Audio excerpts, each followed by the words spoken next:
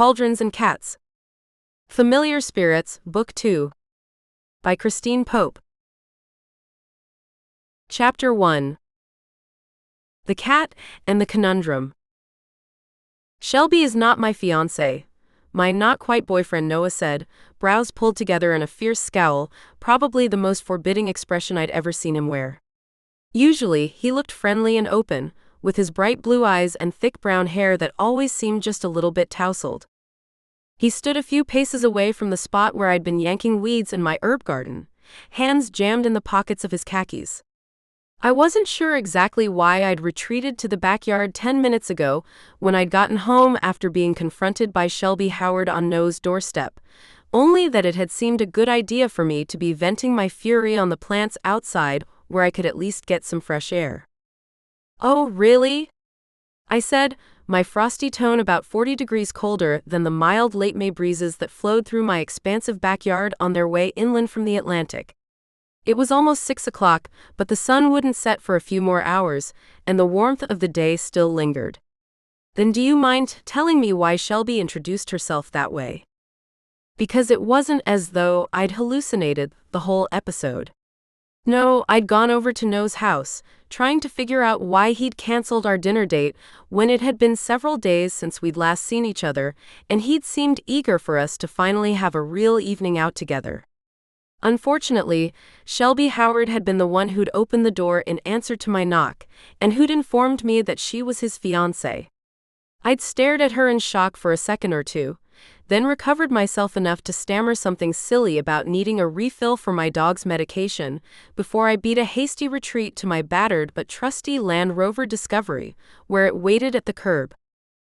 I hadn't even been halfway home to my vintage house on Winter Island Drive before my cell phone started ringing, but I'd resolutely ignored it. No, I'd kept driving, pulled my car into the garage, and stalked into the house, fuming. How could he have neglected to tell me about something like that? Because Noah had never come right out and told me he was unattached.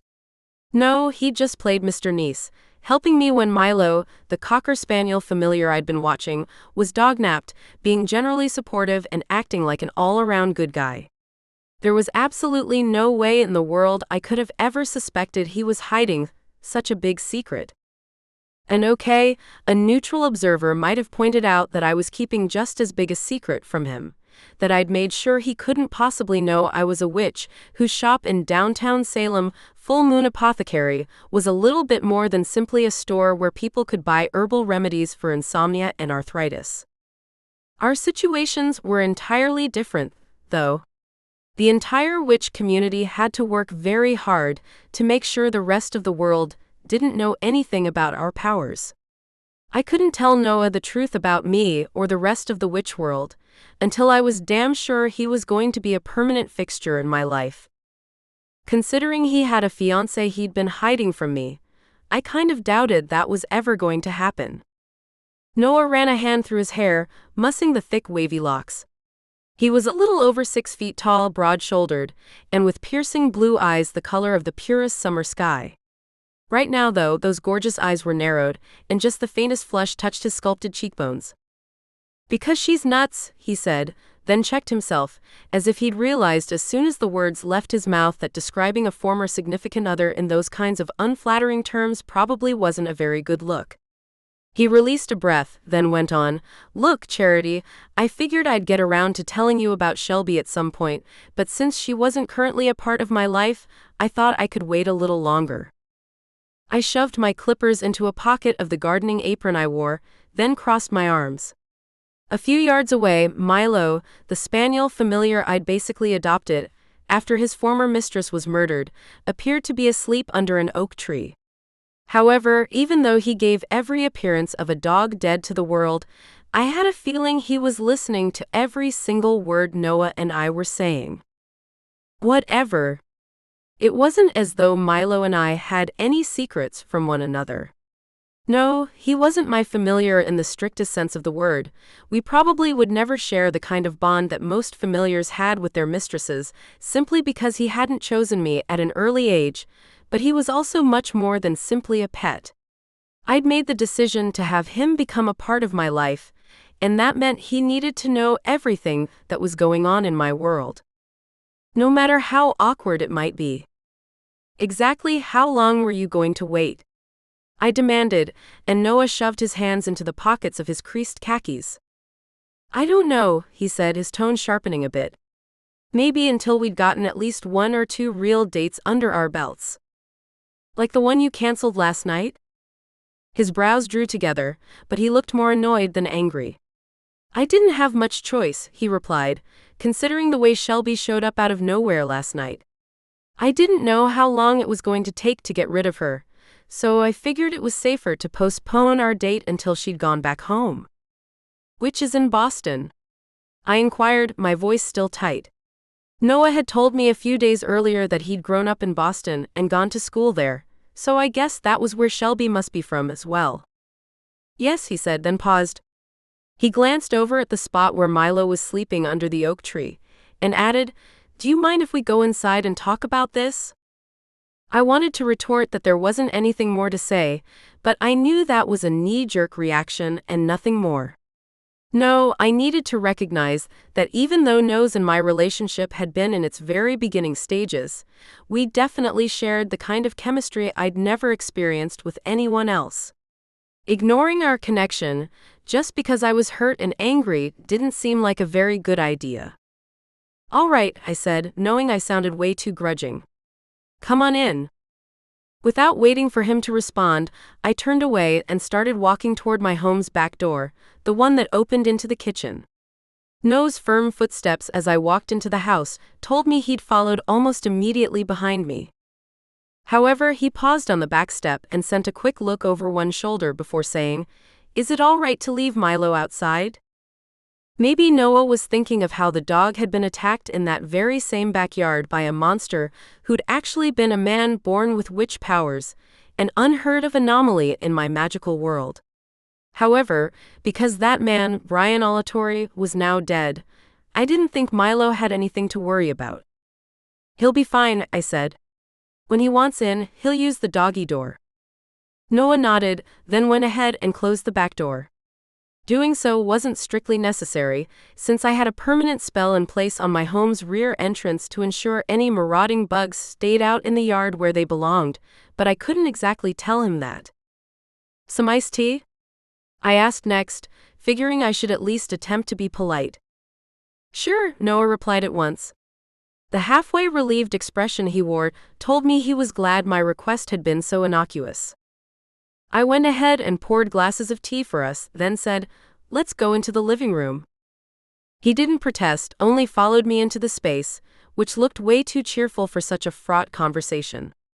A vase full of daisies and Queen Anne's lace cheered up the mantel, and the white-painted furniture and blue and yellow upholstered couch and chairs made the room look bright and friendly on even the darkest winter days. Maybe the decor didn't need as much of a boost on a warm May late afternoon like this one, but still, I found myself relaxing just the littlest bit as I settled myself on the couch. Noah had obviously realized he probably shouldn't take any liberties with things so tense between us, so he sat down on one of the armchairs that faced me. I know this looks terrible, he said, but I'm telling you the truth. Shelby and I split up more than a year ago, and I haven't even talked to her since I moved here to Salem. Last I heard through a mutual friend, she'd already gotten engaged again. A guy named Trevor Miller. This revelation made me raise an eyebrow. If she's engaged to someone else, I returned, why the hell was she answering your door and introducing herself as your fiancé? She told me it was a mistake, Noah replied. A mistake? I repeated, thinking that sounded like a load of bull if I'd ever heard one. He swallowed some of the iced tea I'd poured for him. A delaying tactic, or did he just have a bad case of dry mouth? Either way, he didn't pause for very long. She said something about just blurting it out, that being here with me must have gotten her thinking it was like old times again, or something like that. His mouth twisted, and he added before I could speak, Yeah, I know it sounds ridiculous, and I told her that. So, I said, if she's engaged to this Trevor guy, then what is she doing here in Salem? To his credit, Noah didn't hesitate. That's the problem, he replied at once. They broke up. She wouldn't say why. She only told me she'd made a horrible mistake in dumping me a year ago when I decided to leave Boston and move to a smaller town, and that she wanted to try to patch things up between us. I couldn't help frowning. No, I wasn't exactly thrilled about Noah having an old flame turn up out of nowhere. Beyond that, though, I couldn't help having a pretty low opinion of a woman who sounded as if she couldn't bear to be alone for any appreciable length of time. No wonder she'd introduced herself as Noah's fiancé, even if it was sounding more and more as though that reality existed in her mind and nowhere else. "And you told her?" I ventured, hoping I didn't sound too invested in his reply. "I told her it was over between us, and she needed to go back to Boston and either patch things up with Trevor or start working on herself and try to figure out why she has such a pathological avoidance of being on her own." Pretty much exactly the same thing I'd been thinking only a moment earlier, thus proving that I hadn't been fooling myself when I'd thought maybe, just maybe, Noah Jenkins might be the guy I'd believed I would never find. He'd been facing me directly during that entire speech, jaw tight, gaze forthright. No, I didn't have any particular skill at being able to determine whether someone was telling the truth or not. Well, not without casting a spell to do the heavy lifting for me. But sometimes you didn't need magic, only clear body language. When I spoke again, my tone was much gentler than it had been a few minutes earlier. "And now what?" The tense set of his shoulders eased just a little. "Now?" He paused and released a breath. I told her if she didn't want to go back to Boston right away, if she needed some time to figure out things between her and Trevor, that was all right, but she couldn't stay with me any more than that first night, since she showed up too late to find a room. Another hesitation, a little more pronounced than the previous one, and he went on, "This morning before I left for work, I told her I was seeing someone and that it would be too strange to have her there at the house, even if she was just staying in my guest room. And I told her to start looking online for a hotel. I don't know if she found one, because that's when I left and came straight over here." For a moment, I wasn't sure what to say. That Noah had told Shelby he was seeing someone meant a lot to me, especially because we still hadn't even had what you could call an official date. And I had to believe if he didn't care, if he didn't think some kind of a future was possible between us, then he wouldn't have come rushing over to my house to clear the air. In short, even though I'd been burning with a fury to match my red hair only a few minutes earlier, I found myself cooling down pretty darn quickly. "I'm sorry you had to deal with this," I said, and he gave a resigned shrug. "Honestly, seeing her again just made me that much gladder we broke things off," he responded. "Still, she was a part of my life once, and I thought I should at least wait a little to see if she could find some place to land." "That's awfully nice of you," I said, wondering if I would have been that generous with any of my exes. But I'd never been engaged to any of them, had never had a relationship that lasted longer than a couple of months. Being a witch was hard that way, since you had to be absolutely, positively sure that someone was your soulmate, the person you were going to spend the rest of your life with, before you could reveal to them that you were a witch and tell them anything about the magical world that had been carefully hidden from regular society for hundreds, if not thousands, of years. I'd never met anyone I'd thought could be that person for me. Well, not until Noah anyway. He drank some more iced tea. "She's in a bad place," he said. "She was kind of her dad's little girl, and he passed away from pancreatic cancer last year. I got the feeling she latched on to Trevor Miller because he was a little older, someone who made her feel safe. Because I didn't have a father, well, except in the purely biological sense, since I'd been conceived via artificial insemination, I couldn't really relate. All the same, it sounded to me like Shelby needed some serious psychological counseling rather than using her former fiancé as a daddy surrogate. However, I kept those thoughts to myself. I didn't know the woman, and I also didn't want to sound like the kind of person who needed to badmouth someone else in order to make herself look better. And that's why I thought it might be a good idea for her to hang out in Salem for a while, just to try to clear her head, Noah continued. "As long as it's not at my place," he added quickly, lest I got the wrong idea. Considering it was Sunday evening of Memorial Day weekend, I didn't know how much luck Shelby would have on that front. True, people would probably be heading out tomorrow, so they'd be home in time to be back at work on Tuesday morning, but that didn't help much with finding a place to stay tonight. Except Hannah Owens, a witch in my coven, although she often skipped our ceremonies, claiming to be too busy, had a cottage around the corner from my friend Stella's tea shop that she rented out on both Airbnb and VRBO. It had been booked this weekend, but I'd heard through the witchy grapevine that her guests had canceled at the last minute due to family illness. Because the cancellation had come right before the holiday, there hadn't been time to find someone else to fill it. Which meant the little cottage was probably the perfect place for Shelby to stay while she tried to get her life figured out. In fact, I had a feeling Hannah would give her a great deal just so the weekend wouldn't be a total loss. "I think I know where Shelby can stay," I said, and then explained about the cottage. "Let me give my friend Hannah a call." The visible relief on No's face would have been almost comical, if it weren't that we both had a vested interest in making sure Shelby was holed up someplace safely out of the way so she wouldn't interfere with, well, whatever was going on between the two of us. "That would be great," he said. "Thank you for doing this." I couldn't help smiling. Well, this is just as much for my benefit as it is for Shelby's. He actually chuckled at that comment, telling me he'd already begun to relax a bit.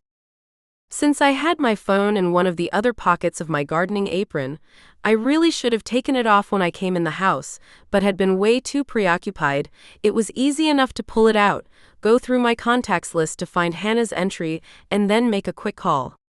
She was overjoyed to hear she'd have a guest tonight, and for at least 2 or 3 nights after that. "But I've got guests coming on June 9th, she warned me. "So if your friend is still in Salem by then, she'll need to find somewhere else to go." Considering June 9th was almost 2 weeks away, I had to hope that Shelby would have her life figured out by that point, or at least would have headed back to Boston to have a sit-down with Trevor.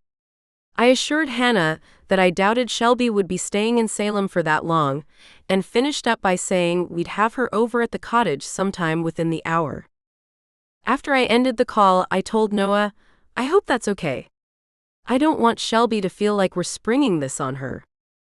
"No, it's fine," he replied at once. "I mean, I already told her she needed to find some place to stay, and I know she'll be much happier to know someone else has done all the work for her." His tone was dry as he made that comment, letting me know, as if I didn't already, exactly what his feelings were on the subject of Shelby Howard. I still wasn't terribly thrilled that she'd spent the night at his house, but since I could tell he wanted her out of there as soon as possible, I wasn't going to dwell on that unwelcome fact. I said, "Well, you'd better text her and let her know what's going on, just so she doesn't book a room on her own." No's mouth quirked. "I kind of doubt it, but you're right." He reached into his pocket and got out his cell phone. Just as he began typing the message, my own phone, which was still in my hand, rang. I looked down at the screen, worried it might be Hannah calling me back to tell me she couldn't let Shelby have the cottage after all. But no, I didn't recognize the number or the area code. A little puzzled, I touched the screen to accept the call and then put my phone to my ear. "Charity Hughes, can I help you?" An older woman's voice, strong, almost imperious. "Well, I certainly hope so," she replied. "Because Cindy has been driving me batty lately." "Cindy?" I repeated in cautious tones. A quick glance from under my eyelashes told me Noah was absorbed in typing out his text message, but since he was sitting only a few feet away, it wasn't as though he couldn't hear everything I was saying. "My cat," the woman said, as if that should have been patently obvious. "My familiar," she added, just in case I was so dense I couldn't figure out why someone would be calling me about their cat. Because that was my one truly unusual witchy gift. My spellcasting abilities were pretty average, but I had the singular talent, one that hadn't appeared for more than 100 years, according to Grace Bowersby, a local witch who specialized in the history of our kind, of being able to talk to other witches' familiars. Over the years, the witch community had decided that because I could speak to familiars, then I was the perfect person to reach out to for help in case any problems arose. In fact, that was how I'd first met Noah. He'd bought one of the local vet's practices after the man retired, and I'd had to bring in a hamster who'd thought it was a good idea to go adventuring in my yard, and who'd broken one of her tiny legs. Noah had patched up Lolly just fine, and I'd gotten a chance to look into the vet's piercing blue eyes and fall pretty much instantly in lust. Anyway, since Noah knew I fostered animals, that had seemed the simplest way to describe the parade of familiars that came and went from my property. I knew it was mostly safe to hold this conversation in front of him. Well, as long as I watched every single word I said. Got it, I said. What seems to be the problem? I'd rather not talk about it on the phone, the woman replied at once. Can I bring Cindy over tonight? Oh, no way. Not when Noah and I had just patched things up, and maybe would try to make up for the dinner we'd missed the night before. Assuming we got Shelby safely settled at the cottage, that is. Tomorrow would be better, I said quickly, which was only the truth. That way, taking in the cat wouldn't wreak havoc on my Sunday night, whatever Noah and I ended up doing, and because my shop would be closed on Monday, that would give me the entire day to get Cindy settled at the house. That suggestion earned me a sniff. However, it seemed the woman was desperate enough to have me troubleshoot what was going on with her familiar that she didn't want to risk antagonizing me, because she only said in ungracious tones, I suppose that will have to work. I assume 10 o'clock will be all right? That would be fine, I replied. Is Cindy okay with dogs? She is a very agreeable cat most of the time, the woman said. I'm sure she won't have a problem with a dog. Then I'll see you tomorrow. The woman, who'd never provided her name, ended the call there, and I guess that was that. I slid my phone back in my pocket and looked up to see Noah watching me, a faint smile on his lips. Another foster, he asked, and I nodded. She's bringing her cat over tomorrow morning, I said. Good, Noah responded, and I lifted an eyebrow. Good? I echoed. Yes, he said. Because as soon as I get Shelby settled at the cottage, I'm taking you out to dinner. Most of the time, I didn't like people telling me what they were going to do so flatly, without leaving any openings for discussion. This time around, though, I was just fine with Noah's pronouncement. Sounds like a plan, I said. Chapter 2. Sweet Cinnamon. I was up fairly early the next day, more out of habit than because I needed to do much to get ready for my meeting with Cindy's mysterious mistress. The night before, Noah had excused himself for an hour so he could get Shelby settled at the cottage, but after that, we'd had a late dinner at a local seafood restaurant, where we dined on fish and chips and talked resolutely about ordinary things, like other local food faves and places to go to have fun. He mentioned that a friend had a sailboat and had offered to take us out on the ocean sometime, which sounded like a lot of fun. Even though Salem was situated right on the Atlantic coast, I didn't get many chances to go sailing. And no, it wasn't because, as a witch, I was afraid of water. That was an old wives' tale, nothing more. No, it was more that I didn't know anyone who owned a boat, and even if I had known someone like that, I didn't have a lot of free time for that sort of thing. I had no idea whether Shelby had made a rumpus about staying at the cottage, or whether she'd realized she'd ended up in a much better situation than she deserved, and so needed to keep her mouth shut.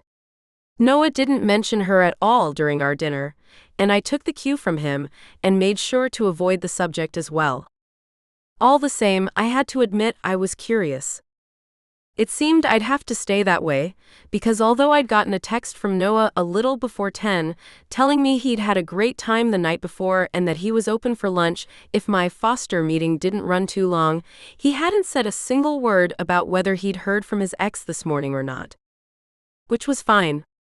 It definitely didn't take a rocket scientist to figure out he was having as little to do with Shelby as possible, which meant the two of us could go full steam ahead. Whatever that might turn out to be. In the meantime, though, I'd tidied up the house. The peremptory tone of the woman dropping off her cat told me she didn't seem like the kind of person who'd tolerate a mess, and put on a black eyelet summer dress, again because I thought it was probably a smart idea to make a good first impression. And I'd also asked Milo if he was okay with us having a visitor for a few days, maybe as long as a week, depending on what was going on with Cinny. "I like cats," he replied at once, which was pretty much what I'd expected him to say. Milo was a very easygoing dog, and besides, relationships between familiars weren't the same thing as interactions between ordinary animals. They all had their own personalities, of course, but they were also smart and intuitive, and understood they were different from the animals who hadn't been lucky enough to connect with a witch of their own. "Good," I said. "It sounds like this kitty is pretty mellow, so the two of you should get along just fine." We didn't have any time for further conversation, however, because a sharp knock came at the front door, one I hurried to answer. Standing on the front porch was a woman who looked like she was probably in her mid-60s, with salt and pepper hair pulled back into a wide silver clip and narrowed dark eyes. Like me, she wore a black dress, but hers had elbow sleeves and a slim skirt, unlike my light-hearted sleeveless frock with its full skirt. "I am Doris Dalrymple," she announced, and nodded down at the cat carrier she held. "And this is Cinnamon." An orange tabby cat poked her nose against the wire grate at the front of the carrier and looked up at me with curious green eyes. I knew the cat was female because Doris had referred to her as she on the phone, but I was surprised to see she was a ginger cat. Female gingers were fairly rare, although not unheard of. "Come in," I said, and stepped out of the way so the two could enter the house. Milo was sitting on the rug in the living room, and eyed the newcomer curiously.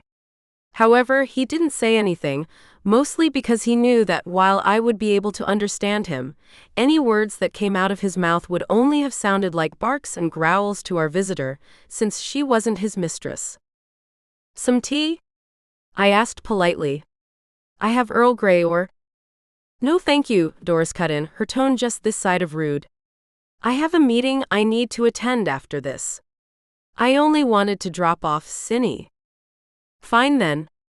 The woman definitely wasn't anyone I'd want to hang out with, but I still needed to know a few things before I sent her on her way. "Well, go ahead and let her out of the carrier," I said. Maybe I sounded a bit arch, but that was probably because I was proud of myself for not telling Doris she needed to learn some manners. I also had to remember that a witch never brought her familiar to me unless she was feeling desperate, which meant I needed to be a little more understanding of her current plight, whatever it turned out to be. She's going to have the run of the house while she's here, so she might as well get acquainted with the place.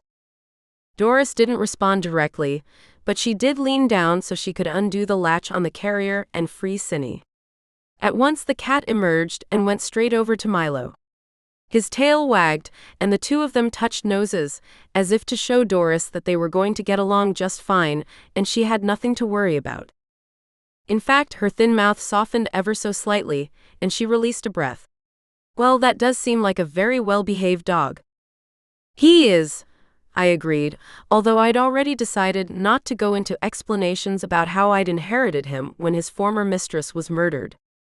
The story had probably already run through large portions of the witch community, but even if Doris hadn't heard it yet, I didn't think it was anything she needed to know. On the other hand, there was plenty I needed to know about Cinnamon. "So, why do you need me to help with Cinny?" I asked. Immediately, Doris's mouth tightened again. "We've been having a disagreement," she said. "About?" I probed. Doris crossed her arms. Although she was wearing a silver ring set with a bright green stone on the middle finger of her right hand, I didn't think it was an emerald, but I didn't know what else it might have been. Her left hand was conspicuously bare, telling me she was most likely single. Which wasn't so strange. Lots of witches, including my mother, never married. Being single seemed to have made Doris a lot crabbier than my mother, though. Or maybe she was just flummoxed by this disagreement with her cat. After a long pause, Doris said, "She wants to have a family." I blinked. "She what?" "She wants to have kittens," Doris replied, now sounding more irritated than ever. I told her that was impossible, of course. Of course, I murmured. On the surface, it really was impossible. Familiars never had offspring. I didn't know whether that was because the same genetic quirk that turned them into familiars also rendered them sterile, or whether it was simply that their connection to their witches, and the correspondingly extended lifespans they enjoyed as a result, made it so that having a family just wasn't practical. Either way, I could see why Doris had been baffled by her familiar's unusual request. I had to admit, I was feeling equally perplexed. Did Doris expect me to talk Cinnamon down from her unorthodox desire to have kittens? If that was the case, I didn't know how much help I would be. But I'd already agreed to take the cat, so I couldn't exactly back out now. Well, I'll see what I can do, I said, which was my standard line when confronted by a problem with a familiar that I wasn't quite sure how to solve. Let me have her for a week, and I'll try to get this worked out. I didn't add one way or another, even though that was how I finished the sentence in my mind. Unlike Darla Fitzgerald, Milo's former mistress, Doris didn't even blink at the proposed time frame. That will work, she said crisply. A snap of her fingers, and a bag of science diet promptly appeared in her hand. This should be plenty for a week, but just let me know if you need any more. Feeling a little dazed, I took the bag from Doris.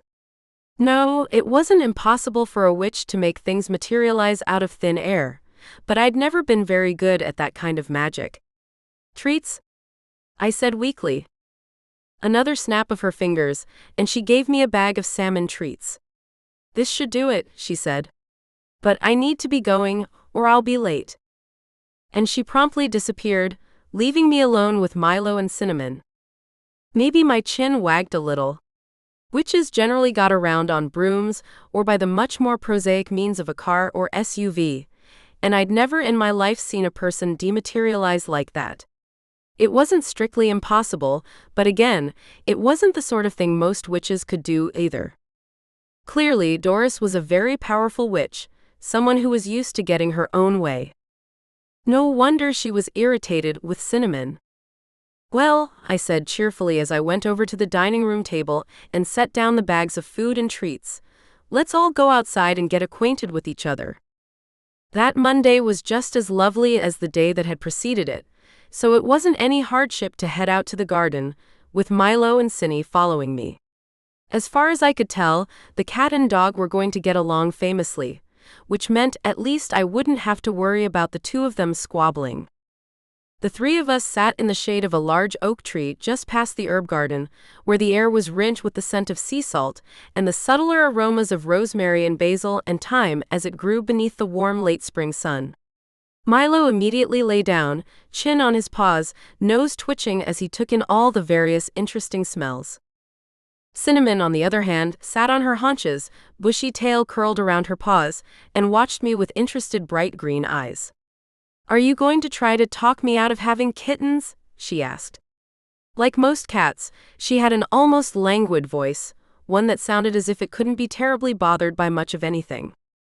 Not necessarily, I said, which seemed like a safe enough reply. I guess I just want to know how you decided that you wanted to have a litter. I've talked with lots of familiars, but you're the first one who's ever told me she wants a family. The cat's tail flicked ever so slightly, although I got the impression she wasn't annoyed, and instead was only giving herself the time to think over my question. When she spoke, her tone was thoughtful. I suppose it's something that's been on my mind for a long time, she said at length. I would see ordinary cats with their kittens, and wonder why I couldn't have any. The first time I talked to Doris about it, I wasn't even necessarily saying that I wanted a litter, only asking why I'd never seen a familiar with children of their own. But she still got angry with me, and told me I shouldn't ask ridiculous questions. Although I didn't know the woman very well, that sounded exactly like something Ms. Dalrymple would say. Maybe in Doris's mind, the very act of asking such a question might have felt like a kind of betrayal. After all, familiars had been part of witches' lives for hundreds of years, possibly millennia, and in all that time, they'd appeared to be perfectly happy to be their mistress's companions and nothing more. It sounded to me as though I needed to get Grace Bowersby on the case. She was Salem's unofficial witch historian, and if she didn't have the answer as to why familiars never had families of their own, then I doubted anyone else would. Well, I don't think it's ridiculous, I said gently. Unprecedented, maybe, but not ridiculous. And you've definitely made me wonder why familiars don't have families. Those words made Cindy sit up a little straighter, and a soft purr began to sound in her throat. Clearly, she wasn't used to someone taking her wants and needs seriously. True, familiars existed to assist their witches and not the other way around, but most of the time, the connection was a close and loving one. Because of my work with familiars who were acting out in some way, I saw a lot of dysfunctional relationships, but that definitely wasn't the norm. Fewer than 1 in 10 witches even had an animal companion. I didn't, or at least I didn't have one until Milo came into my life, and probably only 5% of witches with familiars even needed to reach out to me for help. Most of them had been confused and worried, with a few notable exceptions. Doris Dalrymple's outright hostility was a little confounding. But even though I didn't know much about the woman, I got the definite impression that she was used to having her own way, so dealing with a familiar who'd suddenly announced she wanted a family, and therefore would no longer be at Doris's beck and call, had probably thrown her for a real loop.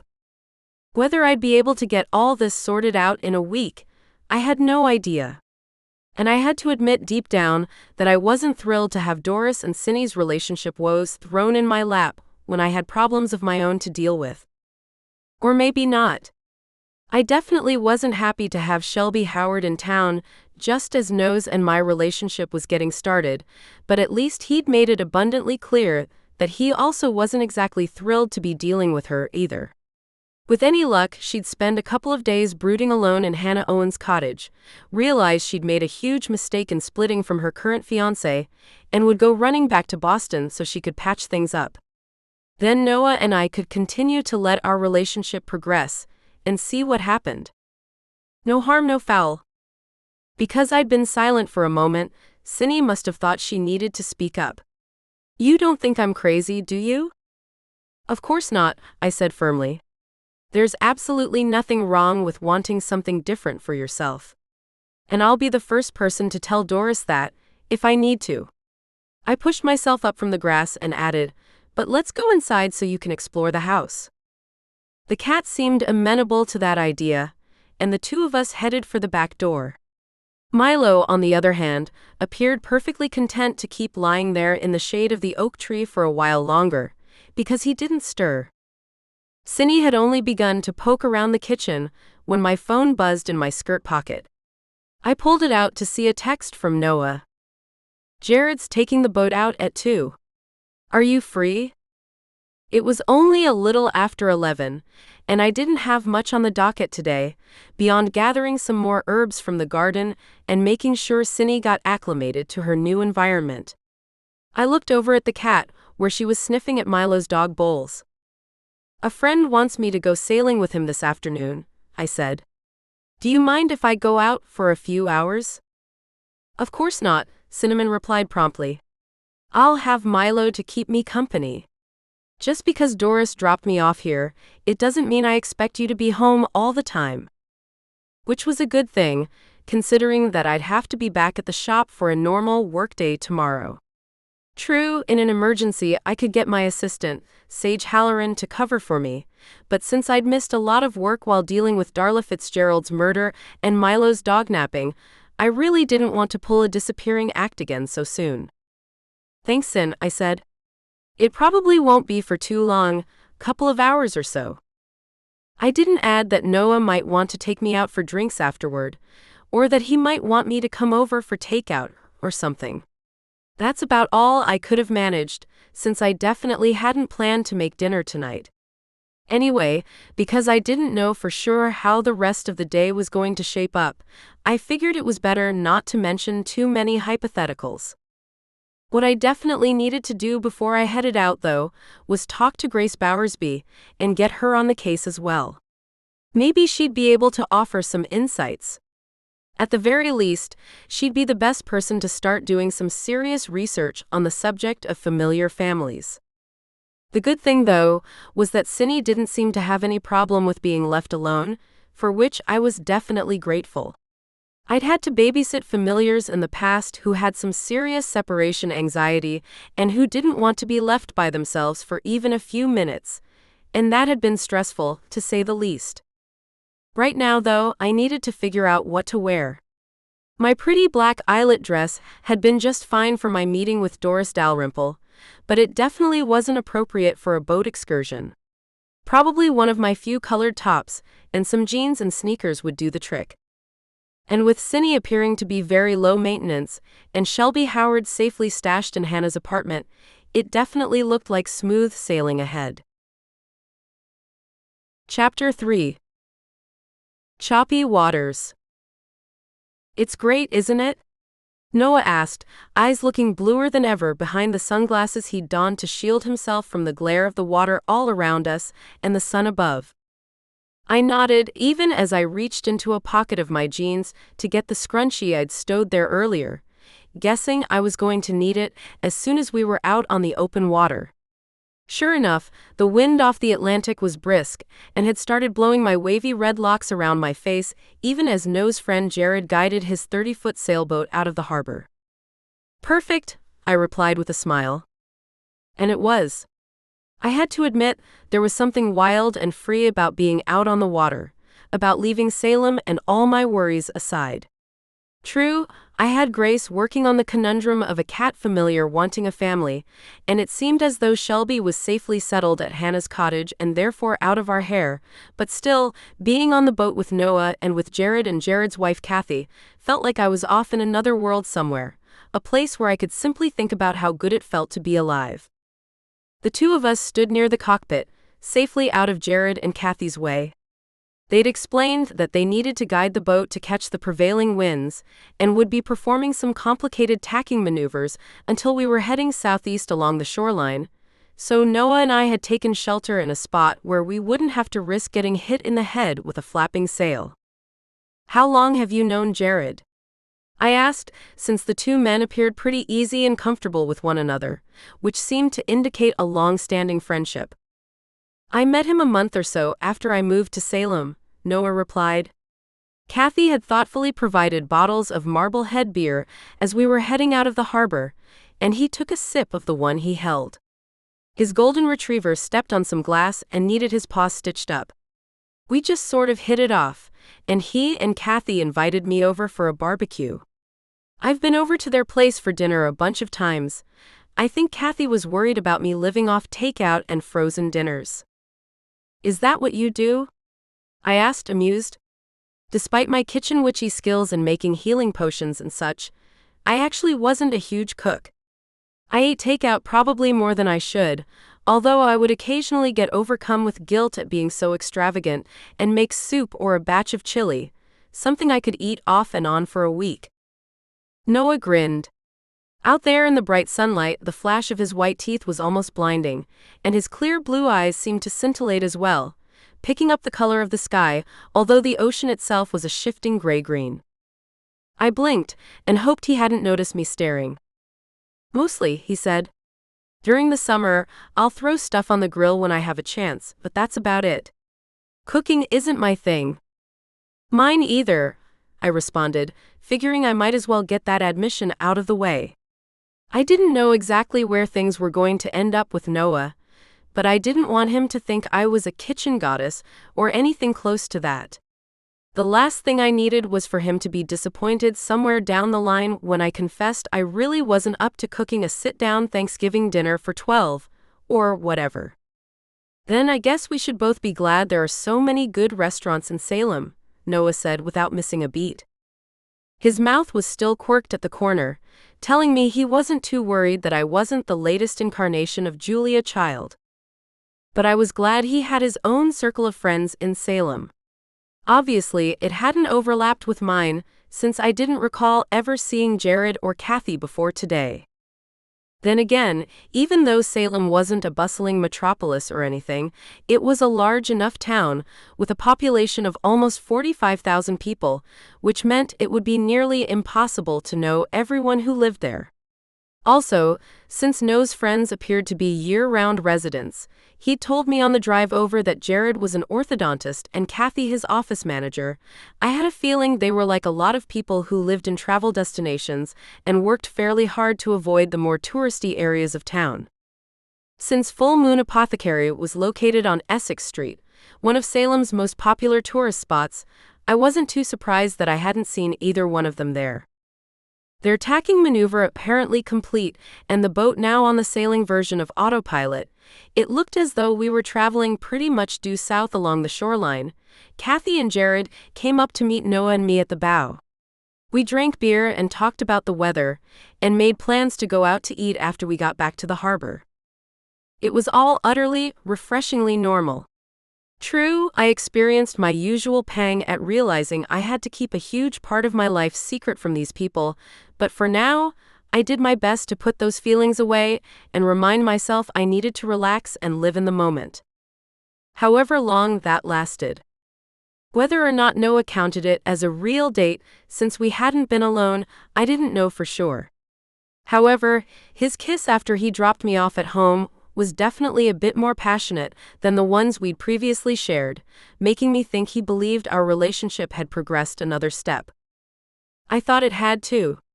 He'd introduced me to a couple who appeared to be some of his closest friends in Salem, and I doubted he would have done that if he'd thought we didn't have any kind of a future together. That realization didn't reassure me as much as it might have, however.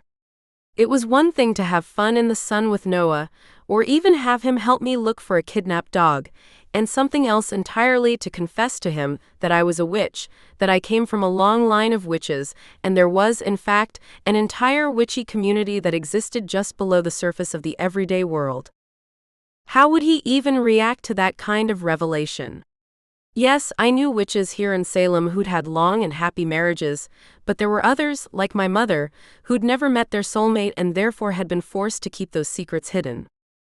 And since even my short acquaintance with Noah had told me he was a practical, down-to-earth person, like me, I honestly had no idea what he would say, even if I did manage to work up the nerve to tell him I wasn't your ordinary garden-variety apothecary shop owner. Well, those revelations would come a long time from now, if ever. He hadn't said anything about Shelby when he dropped me off, so either she hadn't tried to contact him at all today, or even if she had, he'd decided it wasn't worth mentioning. Whereas I'd missed 2 calls from Grace Bowersby, since I'd muted my phone so it wouldn't interrupt my evening out. After checking on Milo and Cinny, they were curled up against each other on the hearthrug, looking too cute to be believed. I got out my phone so I could listen to Grace's message. There was only the one, even though I had 2 missed calls. From what I could tell, she'd hung up the first time without leaving a voicemail, but then had decided to call back when it seemed clear I wasn't picking up, for whatever reason. I looked through everything I could find, she said in her message. As far as I can tell, familiars have never had offspring, or even any desire to have families. It seems as though the magic that binds them to their witches is enough to satisfy the need to have a family of their own. But I'll keep looking. Still, it seems very unusual that this cat you're looking after would develop the urge to reproduce, especially since you made it sound as though she's been with her mistress for a long time. A very long time, considering that Doris Dalrymple looked as though she was at least in her early 60s, maybe more. Witches tended to age well, partly because we had access to handy spells that helped with sagging skin and graying hair, and partly because it seemed as if the magic we carried within us somehow helped to slow the aging process. Anyway, familiars generally came to their witches when they were little girls of around 10 or so, which meant Cinnamon must have been Doris's companion for at least 5 decades. Familiars didn't age at all, although they almost always passed as soon as their witches left this plane of existence. Milo was a huge exception to that rule, and the only reason I'd been able to come up with as to why he hadn't died when Darla Fitzgerald was murdered was that the connection between the two of them hadn't been very strong. Grace ended her voicemail with a promise to call me back if she found anything more useful. I set the phone down on the coffee table, and the small sound it made apparently was enough to wake up the two animals. Milo blinked at me with sleepy eyes and said, "Did you have a good time?" "I did," I said, and smiled as Cindy got up and stretched, her tail waving languidly at the same time. "It looks like you two had a quiet evening." "Yes, it was quiet," Cinnamon replied. "But it was nice having Milo here with me. He's much more relaxed than Doris." Yes, I could see that. Cocker spaniels tended to be fairly mellow dogs. It wasn't as though I'd left Cindy here with a hyperactive Jack Russell Terrier or a rambunctious beagle. And even though I didn't know Doris very well, I could already tell she was wound just a little too tight. "Did you both eat?" I asked next, and the cat and dog nodded in unison. Clearly, even their brief acquaintance had been enough for them to start picking up on one another's rhythms. Trying not to smile, I said, "Well, that's good. Milo, do you need to go outside?" At once he was on his feet, tail wagging. "Yes, please." I let him outside. Yes, I'd installed a dog door for him, so if he really needed to go without me there, he could, but I think he liked the ritual of having a human open the back door for him. Cinnamon didn't need to worry about such things, since I'd already set up a litter box for her in the laundry room. Now that we were alone, though, I thought it safe to ask her a few questions. "Cindy, do you remember when you first started thinking about having kittens?" The cat was quiet for a moment as she considered my question. "Probably a couple of months ago. One of Doris's neighbors down the street has a big Himalayan, and she had a litter of 6 kittens. They were adorable, like little puffballs." I could imagine. "That was the first time you'd ever seen kittens?" "No, but they were definitely the prettiest," Cindy replied. Then she paused, as if doing her best to ponder her reaction to the neighbor's kittens. "Do you think it's because of that?" "I don't know," I said honestly. "I suppose it's possible. Or maybe you'd been having this feeling for a while, and seeing the kittens just brought it out that much more." Cindy's soft orange head tilted to one side. "I really don't want to think I'm that shallow." Once again, I had to smother a smile. "Oh, I think it's more than that," I assured her. "And you shouldn't feel bad for wanting a family." That comment got me a wrinkle of her little pink nose. That's not how Doris looks at it. "Well, I'm not Doris." Cindy made a little hissing sound that I knew was the cat equivalent of a snicker. "No, you're not. You're nice." I raised an eyebrow. "You shouldn't really talk about your mistress like that." A sigh followed by, "Oh, I know. And she actually always has been very kind to me, gets me the best treats and scratching posts, and buys me fluffy beds and plenty of catnip and mouse toys." Maybe I needed to revise my opinion of Doris Dalrymple a bit. It definitely sounded as though she did whatever she could to pamper her pet, behavior that was a far cry from the neglectful environment Milo had come from.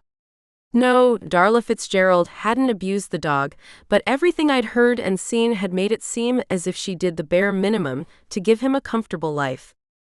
"But it wasn't enough," I said slowly, and Cindy's tail flicked from side to side. "It was for a long time," she said. "But it isn't now." Later that night, as I was getting ready to go to sleep, and after both Milo and Cinnamon had curled up around each other on the afghan that was spread across the foot of my bed, I got a text from Noah. "Take out at my place tomorrow night?" I resisted the urge to hug the phone like some teenager who'd just gotten a message from her crush. At the same time, though, I couldn't help thinking about Shelby Howard. What if she decided to turn up while I was over at Noah's house? Maybe mine would be safer. His response came back almost immediately. "No, it's fine. If Shelby shows up and sees you there, maybe it'll help drive it home that I've moved on." That he was willing to state such a thing so baldly told me he viewed our nascent relationship as something serious, even though we'd only been seeing each other for a few days. I couldn't help being encouraged by that, even if the more cautious side of my nature was warning me maybe we should be taking it slow. But I also wasn't going to argue with meeting at his house. Like he'd said, if Shelby made the mistake of appearing where she hadn't been invited, she might learn a few truths she really didn't want to acknowledge. Okay, see you then. What time? 7, okay? It's perfect. We ended the convo there, and I set my phone down on the nightstand. Maybe things were progressing faster than I'd expected, but I was okay with that. More than okay, really. The next day I had to go to work, but Milo and Cindy stayed at home after assuring me they'd be much happier there. After all, here I can go outside whenever I want, Milo had pointed out. It's much more interesting than having to stay cooped up in the back of the shop all day. Because that was the truth, and because it was pretty obvious to me that he and Cindy were already fast friends and would be able to keep themselves amused while I was at the store, I didn't feel too bad about leaving them home. Yes, I experienced the slightest twinge as I backed out of the driveway and realized I wouldn't see them again until the end of the day, but I told myself it would be all right. The man who'd kidnapped Milo was dead, and it didn't seem as if there was anyone else out there who meant the dog harm, or Cindy either. No, her issue involved a difference of opinion with her mistress and nothing more, which meant she should be perfectly safe as well. Because it was the Tuesday after a holiday weekend, things were mostly quiet at the shop. Yes, we had tourists come and go, people who'd extended their Memorial Day vacation past the holiday itself, but it was nothing like the mobs who'd descended only a few days earlier. That gave me some time to get Sage, my assistant, up to speed about how I already had a new familiar I was working with. But she's really low maintenance, I said. So I don't think having her at the house is going to interfere with work. Sage gave a careless lift of her shoulders. She was 7 years younger than I, just a little past 22, and not a lot seemed to rile her, a good trait to possess when working with the public. Not that she planned to make a career of working in an apothecary shop. So far, she hadn't really indicated what she wanted to do with her life, but she was a very good assistant, and I was glad to have her for as long as she was willing to hang around. Even if you do need to leave to take care of the cat, Sage told me, I can cover for you here. I doubt it's going to be too busy this week. Probably not. In other parts of the country, kids were already getting out of school, but in Salem and the area that surrounded it, the summer break wouldn't start until mid-June. That meant we probably had a few quiet weeks before the next influx, something I was just fine with. Yes, I needed the shop to support itself, but I didn't want to work myself to death to make that happen. Well, I doubt it'll come to that, I replied, and Sage just nodded. Because it was such a warm day today, she had her sleek brown hair pinned up in a knot at the back of her neck, emphasizing the slender lines of her neck and showcasing her big hazel eyes. In fact, I'd noticed how a boy in the last group who'd come in, clearly a family, had kept staring at her, even though I guessed she was probably 4 or 5 years older than he was. It wasn't the first time she'd been stared at, and I doubted it would be the last. And actually, the day turned out to be busier than either of us had expected, which was just fine by me. It made the time pass that much more quickly, and soon enough, 5 o'clock rolled around, and we could lock up and head our separate ways. When I got home, it was to find Milo and Cinnamon lying on the sofa, watching Animal Planet. Who gave you the remote? I joked. Oh, I learned how to use it at my house, Cindy replied, looking unperturbed. It's a fun way to pass the time. I suppose it is, I said. And that's good, because I'm going over to No's for dinner tonight. Neither of the animals looked too upset by that announcement, although Milo said, Will you be bringing home any table scraps? If there are leftovers, I'll try to bring some back, I assured him, accompanying my promise with a pat on the head. This assurance seemed to be all he needed, because he gave me a doggy smile and then headed out to the backyard, with Cinnamon tagging along behind him. I had to admit that knowing they got along so well together made me feel a lot less guilty about leaving them home alone tonight. Especially since they seemed just fine with amusing themselves by watching cable TV. I hadn't heard anything else from Grace, but I told myself that was fine. Doris had given me a week to work with Cinnamon, so we had plenty of time to try getting to the bottom of the cat's desire for a family. It did sound as if it was something that had come on recently, not a wish she'd been hiding from her mistress for years and years. But why? Was it some kind of spell? I suppose that was remotely possible. Witches used spells for anything and everything, whether it was getting their bread to rise properly or making sure a lottery ticket would hand them an extra $10,000 or $15,000. We worked prosperity enchantments all the time, although winning really big, like $1 million or more, was frowned upon, just because that sort of thing tended to attract too much attention. However, even if another witch had cast a spell to make Cinnamon wish for a litter of kittens, I couldn't really understand why she would want to do such a thing. Yes, familiars were a big help, could assist a witch in working enchantments in addition to providing companionship and a sounding board, but plenty of witches got along just fine without one. Making Cinny preoccupied with kittens seemed like an odd way to get back at Doris when there were plenty of far less roundabout ways to send a hex in her direction. Witches didn't like to admit there was ever dissent in our ranks. We preferred to think of ourselves as a unified block, even though that wasn't always the case. From time to time, witches could fall into feuds with one another, sometimes over something as simple as a stolen spell or someone poaching another witch's favorite place to gather mandrake root. In general, it wasn't good to have two users of magic flinging random spells at one another. So any time one of these disagreements cropped up, other witches would step in to make sure it got calmed down before the general public noticed anything. So I supposed it was possible someone had put a very subtle hex on Cinny, even if I couldn't really understand why. For now, though, I needed to push those questions aside and enjoy my evening with Noah. It wouldn't be a late one, because we both had to go to work the next day, but we could still have a few fun hours together. After making sure that both Milo and Cinny had their own dinners waiting for them in their respective bowls and that they both had plenty of fresh water, I headed over to Noah's house. By that time of the evening, Salem's mild rush hour had dissipated, and I could allow myself to enjoy the mellow light as the sun sank to the west, and also bask in the realization that we still had an entire summer in front of us, a summer I hoped I would be able to share with him. He definitely looked cheerful and relaxed when he let me in, telling me he probably hadn't heard from Shelby that day. Maybe she really was being serious about examining her life choices. Noah and I decided on Thai and popped open a bottle of rosé as we waited in the living room for the DoorDash driver to arrive with our meals. "How was the shop?" he asked as he poured some wine for me. "Oh, it was good," I said. "Nothing earth-shattering, which, after last week, was a welcome change."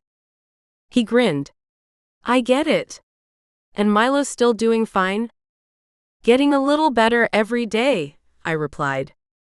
I didn't add that Milo's accelerated recovery from the creature that had attacked him the week before might have had something to do with the gentle healing potions I'd been adding to his water the past couple of days. Noah had done a great job of patching him up, but there was still more going on than met the eye. "And he's getting along really well with the cat I'm fostering," I continued. A sudden thought struck me, and I asked, "Would you mind taking a look at her sometime this week when you're not too busy?" Noah's expression sobered. "What's wrong?" "Oh, nothing," I said hastily. The last thing I wanted was for him to think I'd been ignoring any health conditions Cinny might have, or was possibly angling for more free vet assistance.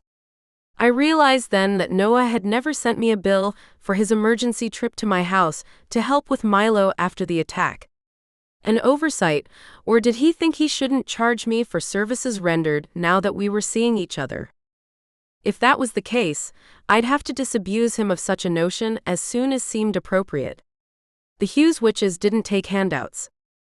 But because he was watching me with one eyebrow lifted slightly, obviously waiting for me to continue, I went on, "I just wanted you to check her and see if she would be able to have a litter. Her owner would love to have some ginger kittens." "She's not spayed?" I shook my head and said quickly, "No, she's always been an indoor cat, and I suppose Ms. Dalrymple never got around to it." Well, that wasn't exactly the truth. Witches never had to spay their female animal companions because they never went into heat. Normally, that would have implied they were infertile, but I didn't know if the situation was as cut and dried as that. Either way, I hoped a physical examination by a skilled vet might provide some of the answers I was looking for. Before Noah could reply to my comment, his phone rang. He sent me an apologetic look and dug his phone out of his pocket, then grimaced. "It's Shelby." "Better see what she wants," I said, hoping I didn't sound too annoyed. At least she'd called before our food arrived. Noah put the phone to his ear. "Shelby, I'm kind of in the middle of..." He stopped there, slightly exasperated expression turning to one of shock. "He what?" A long pause while he listened to her reply. Then he said, "You need to call the police." I had a feeling she'd cut him off, because he didn't get any further than that. As he listened, his brow furrowed. At length he said, "All right. I'll be over as fast as I can. Don't touch anything." He ended the call and stood up, even as he returned the phone to his pocket. I rose from the couch as well. "What's going on?" A helpless lift of his shoulders, and he said, "I'm not totally sure. She was kind of hysterical." That I could imagine. It wasn't as though I knew the woman well or at all, but she definitely didn't seem like the most stable person in the world. The words came out of my mouth before I could stop them. "Need me to come along?" I'd halfway expected him to say no, but to my surprise, he released a breath and said, "Sure. I could probably use the moral support." And that was why we hurried out, me with my phone to my ear so I could cancel our DoorDash order, even as we climbed into Noah's Toyota Tundra. We sped off toward the cottage where Shelby was staying, neither one of us speaking. My own thoughts were going a mile a minute, though.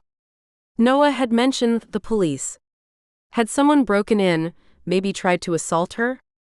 I couldn't imagine that sort of thing happening in quiet Salem, Massachusetts.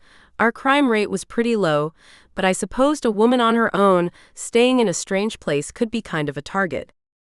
At any rate, we should find out soon enough. We pulled up to the cottage, a cute white-painted house with dark blue shutters and a welcoming front porch. The windows were shut, and pansies bloomed cheerfully from planters beneath those same windows. It definitely didn't look as though anyone had broken in, unless they'd gone into the house from the back. Noah and I got out of the truck and headed up the front path. Once we reached the door, he knocked, saying, "Shelby? It's Noah." The door opened almost immediately, and a white-faced Shelby stared out at us. Maybe a blink as she registered my presence, but it seemed she had more important things to worry about, because she stepped out of the way as we entered the cottage, saying, "I didn't do it. You have to believe me, I didn't do it." For a second, I couldn't understand what the heck she was talking about. But then my eyes focused on the dim interior of the cottage and made out the limp form of a man lying on the cheerful floral-patterned rug that covered the floor. There was a sword sticking straight out of his back. Wild-eyed, Shelby repeated, "I swear I didn't do it." Chapter 4. Backstabber. Noah, not quite as shocked as I was, had the presence of mind to close the door behind us, after wrapping his fingers in his untucked shirt tail so he wouldn't leave any fingerprints behind. Voice level, he said, "Is that Trevor?" Shelby nodded. Once again, her wild blue eyes flicked toward me, but since I'd already decided the smartest thing to do was keep my mouth shut, I didn't say anything. In fact, my hands were shaking. I might have figured out who'd killed Darla Fitzgerald, but I'd never seen her dead body, never been anywhere near the scene of the crime. That I was now standing only a few feet away from a corpse was an unsettling experience, to say the least. Actually, there wasn't as much gore as I might have expected. The man was lying face down and wore a dark blue shirt. Blood had soaked the fabric around the blade that protruded from his back, but it almost looked as though the sword itself was keeping too much more from flowing out of the wound and pooling on the floor. In silence, Noah knelt on the floor and placed his index and middle fingers against the dead man's throat. His expression was resigned, as if he already knew he wasn't going to feel a pulse, but felt he needed to make the effort anyway. Then he climbed back to his feet and looked over at Shelby. What happened? He asked next, still in that unnaturally calm voice. I had a feeling he was keeping a tight rein on his emotions so he could hold it together and handle the situation as rationally as possible. Lord knows Shelby wasn't in any condition to do so. With shaking fingers, she pushed back a few locks of honey blonde hair, tucking them behind her ears. The last time I'd seen her as she opened the door to Noah's house, she'd appeared calm and breezy, confident in her good looks. Now she could have stood in for the final girl in a horror movie, with her pale face and panicky eyes. The only thing that was missing was blood smears all over her light pink top, but it seemed she'd retained enough presence of mind not to touch her fiancé's corpse. She swallowed a breath, then went on. Trevor called earlier today and said he wanted to talk. I told him there wasn't anything to talk about, but he kept insisting, so I said, okay, come on up to the cottage, and I gave him the address. What time did he get here? Around 3. Noah and I exchanged a glance. I wasn't exactly what you could call an expert on crime scenes or anything, but it sure looked to me as though Trevor hadn't been dead for very long, that Shelby had grabbed her phone and called Noah just as soon as she thought it was safe. So who did this? He asked, still keeping his gaze fixed on Shelby. I could tell he didn't want to look at the body on the floor for any longer than absolutely necessary. I don't know, she replied, tone getting wilder. It all happened so fast. Maybe you should sit down, I said, trying to keep my voice gentle, calm. She flicked me an annoyed glance, and for a moment I thought she was going to protest, was going to tell me she didn't need to sit.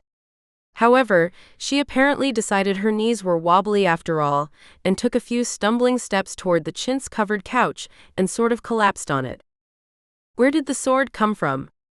Noah inquired next, a reasonable enough question. After all, the cottage was something out of a Laura Ashley catalog gone wild, with lots of floral prints and whitewashed furniture and cute knickknacks.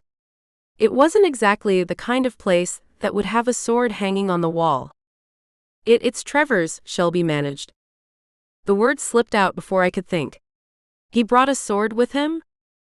She gave an impatient head shake, accompanied by a scornful glance. Even in her currently distraught state, it was pretty clear she didn't have much use for me. Well, I was here, and although I was thinking it probably would have been better for me to stay at home, there wasn't anything I could do about it now. No, she said emphatically. Swords are his hobby. He fenced in college, he went to Yale. Of course he did. Before either Noah or I could say anything in reply, however, she continued. He's been collecting swords for years. I recognized this one because Trevor had it hanging in his office at work. If he didn't bring it with him? Noah began, then trailed off, as if he knew he didn't have enough pieces of the story to finish the sentence. He didn't, Shelby said, tone just as firm as it had been a moment earlier. He drove up and brought an overnight bag with him, just in case. She didn't say in case of what, but the implications of him bringing a suitcase were obvious enough to me. Had he been that confident about getting things with Shelby patched up, or was he the sort of person who didn't take no for an answer? If that was the case, I could see why he might have enough enemies to end up with a sword sticking out of his back, except for the part where Shelby had sworn up and down that she didn't have anything to do with it. Her hands gripped one another, restless. I had the idle thought that I'd never seen anyone wringing their hands in real life, and yet here it was. Okay, Noah said, still calm. However, his jaw was tense, and I got the feeling what he really wanted to do was whip out his phone and call the police, no matter what Shelby might think about contacting the authorities. But he managed to stay on track and continued. So Trevor came over around 3. What happened after that? We talked, she replied. Now that she was sitting down, she didn't seem quite as agitated, well, except for her hands, whose constant motion reminded me of a couple of snakes writhing around each other. He apologized for being controlling, said he'd made a huge mistake and wanted for us to work things out. The gossipy side of my brain wanted to know exactly how controlling Trevor had been, what he'd done that was so extreme it had caused Shelby to break up with him. However, since I barely knew the woman and was currently dating her ex, I figured it was better to remain silent and let her go on with her story. "All right," Noah responded. "So you talked the whole time?" "No," she said. "We went out to get an early dinner, since neither one of us had any lunch and we were hungry. A place called the Mercy Tavern. A restaurant where Noah and I had planned to go out to eat on several different occasions, only to get stymied each time when some kind of crime-related circumstances got in the way. At any rate, it sounded as though Shelby and Trevor had been in a pretty public place, which meant it shouldn't be too difficult to corroborate that part of her story. As soon as that thought passed through my brain, I wanted to shake my head at myself. Just because I'd managed to figure out who had killed Darla Fitzgerald, that didn't make me Sherlock Holmes or even a member of a CSI team. No, as soon as Shelby was done telling her story, we'd call the police, and after that the matter would be out of our hands. "We got back from dinner a little before 7, she went on. "We were both thirsty, so I went into the kitchen to get us some glasses of water. Just as I was shutting the refrigerator door, I heard noises from the front room." "What kind of noises?" "Banging, shuffling," she replied. I left the water in the kitchen and hurried out to see what was going on. Trevor was in the living room, wrestling with someone. "Did you get a good look at them?" At once, she shook her head. "No. They were wearing all black, and they were wearing some kind of black thing that covered their entire head, too.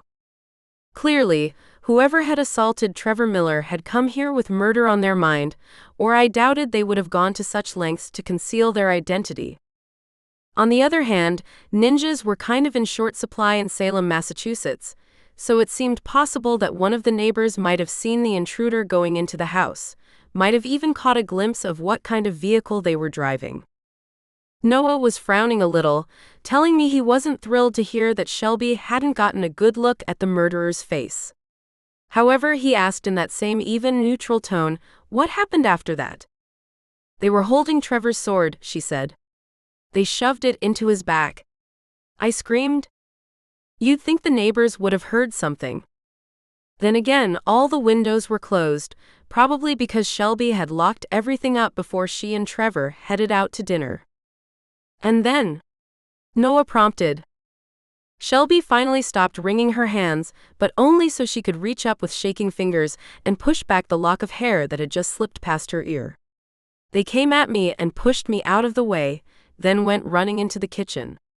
I suppose they must have gone out through the back door and escaped into the backyard and disappeared." Like a lot of Salem's other older homes, Hannah Owen's cottage backed up onto an alley. For all anyone knew, the murderer had left their car parked back there, waiting to make their getaway. Because the property was a vacation rental, it wasn't as though any of the neighbors would have noticed anything unusual about an unfamiliar vehicle being left behind the cottage. Noah must have been thinking about the same thing, because his usually friendly mouth was tight, his gaze sober. Still, he asked, "Any signs of forced entry?" "No," Shelby said, then gave a helpless little lift of her shoulders. "But that's my fault. We were in such a hurry to go out to dinner, I don't think I got the deadbolt to lock properly. It's kind of temperamental." Well, that was great. No way to tell exactly how the murderer had gotten in, and no way to identify them, thanks to how they'd been covered in black from head to toe. But I had to give Noah credit for not giving up. He crossed his arms and said, "Okay, you couldn't see the murderer's face, but can you remember if they were particularly tall or short?" Shelby stared down at her feet, which were covered in a pair of nude-toned ballet flats. "Not really," she replied. "Like I said, it happened really fast. They were taller than me, but I can't remember exactly by how much. They were strong, though," she added hopefully, as if she thought that might be enough of a distinguishing characteristic to help identify Trevor's assailant from among a lineup of other ninja-dressed killers. "Unfortunately, I didn't think the cops asked suspects to bench press a couple of 100 pounds as a way of establishing their identity. And honestly, it seemed pretty obvious that the killer would have to be strong, considering how they'd managed to shove that sword so deep in Trevor's back. I doubted I'd be able to do anything like that, and I like to think I kept myself in pretty decent shape." Noah let out a breath, one that was noticeable when contrasted with how calm he'd been during this entire interview. "I'm really sorry this happened to you, Shelby," he said. "And you know I'll be here for you to help you get through this. But we have got to call the police." "Really?" she repeated, now sounding like a little girl who was disappointed when her parents told her she couldn't get a pony for her birthday. "Really," Noah said firmly. "They're probably not going to be too thrilled that you called me first, but I'll just try to explain how you were upset and weren't thinking clearly." Her full mouth turned down slightly at that remark.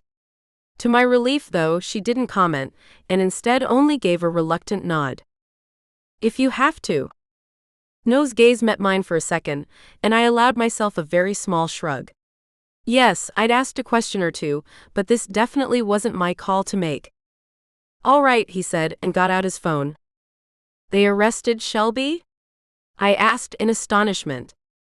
After Noah called the police, 2 detectives and 2 uniformed officers arrived at the cottage.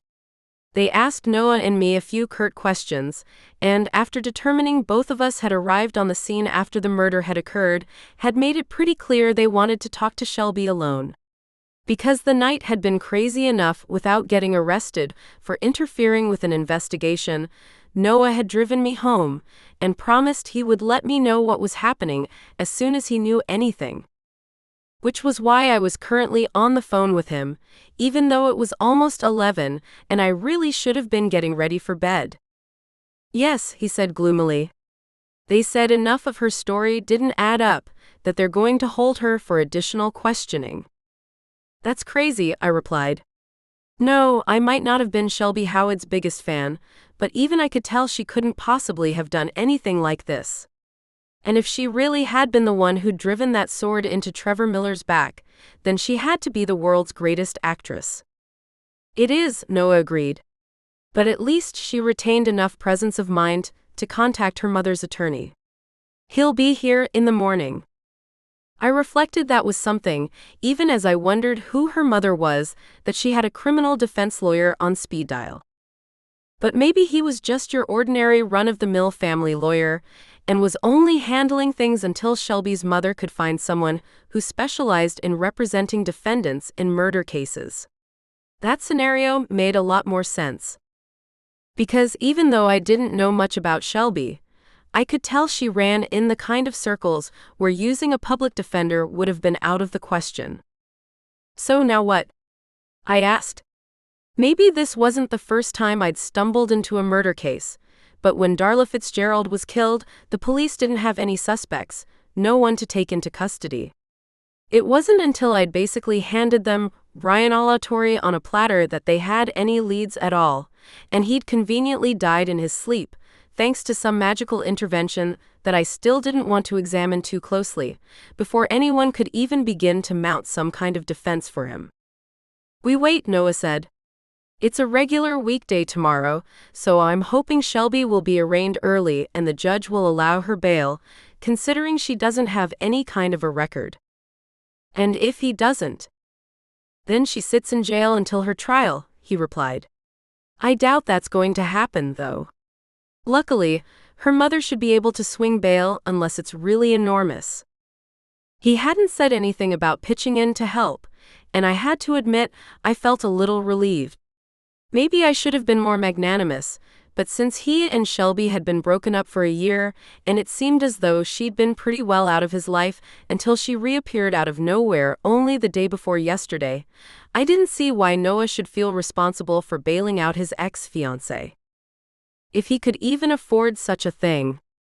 I thought his vet business was doing very well, but he still had a mortgage of his own, or pretty expensive rent if he didn't own his house, and I had no idea how much he'd paid for Dr. Campbell's practice after he retired.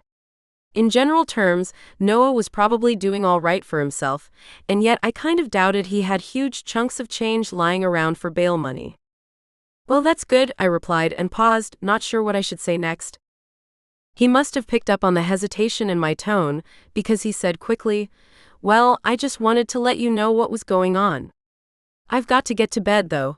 I've got surgery first thing tomorrow morning." I wasn't doing anything quite so important, but I also knew it was time to get some sleep. Just let me know if you need anything, I told him. I will, he said, then paused. Although I couldn't see his face, I guessed he was smiling right then. One of these days, we'll be able to go on a real date. One of these days, I echoed, smiling myself. We ended the call there, and I headed into the bathroom to brush my teeth and wash my face. Both Milo and Cindy were already curled at the foot of my bed. When I'd gotten home this evening, I'd filled them in on what had happened and warned that I might have to go help Noah if he asked. Neither one of them had seemed too concerned. After all, they didn't know Shelby, and Cindy had never met Noah at all, but Milo had said he hoped Dr. Noah wasn't too upset by everything that was happening and that it would all work out okay. But as Noah himself had pointed out, about all any of us could do now was wait. Salem wasn't such a big town that the news hadn't already made the rounds. When Sage came into the shop the next morning, her pretty features were bright with curiosity. "You can't catch much of a break from these murder cases, can you?" she said, and I gave her a rueful smile. "I guess not," I replied. "Although in this case, I just happened to be in the wrong place at the wrong time. None of this has much to do with me." Sage didn't seem too deterred by my comment since she said next, "Is it true that you found the guy with a sword sticking out of his back?" "Yes," I said, even as I reflected that this felt like it was going to be a very long day. Or at least, Shelby found him first, but he was still that way when Noah and I showed up. Sage shook her head. "Wild. It's not the kind of thing I ever thought would happen here in sleepy old Salem." "Me neither." Despite its complement of witches, Salem tended to be a quiet sort of place, with nothing all that out of the ordinary happening here. We witches did our best to keep it that way too, since the last thing we wanted was to draw any attention to ourselves. Well, attention had been drawn, although I highly doubted the ninja-ish murderer was a witch. For one thing, Shelby had described the killer as being taller than she was, and since she herself was quite tall, probably a good 2 or 3 inches more than my own 5'7", the odds were that whoever had driven that sword into Trevor's back, they were probably male. And because I'd spotted several news vans headed toward downtown and the police station as I drove to work today, I guessed the murder had been spectacular and unusual enough that it had drawn the attention of the Boston affiliates. Just doing their jobs, I supposed, although I really hoped none of them had gotten enough details about the scene of the crime to learn that Noah and I had been there. Getting interviewed even on the local news wasn't my idea of maintaining a low profile. But either the Salem police had remained tight-lipped about the way Noah and I had been at the cottage before they were even called, or the reporters had decided I wasn't worthy of being interviewed, because no one except the usual complement of tourists and local shoppers came into Full Moon Apothecary that day. I didn't hear anything from Noah either, and that didn't thrill me quite so much. True, he'd already made it sound as if he had a full slate at the clinic, but I still hoped he would have reached out, if only to give me some kind of update on Shelby's status. Right at the end of the day, though, I got a text from him. "Shelby made bail and wants to talk to us. Can you come over to my house at 6? Not exactly what I'd wanted to hear. Oh, I was glad Shelby had gotten bailed out and wouldn't be stuck in jail for an indeterminate length of time, but on the other hand, I also wasn't too keen to hang out with her. No, I wanted Noah all to myself. I allowed the selfish thought to cross my mind and then banished it to the outer darkness. Whatever Noah and Shelby's history or his and my future, the poor woman had been through hell during the past 24 hours.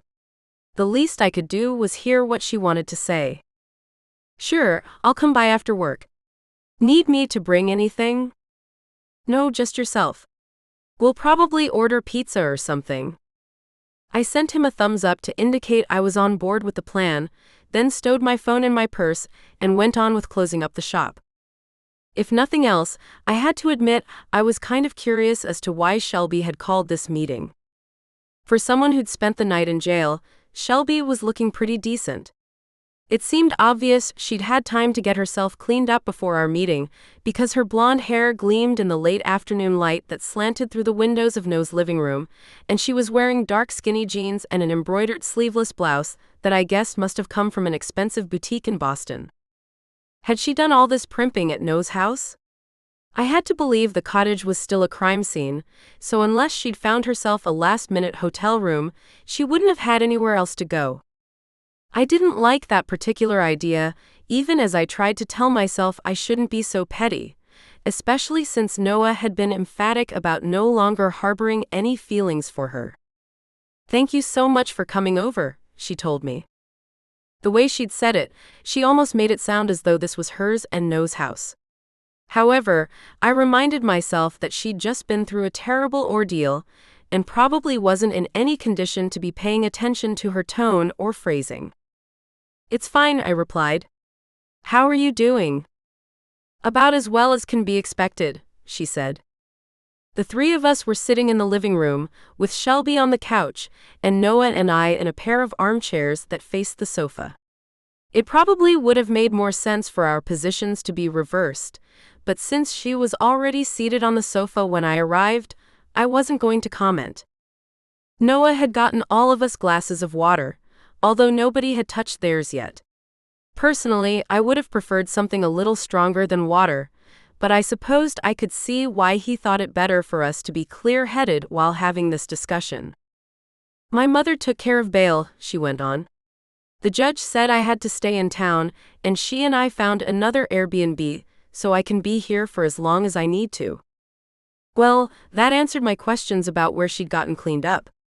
At the same time, though, I wasn't sure I liked the sound of her hanging around Salem very much. True, there was nothing going on between Noah and Shelby, but at the same time, I wasn't sure I wanted them to be in each other's laps all summer either. Good thing she'd found another place to stay, though, because I knew Hannah's cottage had only been available for a few days, not the entire summer. "I'm glad you found a place to land," Noah said. His tone was almost too neutral, and that cheered me up a bit. If he really had been happy about Shelby being here for the duration, he probably would have sounded much peppier. "Yes, that's one less thing to worry about." She leaned over to pick up her glass of water from the coffee table and took a sip. "The police notified Trevor's family, of course, but I haven't heard anything from them." Her mouth, now perfectly glossed, thinned a little. "I hope they don't think I had anything to do with all this." "I doubt it," Noah said. "They're probably just in shock right now and trying to figure out what to do next."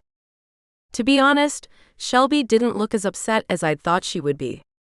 I supposed it was entirely possible that she'd cried herself out while lying awake in a jail cell, but if that was how she'd spent the previous night, she didn't show any sign of it now. No puffy eyes, makeup and hair flawless. For all I knew, presenting a perfect image to the world was her way of coping with the tragedy that had just intruded on her life, and yet I couldn't help feeling a twinge of unease. What if she really had killed Trevor and was trying to fool all of us with her story about a ninja-style murderer breaking into her rented cottage? I really didn't want to believe such a thing, but before my mind could wander down any darker paths, Shelby spoke again. "You're probably right. But if they really do think I killed Trevor, if anyone at all is thinking such a horrible thing about me, then I need to do whatever I can to clear my name." She paused there, her gaze fixed on me. I stared back, not sure why she'd just made me the focus of her attention. "Charity, that's why I need you to figure out who really killed Trevor."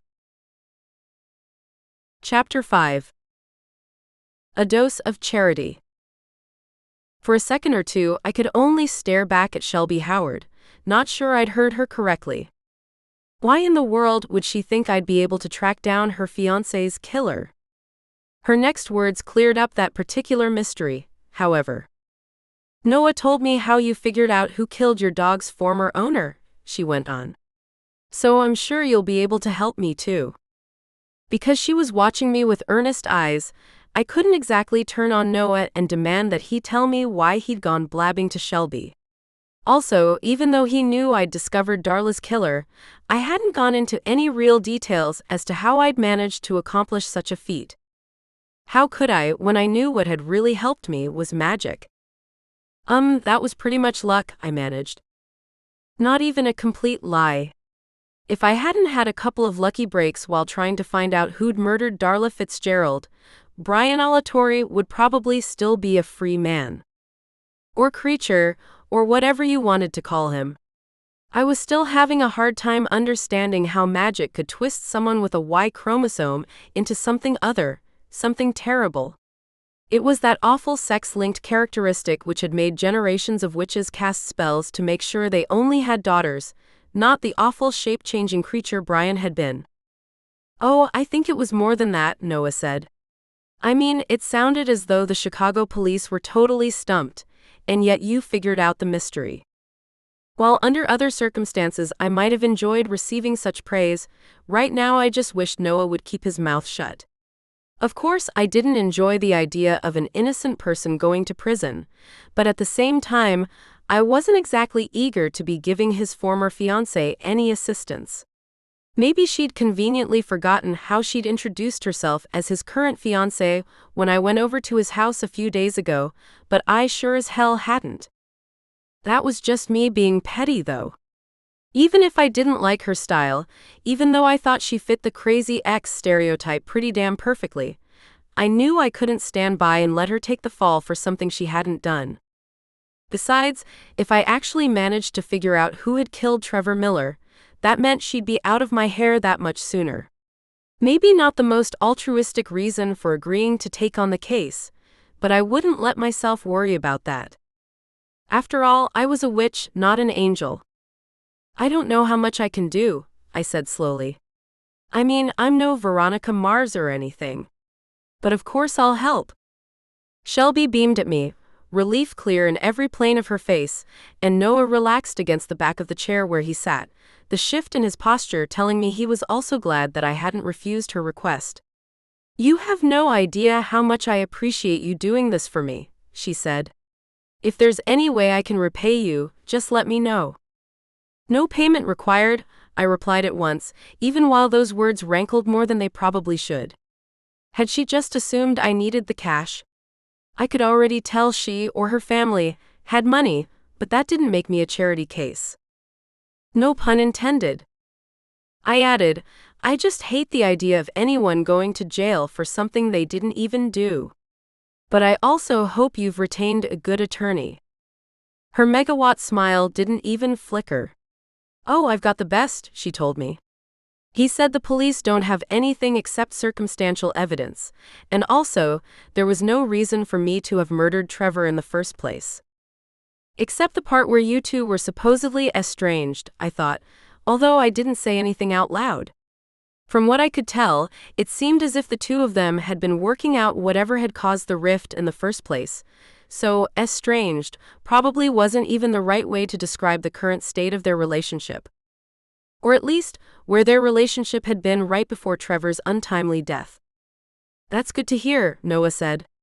He'd been quiet during the previous exchange, probably deciding he should stay out of the way until Shelby and I had hammered out some kind of agreement. "And I hope you continue to take his advice." "I will," Shelby replied. "But I'm hoping Charity will get this figured out before we get anywhere close to a trial." No pressure, I thought. But considering how long it could take before a case like this was even decided by a jury, I could see why she was hoping I'd get the murder solved lickety-split. After all, it had taken me less than a week to track down Brian Alatorre, but there had been some special circumstances involved. "We'll just have to see," I said, which was about all I could commit to right then. Mostly, I just wanted to get out of there so I could start determining how I would even go about doing such a thing.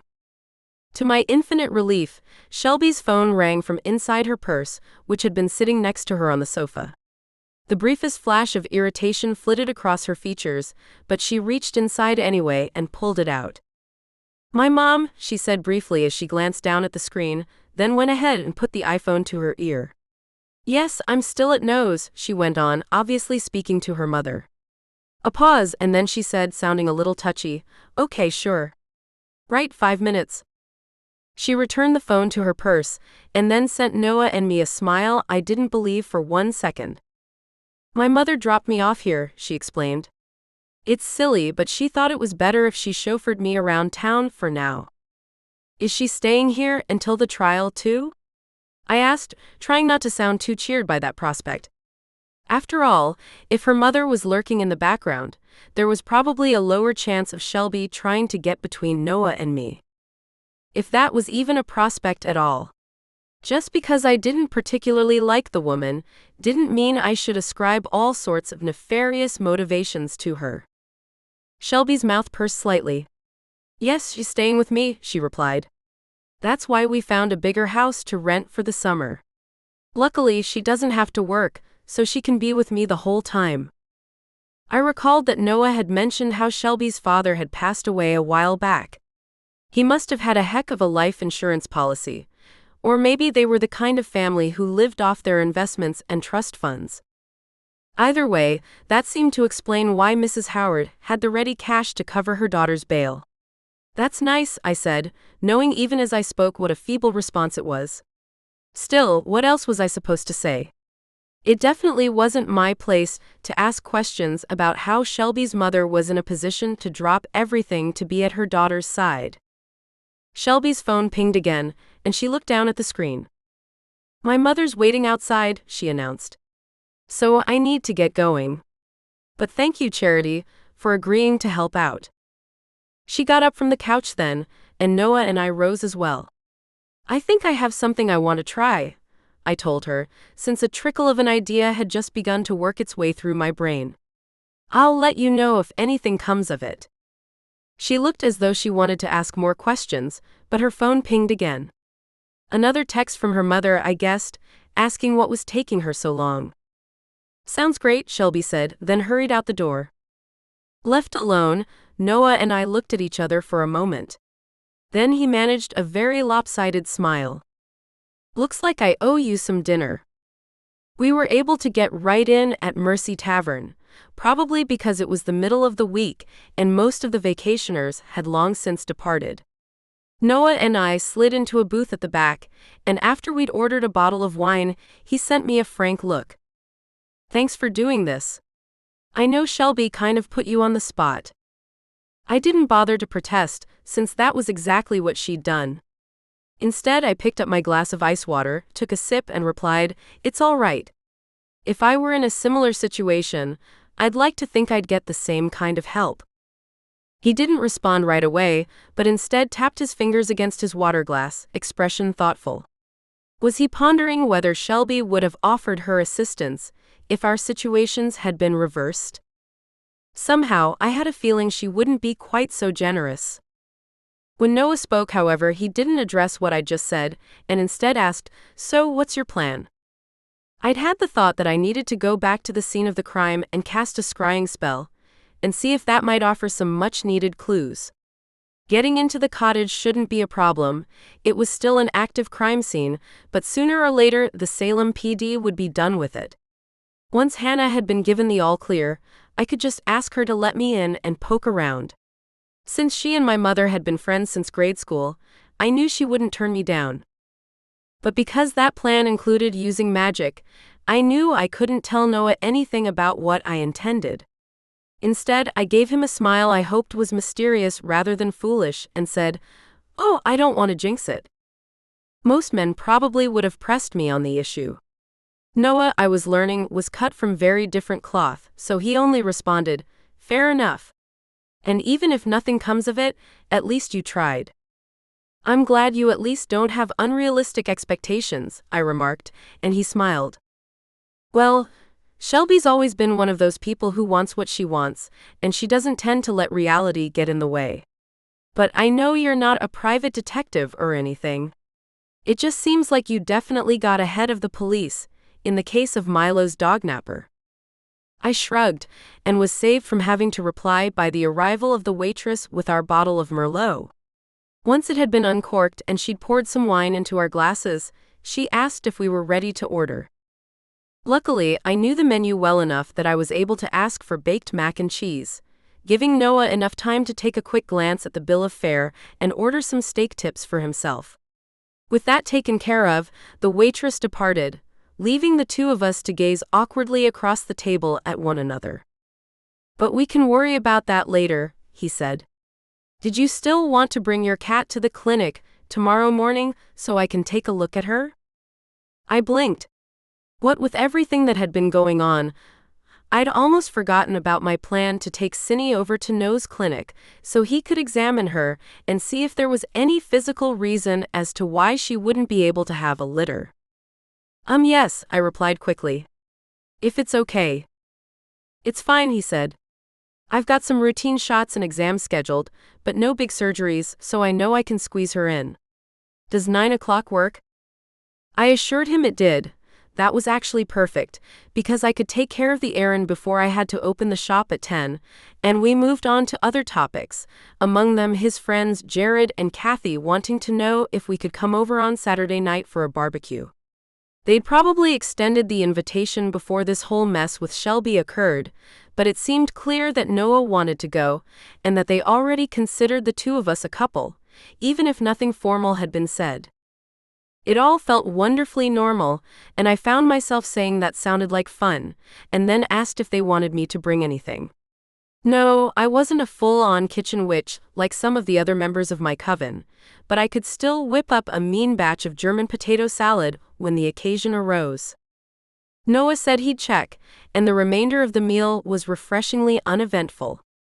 Somehow, I doubted the rest of my week would be the same. Cindy was amenable to going to the vet once I assured her that Noah was just going to take a look, and wasn't going to stick any needles in her. I hate shots, she told me, her tone emphatic. So do I replied with a smile. But you've already had your vaccinations. This is just to see if there's any reason why you can't have a litter of kittens. Once we've got that figured out, we'll know better what to do next. The cat seemed reassured by my comment, and went quietly into her carrier. Technically, since she was a familiar and therefore much more cooperative than your ordinary garden variety cat, she probably could have ridden on the front seat, but I didn't want Noah to think I was being careless with an animal I was fostering. Milo, even though it was clear to me that he adored Noah, was perfectly happy to stay home alone if it meant not having to go with us to the vet's office. I don't like those places, he declared, and I bent down to give him a scratch behind the ears. Well, I'm not a fan of doctor's offices, so I get it, I told him. We'll just have to promise to both stay healthy and far away from them. The dog wagged his tail, and I went ahead and picked up the cat carrier and headed out the door. It was another blissfully beautiful early summer day, with a fresh breeze off the ocean, and the sun just warm enough that it felt friendly and gentle, rather than blasting down on me. As I set Cindy's carrier on the front seat of my Land Rover, I found myself reflecting that this would be a perfect day to play hooky, to run off with Noah and have a picnic on the beach or something. But we both had to work, so that wasn't going to happen. Also, I needed to call Hannah Owens. She hated text messages, and find out when she thought I'd be able to head over to the cottage and see if I could pick up on anything about the crime that had happened there the night before. I wouldn't be able to go over until the Salem PD cleared the scene, but I was hoping that event might coincide with my shop closing at 5 o'clock. Well, I'd wait until I was done at Noah's clinic. It was too early to call, unless it was an emergency anyway. The parking lot at the clinic wasn't too full when I pulled in, telling me his assertion that he didn't have a busy schedule that morning had been correct. No reason to think otherwise, of course, but still, it was nice to know he hadn't been downplaying the busyness of his schedule, just so I wouldn't feel bad about coming in. In fact, he was there to greet me when I entered the waiting room, Cindy's cat carrier hanging from one hand. He didn't give me a hug, probably because his office assistant was sitting at the front desk and giving us a curious glance from behind her glasses, but his smile was bright as the sunny day outside as he took the carrier from me. Come on back, he said, guiding me past his assistant's desk and down a corridor with rows of doors on either side. I could hear dogs barking near the end of the hallway, and guessed that was where the animals who had to stay overnight for observation were boarded. However, we went through a door long before we got to the end of the hall. A typical exam room with a table in the center and various posters about vaccinations and animal diseases posted on the wall. After Noah set the cat carrier down on the exam table, he sent me a quizzical glance. Will she be okay with me taking her out of the carrier, or do you think you should do it? She'll be fine, I assured him. She's a very mellow cat. He nodded, then unlatched the front of the carrier. At once Cindy emerged, looking singularly unperturbed by her surroundings.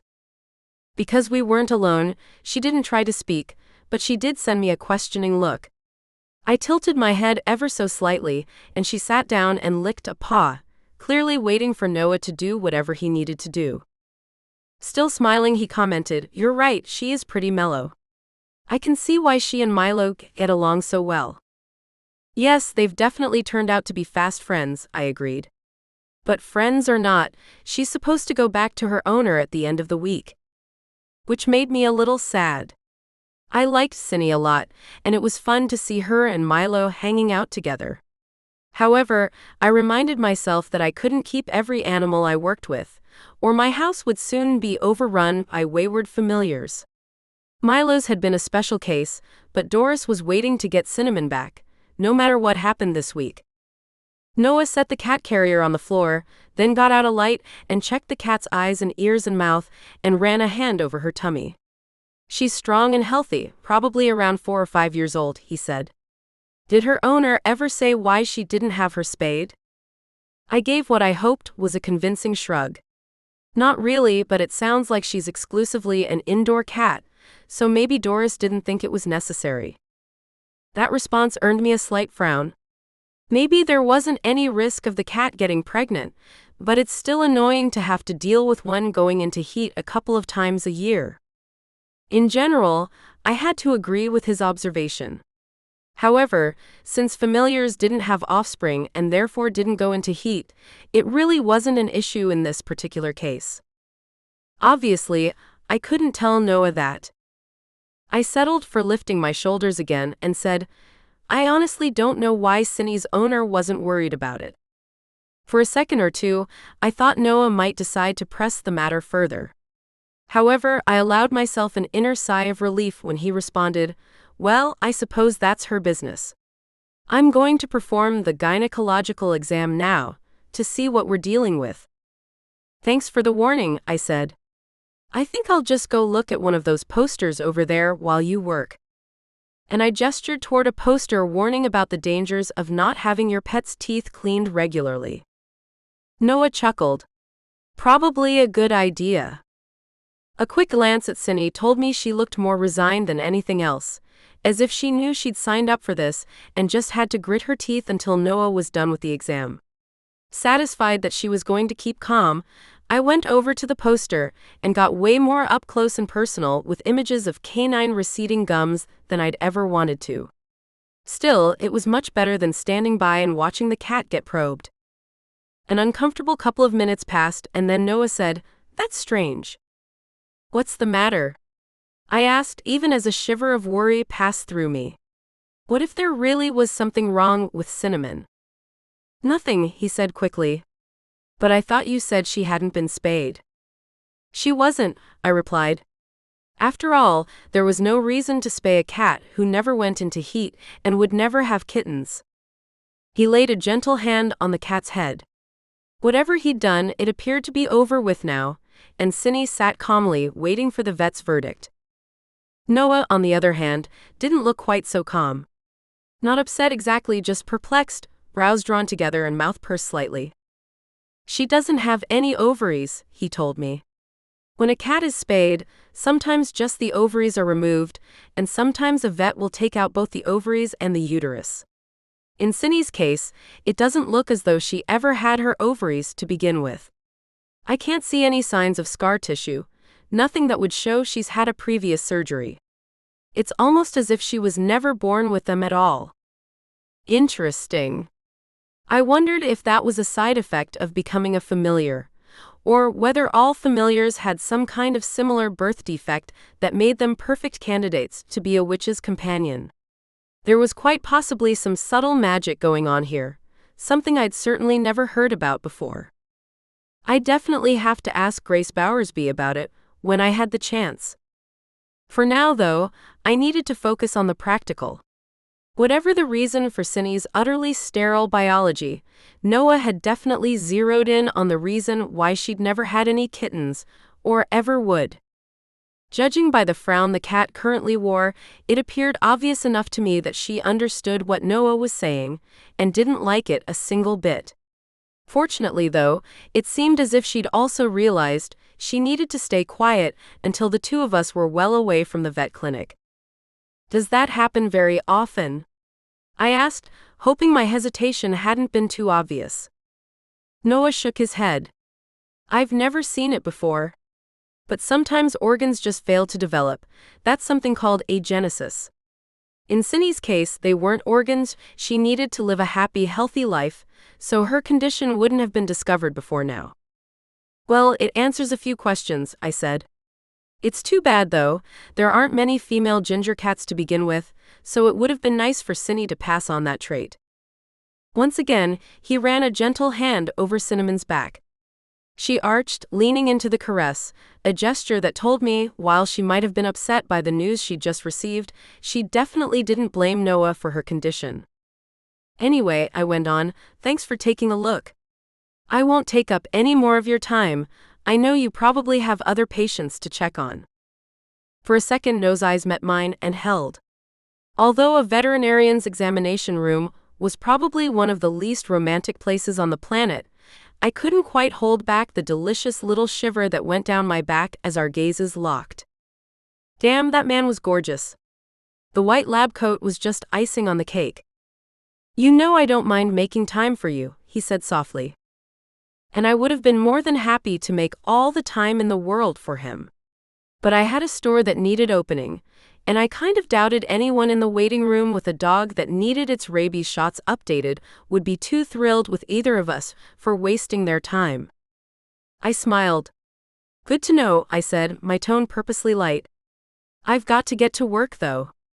But maybe you can come over tonight and we can get takeout or something?" As soon as the words left my mouth, his gaze flicked away from mine. "I wish I could," he said. "Shelby's mom really wants to meet with me after work, though. She wants to hear from me about what we saw in the cottage, so I said I'd talk to her. If she was really all that interested in fact-finding, you'd think she'd want to talk to me as well. I wouldn't push it, though." For all I knew, it was a sore subject with Mrs. Howard that Noah had started seeing someone new, even though he and her daughter had broken up a year earlier and she'd obviously moved on. "Oh, that's fine," I said, praying I sounded casual. "I hope you can give them some information that will help Shelby's case." "Me too," Noah responded at once. "Rain check. Let's do something Friday night. It's a date." He came over and kissed me on the cheek, then helped me get Cindy in her cat carrier, and even walked me all the way to the lobby door. A wave, and then I headed over to the place where my Land Rover was parked. Was I disappointed that we wouldn't be able to see each other after work? Of course. At the same time, though, I realized I would be free tonight. And I knew exactly what I needed to do with that time. Chapter 6. Hindsight. Cindy moped all the way home, and I really couldn't blame her. Years ago, I'd decided I didn't want to have children, that I didn't want to run the risk of giving birth to a child, only to learn years later that she didn't have any magic and would have to be raised away from me in the world of witchcraft, but I could still empathize with the feelings the cat familiar must be experiencing, of longing for kittens and realizing that now she would never be able to have any.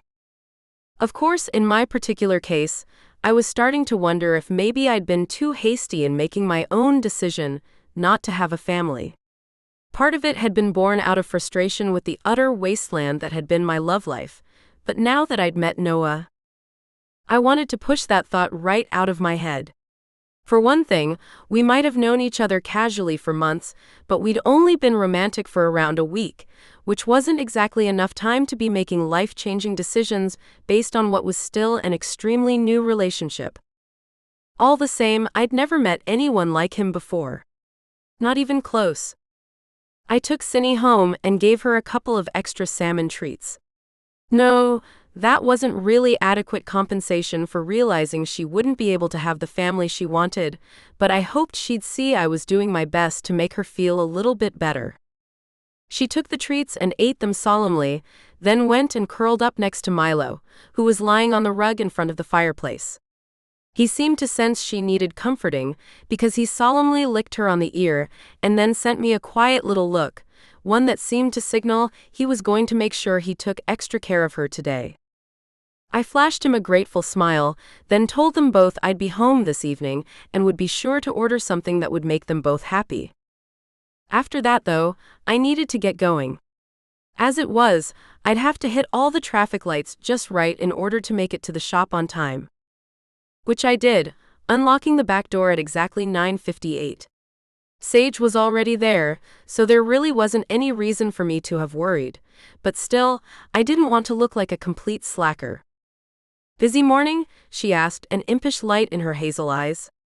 We both knew that I tried to get to the shop no later than 1:45, just so I'd have plenty of time to make sure everything was tidy and the cash register stocked with bills and change for any shoppers who preferred to use the real stuff. "Oh, I had to take Cinnamon to Noah to get looked at," I told her. At once, Sage's expression sobered. "Is she okay?" "She's fine," I replied. "I just needed to have him check on something." I left it there because, as much as I liked Sage, I wasn't going to share my charge's medical condition with her. No, that was between me and Cinny and Noah, and Doris eventually, I supposed, if Cinnamon decided she wanted to tell her mistress why she didn't need to worry about any kittens invading her space. That was between the two of them, though. I wouldn't say anything to Doris unless Cinny gave me her express permission, and since the cat would be with me at least for the next couple of days, I figured we had time to work all that out. In the meantime, I had to focus on getting the shop opened. It was busy enough that I didn't have a chance to slip into the back and make a quick call to Hannah Owens until almost 1 o'clock. Luckily, she picked up on the second ring. "Charity," she said, sounding surprised. Maybe she hadn't heard that Noah and I had gone to the cottage to see Shelby. Or maybe it was simply that she hadn't thought there would be any reason for me to reach out to her. "Hi, Hannah," I replied. "Are the police still working on the crime scene at the cottage?" A short, startled pause. "No," she said, her tone now turning cautious. "They finished up about an hour ago. I still need to have a cleaning crew come in, though." "Why? Can you wait on the cleaning crew?" I asked. "It's just that I want to go in and do some scrying, see if I can figure out anything about what happened there last night." I couldn't see Hannah's face, but I still got the impression that her expression had shifted to one of amusement. "Are you going to be a full-time detective now, Charity?" "Hardly," I assured her. "But Shelby asked me to help, and—" "The young woman they arrested for killing her fiancé in my cottage?" On the surface, I had to admit it all sounded pretty bad. "She didn't do it, Hannah," I said. "Honestly, she shouldn't have been arrested at all, but I have a feeling the police wanted to show they were doing something, considering there aren't any other viable suspects at the moment. I told Shelby I'd try to help, but the first thing I need to do is see if I can tap into the lingering energies in the place, and maybe get a better idea of what really happened." She was pretty shaken up when she tried to explain it to me and Noah, so it's possible she got some details wrong. A heavy pause. I wondered if I needed to explain who Noah was, then realized that probably wasn't necessary. It wasn't as though I went around talking about my love life, but I didn't have to. My mother would have already spread the news about me dating one of the local vets to all the witches in the greater Salem area. Her gossiping could be annoying, but on the other hand, it helped cut down on lengthy explanations. "All right," Hannah said. "If that young woman really is innocent, then of course you should do whatever you can to clear her name." A pause, and she added, "I assume I don't need to leave a key under the mat." "No," I said cheerfully, relieved I wouldn't have to go into any further detail as to exactly why I was helping Shelby Howard. "I can get in without one. And I'll lock up when I'm done." "I know you will. Good luck with everything." That was how we ended the call, which was fine. The important thing was that Hannah had given me her blessing, and that meant after work, I'd be able to get down to some real work. It was still blazingly bright when I pulled up to Hannah's cottage. At that time of year, it wouldn't be full dark until almost 9. All the same, I couldn't quite hold back the little shiver that moved down my spine as I laid a hand on the doorknob and whispered the simple spell I'd been using to unlock doors since I was 10 years old. Open, unlock. So in I can walk. An audible click as the mechanism loosened, and then the door opened about an inch. Even though I really didn't want to go inside, I made myself put my hand on the knob and push inside. Everything there was dark. It looked as though the forensics team had pulled down all the shades and hadn't left any lights on. I fumbled for the switch and flicked it, and at once the bulbs in the ceiling fan overhead turned on. For some reason, I'd expected to see a mess left behind by the investigators, but the room looked fairly tidy. Whoever had been managing the crime scene, it seemed they'd done their best to make it look as though nothing out of the ordinary had happened here. Unfortunately, the obvious dark stain in the center of the flowered rug that covered most of the wooden floor ruined that impression. I swallowed and gave the blood spot a wide berth as I moved around the space. To be honest, I wasn't exactly sure what I was doing, because it wasn't as though I was a medium or someone who communicated with the spirits. No, I was just a witch with a decent knack for making potions and tinctures, and a unique talent for talking to other witches' familiars. Anyway, I didn't sense anything out of the ordinary, except maybe an odd sort of metallic tang on the air, possibly something left behind from the chemicals the forensics people had used to conduct their investigation of the site. I certainly didn't hear any ghostly voices speaking to me from beyond, no cold spots or icy hands on the back of my neck. And thank God for that.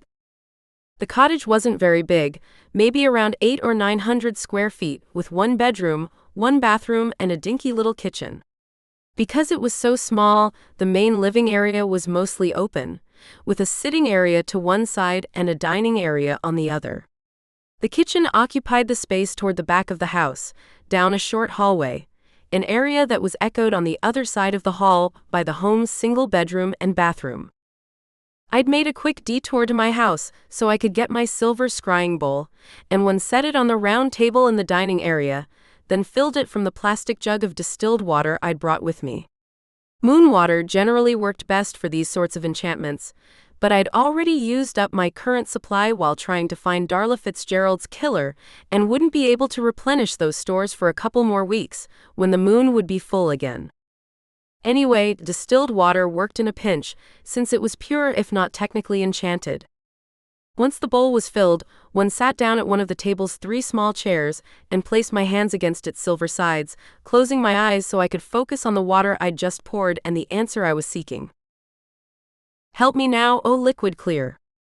Let your waters tell the tale of what happened here, so the guilty go to jail. A pedestrian rhyme, sure, but spells didn't care if you were Shakespeare or not, they just needed a focus for the magic, a place for it to concentrate. The distilled water inside the bowl shivered, and then went quiet.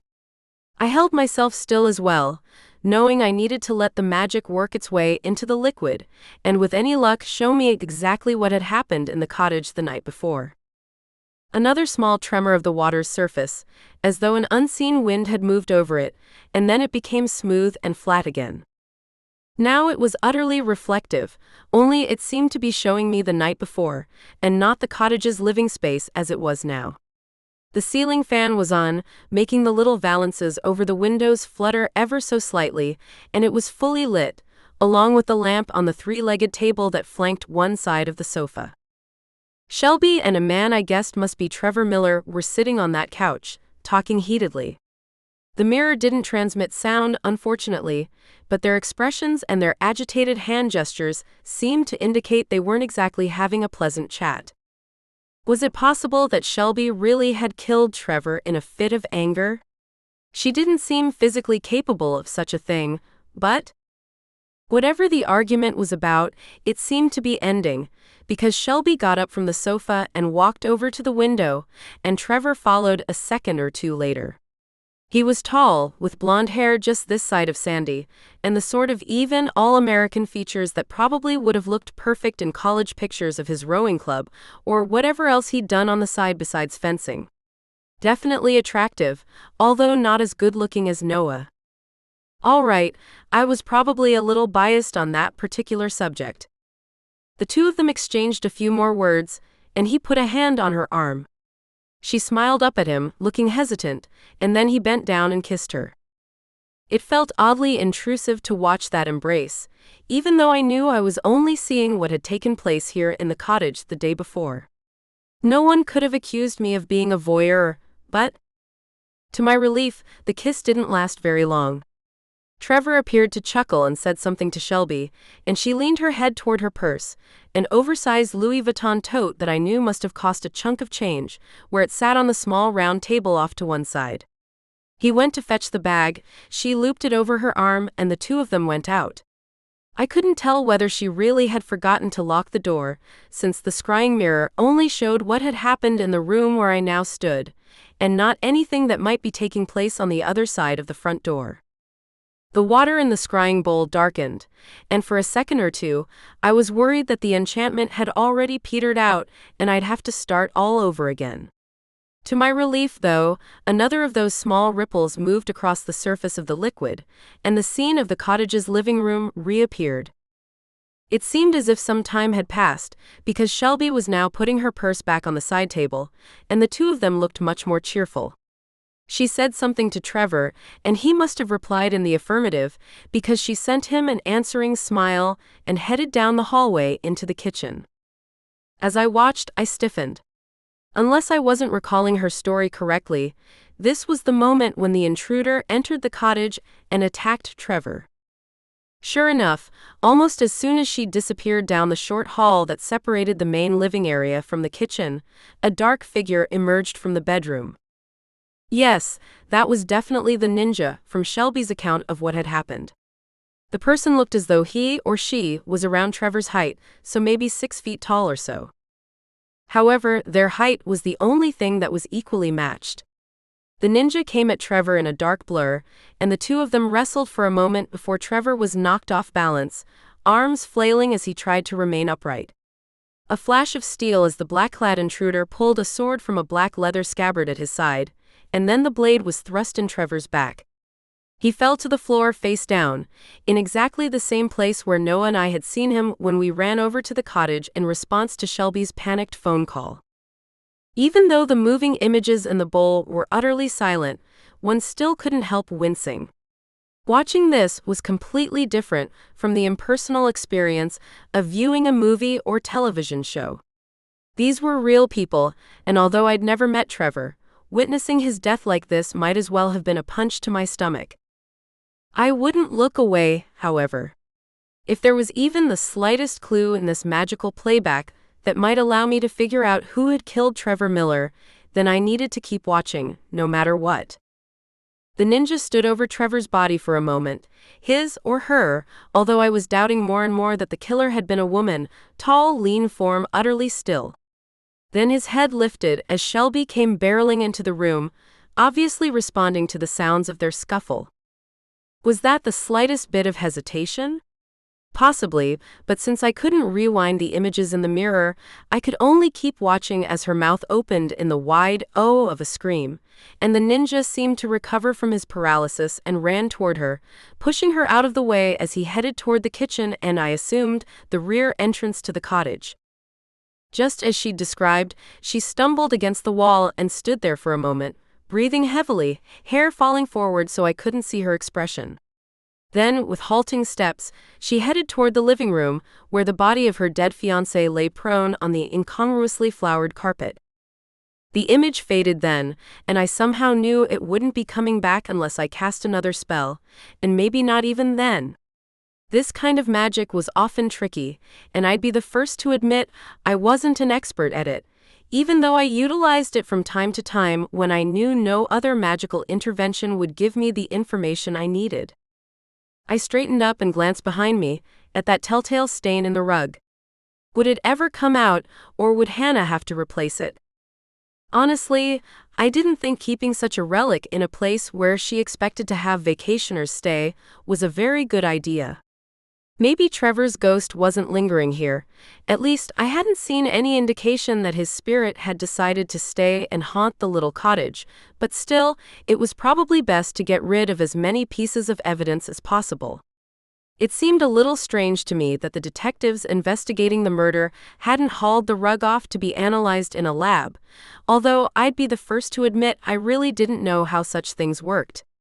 I supposed they might have already gotten all the evidence they needed from it, and didn't see the point in taking the bulky carpet with them.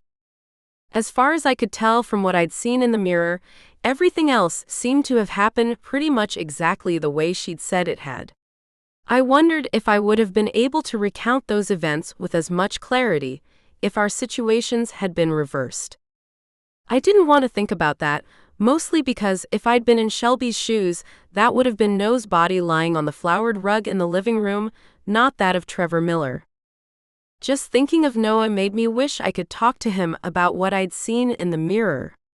Unfortunately, that was about the last thing I'd ever be able to do. Things were still far too new between us for me to ever let him know there was a lot more to me than met the eye. No, for now, I'd have to hold this information close, and maybe at some point try to decide what I was going to do about it. Chapter 7. Mama, don't preach. However, I wasn't so troubled about what I'd seen in the scrying mirror that I didn't take a short detour on my way home so I could pick up some tacos from Spitfire, along with an extra little container of their carne asada. I thought that would be a special treat for both Milo and Cinny, since the cat seemed to be okay with people food every once in a while if it was something especially tempting. As I pulled into the driveway, though, I couldn't help wondering about Noah's interview with Shelby's mom. Were mother and daughter over at his house even now? Maybe. He hadn't really said exactly what time they planned to meet, only that he wouldn't be available this evening. It still rankled a little that they hadn't wanted to get my input as well, but I supposed it was possible they thought I'd only repeat what Noah was going to tell them. Either way, I was on my own this evening, and I knew I needed to deal with it. All right, not entirely on my own. Milo and Cinny met me at the back door, obviously happy to see the bag of takeout in my hand.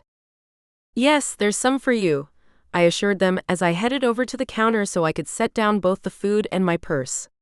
Usually, I'd leave it on the kitchen table, but this seemed much easier. However, Milo wasn't so preoccupied with the food that he didn't ask, "No Noah tonight?" "No," I replied, hoping my tone wasn't too curt. He had something else he needed to do. "But we'll be seeing each other tomorrow night." "That's good," the dog said, and I felt my mouth quirk. If I'd known my adopted familiar was going to be just as much of a nudge on the topic of my dating life as my mother, I might not have been quite so quick to let him stay with me. No, that wasn't true.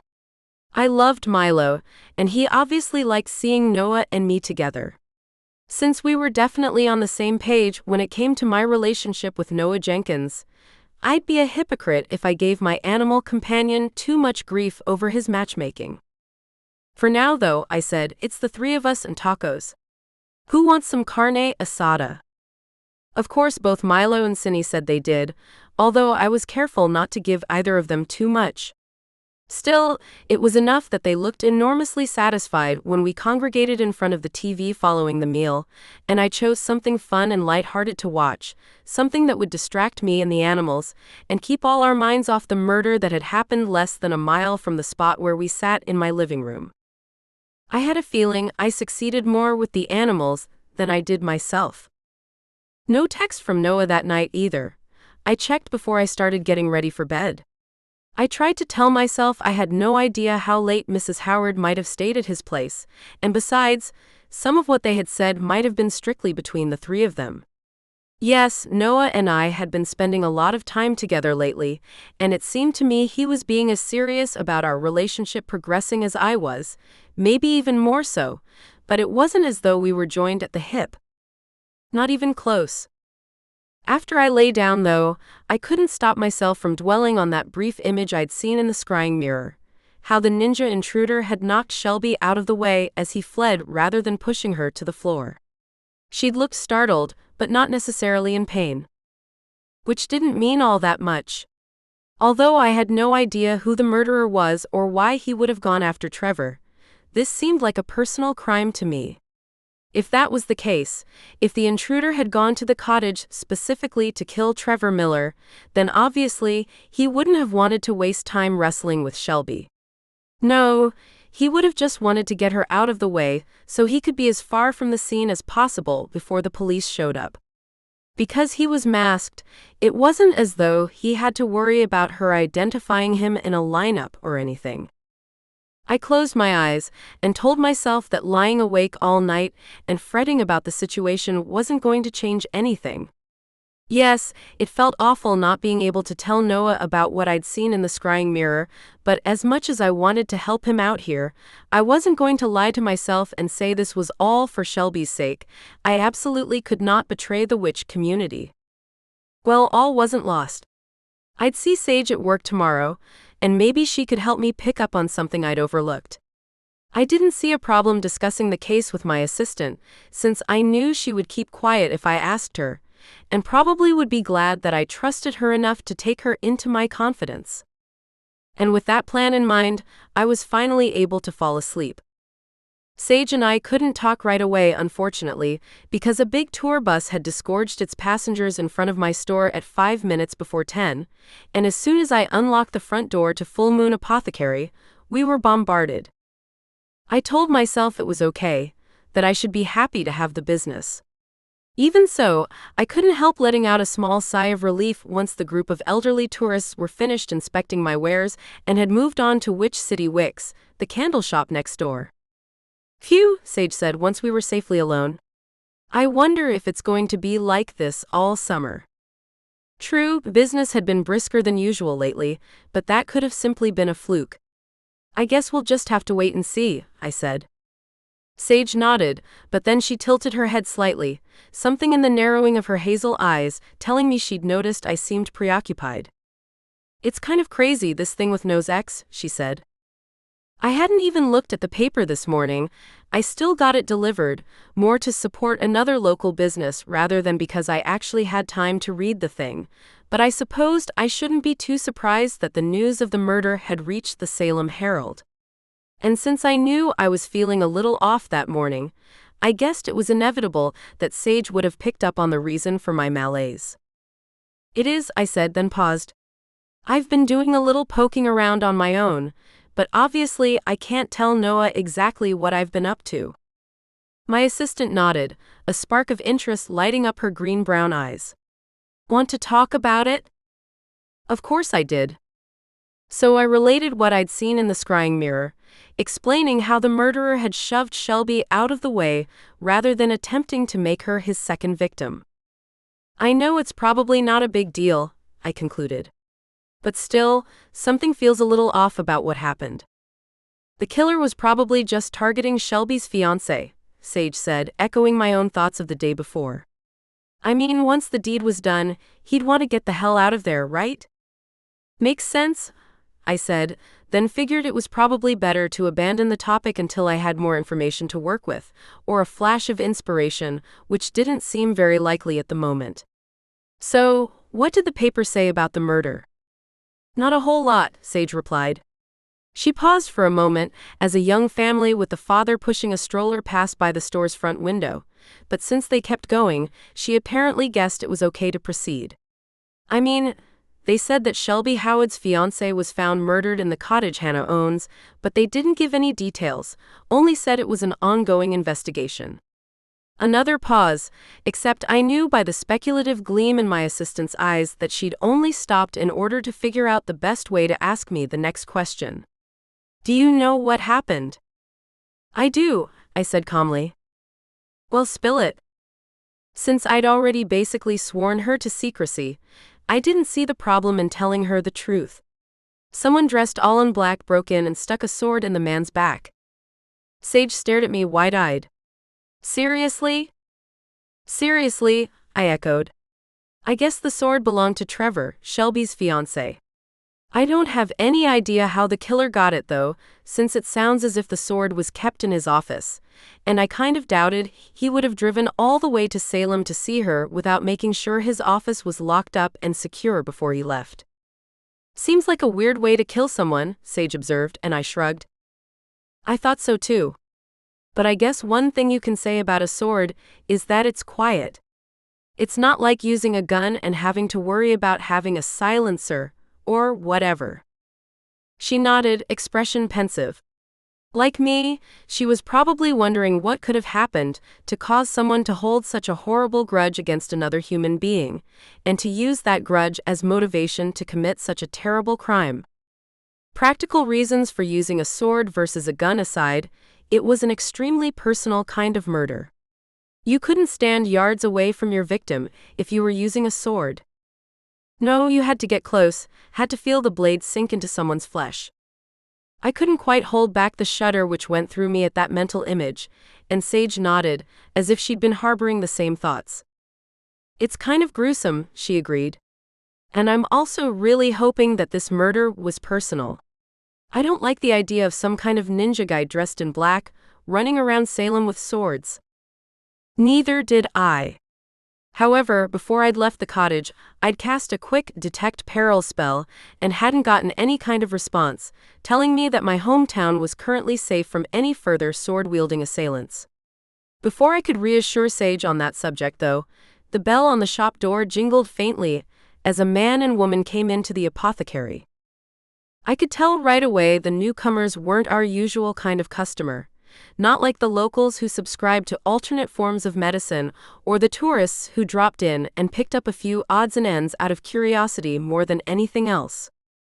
The woman looked as though she was probably in her late 50s, although she might have been older, her taut jawline and nearly wrinkle-free skin the result of extremely subtle and skilled surgical intervention. Her white linen shirt was similarly free of wrinkles, and although she wore jeans, they were so crisp and dark that I wouldn't have been surprised to learn she had them dry cleaned to preserve that off-the-rack freshness. And the man with her was equally distinguished, maybe a few years older, with the kind of silvery hair that told me it had probably been blonde when he was younger. "Are you Charity Hughes?" the woman asked after a quick assessing glance that took in both me and my assistant, and obviously concluded that Sage was too young to be the shop owner. The man with her husband, seemed satisfied to let his companion do the talking, although his sharp gray eyes looked as though they didn't miss very much. "I am," I said politely. I got the feeling the woman wasn't here to buy anything, but it never hurt to be professional, especially with someone who wore rocks like the ones that glinted on her ears and her left hand. No, they weren't flashy, but the studs that shone from behind her expertly tinted blonde hair and the double bands on her ring finger had probably cost more than the entire contents of my house. The man only wore a wedding band, but I guess the white metal was platinum, not white gold. "Good," the woman said and paused, sending a weighted look in Sage's direction. My assistant, who usually wasn't cowed by anyone, blurted out, "I need to check the stockroom," and hurried off toward the back of the shop, leaving the two strangers and me alone. Well, until the next customer came in. "I am Lorna Miller," the woman said, giving the words the same kind of weight as if her last name had been Rockefeller or Vanderbilt. Maybe it had been before she was married. "And this is my husband, Thad Miller. Trevor was our son." Oh. I had no idea how the Millers had gotten my name or learned where the store was located, but I guessed that Shelby must have said something, and they had done the rest of the legwork to find me. "I'm so sorry for your loss," I murmured. Lorna Miller's chin lifted. The skin beneath it was as taut as mine, telling me that she must have gotten some expert work done there. "We didn't lose our son," she said sharply, while her husband gave a single stiff nod, as if to indicate his agreement with her remark. "He was taken from us. And the police have been absolutely no help, not even that nice Detective Falco." I had no idea who Detective Falco was, since all witches did their best to avoid any kind of contact with the police. And considering how Sage had just told me a few minutes earlier that the police currently didn't have any leads, I couldn't really argue with Lorna Miller's assessment of the situation. Well, they've just started the investigation, I replied, hoping my comment sounded diplomatic enough. She sniffed while her husband crossed his arms. I do not have high expectations. However, Shelby Howard said something about how you recently solved a murder all on your own. Well, at least I didn't have to speculate any more about how Lorna Miller and her husband had tracked me down. That was more blind luck than anything else, I said. I'm certainly not a private detective or anything. In fact, I added as a thought occurred to me, I had help from a PI when I was trying to figure out who'd kidnapped my dog. I can give you her contact information, if you want. She's the wife of one of Noah Jenkins' vet school friends. At my mention of Noah, Lorna's expertly plumped lips thinned a bit, and Thad Miller's gray brows drew together. Most likely, neither one of them liked being reminded that Shelby had been engaged to someone else before she met Trevor. If we'd wanted a private detective, we would have hired one, Lorna said, her tone as taut as her jaw. In this particular case, Thad and I both think it's much better to work with someone local, someone who knows Salem. That description definitely fit me well enough. You couldn't get much more local than me. On the other hand, you think the murderer is someone local? I inquired. Yes, we do, Thad responded, speaking for the first time. His gray eyes reminded me of mist, shrouded, unreadable. Our son was perfectly fine until he came to this damn town. I bristled at that description of my hometown, and then reminded myself that Thad Miller had just suffered a devastating loss, and probably wasn't paying much attention to what he said or how he said it. On the other hand, I got the uneasy impression that neither Thad nor his wife were the type of people to care much about how their words affected those they considered beneath them. And even though I thought I was doing just fine for myself, owning my own store and house before the time I was 30 still didn't put me in the kind of economic bracket that allowed me to walk around with probably $100,000 worth of jewelry on my person and not bat an eye. Possibly, I allowed, and reminded myself I didn't want to get in an argument with a man whose son had been murdered the day before yesterday. But do you know whether he had any enemies? Anyone who might have held a grudge against him for some reason? At that question, which I'd asked innocently enough, Lorna drew herself up, blue eyes snapping fire even as Thad's storm-colored brows turned thunderous again. Absolutely not, Lorna declared. Everyone loved Trevor. He had many, many friends, quite a few of whom were people he'd remained close to even after graduating from Yale. I knew it was a touchy question, but I told myself I needed to ask it anyway. If nothing else, it might tell me a little bit more about Trevor, who was still not much more than a cipher to me. What about at his work? If possible, Thad Miller looked even more offended than he had a moment earlier. He was a mainstay of my architectural firm, and my employees are very loyal, he told me, his tone telling me he would brook no arguments on that particular topic. The business has been in my family for 4 generations. I have the grandsons of architects who worked there back in the 40s and 50s coming to work for me. There is absolutely no one at Miller & Miller who isn't absolutely loyal to my family and to Trevor. Well, that was a nice story. I'd been my own boss for years, but I still remembered working at a couple of local businesses back when I was in high school and college. Some of those experiences had been good, and others definitely not so good. What they all had in common, though, was the unwavering belief on the part of those companies' owners that they were great places to work and that the people in charge treated their employees fairly, whether or not that assessment was at all accurate. Which was why I doubted Thad really knew what the situation was like on the ground at Miller & Miller, so to speak, despite being the boss. However, I wouldn't challenge his suppositions, partly because I didn't want to get into an argument, and partly because I thought doing so would be extraordinarily rude, considering the loss he and his wife had just suffered. On the other hand, there was nothing stopping me from poking around a bit. As soon as that thought passed through my mind, I wanted to shake my head at myself. A minute earlier, I'd been advising the Millers to hire a private detective, and now I was thinking about conducting interviews at their family's architectural firm? Well, that's nice to hear, I said neutrally. And since it sounds as though Trevor was universally well liked, I'm not sure what you expect me to do. Lorna sent me a disbelieving look, even as Thad's overworked eyebrows lifted slightly. You know people here, don't you? She challenged me. People come into your shop and chat, don't they? I don't see how it would be too difficult to pay attention and see if anything raises a red flag for you. Was it worth pointing out that most killers didn't exactly drop into the local apothecary shop and trade tips on the best way to bury a blade in someone's back? Probably not.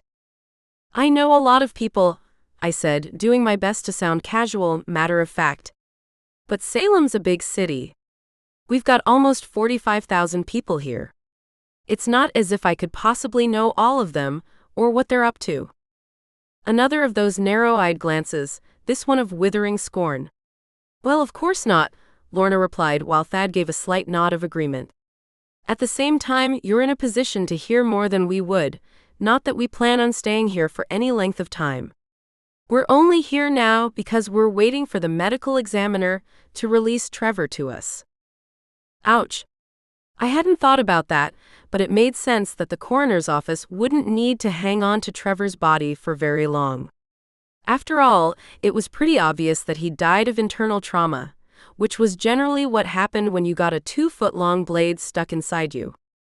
Even though I had no idea how much help I could be, I murmured, I'll see what I can do. May I have one of your phone numbers in case I come up with any leads? Lorna's expression relaxed a bit, and I could tell she was glad I hadn't continued to protest, that I'd apparently given in to her demand couched as a request. While her husband looked on, she reached in her purse, got out a heavy silver card case, and then removed a piece of buff-colored parchment printed with her name and phone number. You can leave a message here, she said as she handed me the card, words that seemed to indicate maybe the number wasn't her personal cell, but simply a place where people could record a voicemail. I couldn't help noticing that Thad hadn't offered his own contact information, but possibly they'd already decided that Lorna should handle the bulk of the back and forth while he went back to work. Actually, that was fine by me. I still doubted I'd be able to unearth anything useful, but in case I did, it seemed a lot easier to leave Lorna a message rather than have to hold another conversation with her or her intimidating husband. Thanks, I said, and slipped the card into a pocket in my dress. Lorna apparently decided she'd accomplished what she and Thad had come here for, because she responded, Obviously, we expect you to understand that this conversation was confidential. But get in touch if you hear anything, before gliding out of the shop in her Cole Haan sandals, her husband following a foot or so behind her. A moment later, Sage stuck her head out of the stockroom. Is the coast clear? It is, I replied. Her face was full of questions, but she didn't get the chance to ask them, because a group of older people, obviously tourists, came into the shop right then and began peppering me with questions about the store's wares.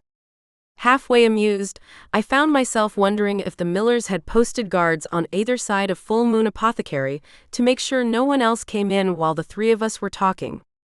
Judging by the couple's high-handed manner, I wouldn't have been at all surprised if that turned out to be the case. But even as I patiently answered questions about arthritis tinctures and insomnia elixirs, I felt a stir of unease. What would the formidable Lorna Miller and her husband do if I failed to dig up any clues regarding their son's murder? Worse, what would they do if I did? Chapter 8. A Nose for Crime. The rest of that afternoon, I couldn't help fretting over whether I should tell Noah about the Miller's visit to the shop, despite Lorna's comment about our conversation being confidential. I couldn't claim to know much of anything about the two of them, but I got the impression they weren't the sort of people to share their thoughts and feelings with others, and therefore were probably planning to stay silent on the subject unless I actually dug up something that proved to be useful. So, it would probably be better just to stay quiet. After all, I was already keeping plenty of secrets from Noah, about my witchiness, about what I'd seen in the scrying mirror last night. But those facts had to be held close to my vest because they involved magic, whereas keeping my mouth shut on the subject of Lorna and Thad Miller felt more like withholding information he should know. After all, what was the worst that would happen if I told Noah they'd paid me a visit this afternoon? Well, for one thing, he could tell me he didn't think it was a very good idea for me to go anywhere near Miller and Miller, even if it seemed as if the most likely place to pick up information about Trevor that wasn't colored by family loyalty or affection. I knew Noah would never outright forbid me to do something, partly because we hadn't known each other long enough for him to do anything so stupid, but mostly because he simply wasn't the kind of man to demand such a thing of me. Or at least, I didn't think he was. I went back and forth with myself, eventually coming to the admittedly wishy-washy decision that I wouldn't say anything on the subject unless he directly brought it up, which didn't seem very likely. This was a coward's way out, probably because there was no reason for him to believe I'd had any contact with the Millers at all, but I just couldn't think of how else to deal with the situation. To tell the truth, I didn't even know what I planned to do yet, although the notion had surfaced that I didn't work Sundays and Mondays, and that meant it would be easy enough for me to head down to Boston on Monday and try a little amateur sleuthing around the Millers' architectural firm. The thought of doing anything so brazen wasn't the most appealing thing in the world. I'd never tried to question someone to get background information, not even when screening applicants for the sales assistant position at my store, and yet something was telling me I might find something useful if I was just willing to take the chance. Well, Monday was a long ways off. I still had to get through dinner with Noah tonight. Way to make it sound like a root canal or something, I thought sourly as I wrapped up a bottle of my spring tonic for a pale woman with a North Carolina driver's license, someone who definitely looked as though she could use a pick-me-up. It's a date, not the Spanish Inquisition. True enough. I hated keeping things from Noah though, and so I prayed our meal wouldn't be like a proverbial minefield, with me desperately trying to avoid any topics that might send up red flags. For all I knew, he wouldn't even want to talk about Trevor's murder, and would rather focus on much more pleasant topics, like the planned barbecue at Jared and Kathy's house on Saturday night. That would make things much easier. I could try to rationalize the situation by telling myself there was no point relaying what had happened between the Millers and me, since I didn't even know for sure whether I was going to head down to Boston on Monday or not, but no matter how you looked at it, I was splitting an awful lot of hairs here. I was glad I'd have a little time at home to decompress before Noah picked me up for dinner, and gladder still to get there and find the two familiars draped over each other on the living room sofa. Because I had familiars coming and going at irregular intervals, I'd long ago decided not to worry about keeping the furniture pristine and had instead decided to go for an aesthetic that at best could be described as shabby chic. "Did you have a good day?" I asked, and Cindy stretched before languidly dropping off the couch onto the rug. "I did," she said, while Milo also stretched and then yawned. "There's something very relaxing about being here." I'd often thought the same thing, and sometimes wondered if I should cut down the hours I worked during the off-season, just so I'd be able to spend more time at home. Whenever I got close to making a decision, though, things at the store would pick up, and I'd decide it was probably better to keep my schedule the way it currently was. Also, I wasn't too surprised Cindy felt more relaxed here at the house than she usually did. She had Milo to keep her company, and she didn't have her high-strung mistress around to put her continually on edge. However, I didn't feel as though I should comment on that subject, especially since Cindy would only be with me for a few more days. "You might have something there," Milo remarked before he joined Cinnamon on the rug.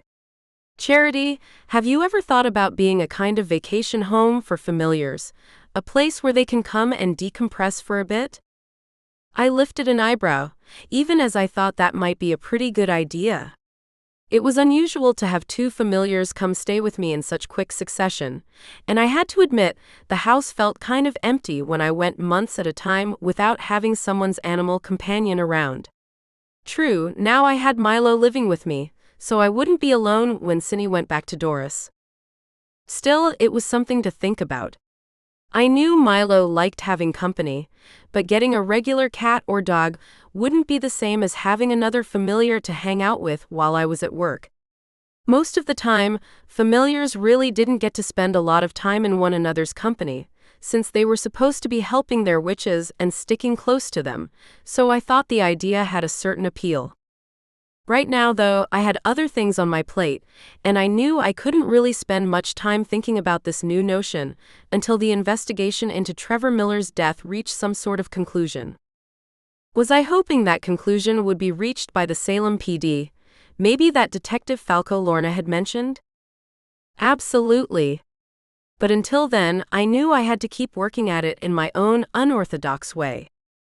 It's a possibility, I said, since both Milo and Cindy were looking at me expectantly, obviously waiting for a reply to his question. I've got some other stuff going on right now, though, so I probably won't be able to really stop and think about it for a while. This new murder investigation? Milo asked, his tail wagging in excitement. Yes, I responded. But in this case, the victim was a Mundy. I don't think it has anything to do with the witch world at all. The dog immediately looked somewhat crestfallen at my answer. Maybe he was thinking he could jump in and be the hero, just like he had when he took a chunk out of Brian Alatorre's leg when the man-turned-creature attacked me. While I was heartened by Milo's willingness to play protector, I didn't think there was much he could do here. Before I could go on, though, Cindy put in, but couldn't you have Milo sniff around the crime scene? He might be able to tell you which way the killer went. I wanted to protest that the trail was ice cold by now, with the murderer long gone. Dogs' noses were sensitive, though, and those of canine familiars even more so, as if their natural abilities had been enhanced, just like their intelligence. Yes, I could do that. Milo exclaimed at once. A lot of people have come and gone in that house since the victim was murdered, I warned him. You might not be able to smell anything except the tracks the police and their forensics team left behind. Milo stood up proudly, nose in the air. I think I would be able to tell the difference. Maybe he would. It was possible that the people on the forensics team would smell like chemicals, the cops like gunpowder. I didn't have a dog's nose, so I really had no idea what kinds of things he might be able to pick up. All right, I said and glanced at the clock on the mantel. It was a little past 5:30, and Noah wouldn't be here to pick me up until 7. Hannah's cottage was only 10 minutes away. That seemed to settle things. I smiled at Milo and said, "Want to go on a field trip?" I knew it was all right to go back to the cottage, because Hannah had told me her next guests wouldn't be arriving until the end of the following week. She hadn't said it was okay for me to come and go as I pleased, but I figured a quick trip over there shouldn't be too much of a problem. After all, it was always better to ask for forgiveness than permission. There were enough people in the neighborhood coming home from work that I decided it was better to park in the alley behind the cottage and enter the property through the back gate rather than walk in the front door with a cocker spaniel trotting at my side. As we went, Milo sniffed everywhere, but it seemed to me he was just gathering intelligence, since he didn't comment, only followed along as we went up the 2 steps to the kitchen door. A quick unlocking spell murmured under my breath, and we were inside. Again, my canine companion started sniffing around, nose almost touching the baseboards and the tile floor. Lots of people here, he said after a few moments. So you can't pick anything out? I asked. It was way too early to feel this disappointed, but I supposed I'd been hoping that Milo's super-tuned nose might have been able to coax out something. Not yet, he replied, looking unconcerned. But I just need to keep going. I followed him as he nosed his way down the short corridor that separated the kitchen from the living space. Once there, he started sniffing all over the place, while I stood off to one side and hoped that any trail the killer might have left behind hadn't been completely overlaid by the scents of the people who'd come here to investigate the crime. He paid particular attention to the blood patch on the rug, coming back to it over and over again. At last he gave a satisfied wag of his tail and said, "I think I've got something." Got what? Without replying immediately, he sniffed along the rug and partway down the corridor, and stopped again. "Yes, the killer went this way," he said. I blinked in surprise. "You're sure?" Yes, Milo replied without hesitation. He went down this hallway and. The words trailed off as he sniffed back into the kitchen, then went on. He went into the kitchen and down the back stairs. It was a he? I asked then. So much for my admittedly crazy, and less plausible, idea that Shelby was the one who'd murdered Trevor, and who'd concocted that story about a black-clad ninja-style killer sticking a sword in her fiancé's back. Definitely a man, Milo said, again without missing a beat. I came into the kitchen and opened the back door. At once the dog hurried out, nose close to the stairs and the path that bisected the cottage's tiny garden. He paused at the gate, and I sped up my steps so I could go over there and open it. Still with his head low, sniffing, he went to roughly the same spot where my car was parked, then stopped. The trail ends here, he said, sounding disappointed. He must have gotten in his car and driven away. Do you have any idea which direction he went? I asked, even as I thought that was asking a bit much of the dog. It was one thing for him to distinguish between different human scents, and quite another for him to track a car or SUV, which probably all smelled the same to him, of exhaust and rubber. Milo lifted his nose in the air, sniffing. I'm not sure, he replied, which was pretty much what I'd expected. It's all right, I said, and bent down so I could give him a thank you scratch behind the ears. That's still a lot more than I knew a few minutes ago. I think he went that way though, Milo told me, nose pointing south. Toward Boston? I reminded myself that there were plenty of towns between Salem and Boston, and the killer could have been headed to any one of them. Still, that Milo seemed to think the murderer had gone south after committing the crime meant I probably should be looking in that direction, whether I liked it or not. Good to know, I said and smiled. You've helped me a lot, Milo. Now though, I need to get you home. We don't want to leave Cindy alone for too long. At once Milo's tail began to wag. Yes, she's doing better, but she still likes having me around. That seemed to be my sign that we were done here. The two of us walked over to the car, well, after I took a brief detour to go to the back door and cast another spell to lock it, and then we both headed for home. No, I still didn't know who the murderer was, but at least now I knew it was a he, and that he'd probably headed south after leaving that sword sticking out of Trevor's back. That narrowed things down a bit, if not quite as much as I'd hoped. Noah and I drove to Marblehead to a brewery there, and for the first part of our meal, everything seemed to go just fine. Neither one of us mentioned anything about Trevor Miller or the murder, instead talking about our days at work and our plans for the weekend, just like any regular couple would. But after I was partway through my French dip and Noah through his burger, he set it down and gave me a direct look. Shelby wanted to know if you've had any luck yet, he said. I wanted to return, luck about what, but knew that kind of disingenuous response probably wouldn't go over very well. Not really, I said. But I'm pretty sure the murderer was male. Noah's expression brightened. What makes you say that?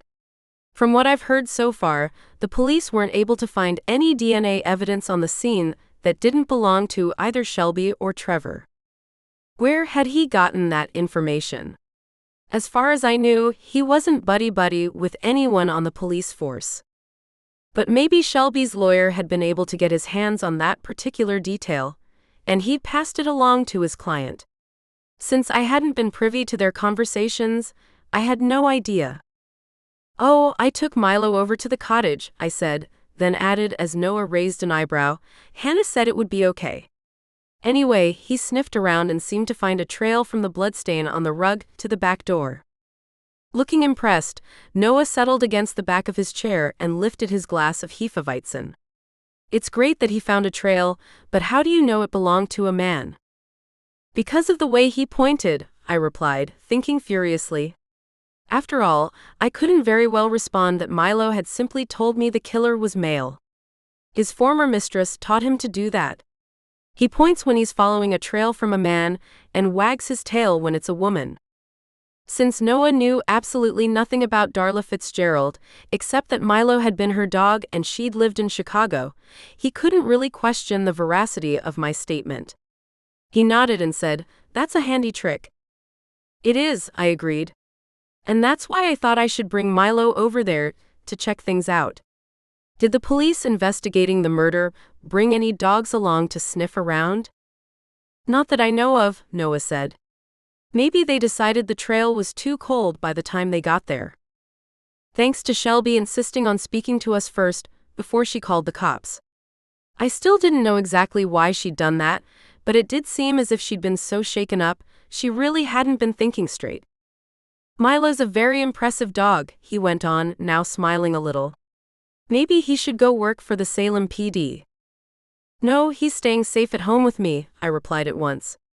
Yes, Noah had been mostly joking, but I didn't want him to get the idea that Milo should be a police dog or something. After what he'd been through with Brian Olatorre, he needed to stay far, far out of harm's way. Noah must have picked up on the note of disapproval in my tone because he abandoned that subject immediately, instead saying, "So, are you going to tell the police? About the killer being male?" "Yes. I could," I said. "But I'm not sure they'd believe me. After all, I know how good Milo is at this sort of thing, but—" I didn't bother to finish the sentence.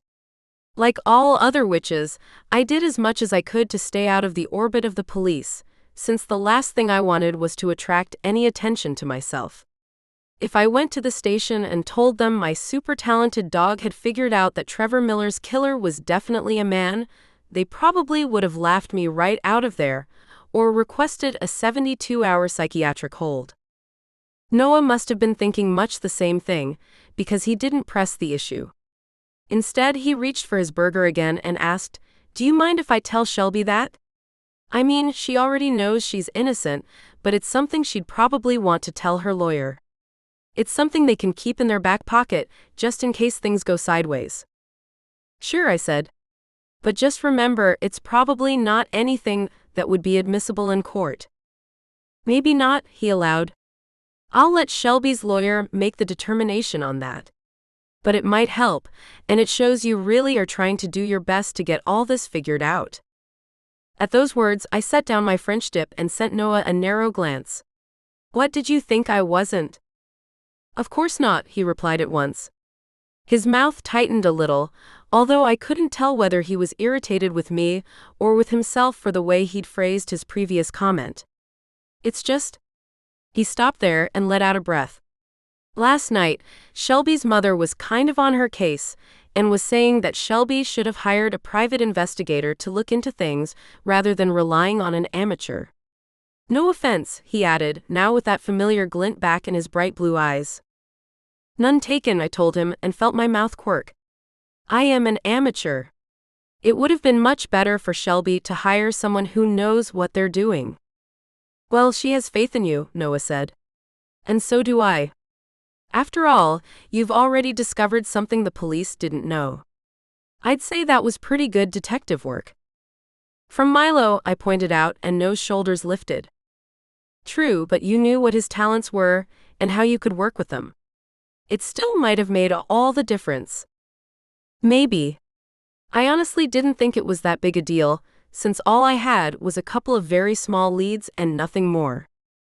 So much depended on what I might discover in Boston on Monday, and I couldn't tell Noah anything about that."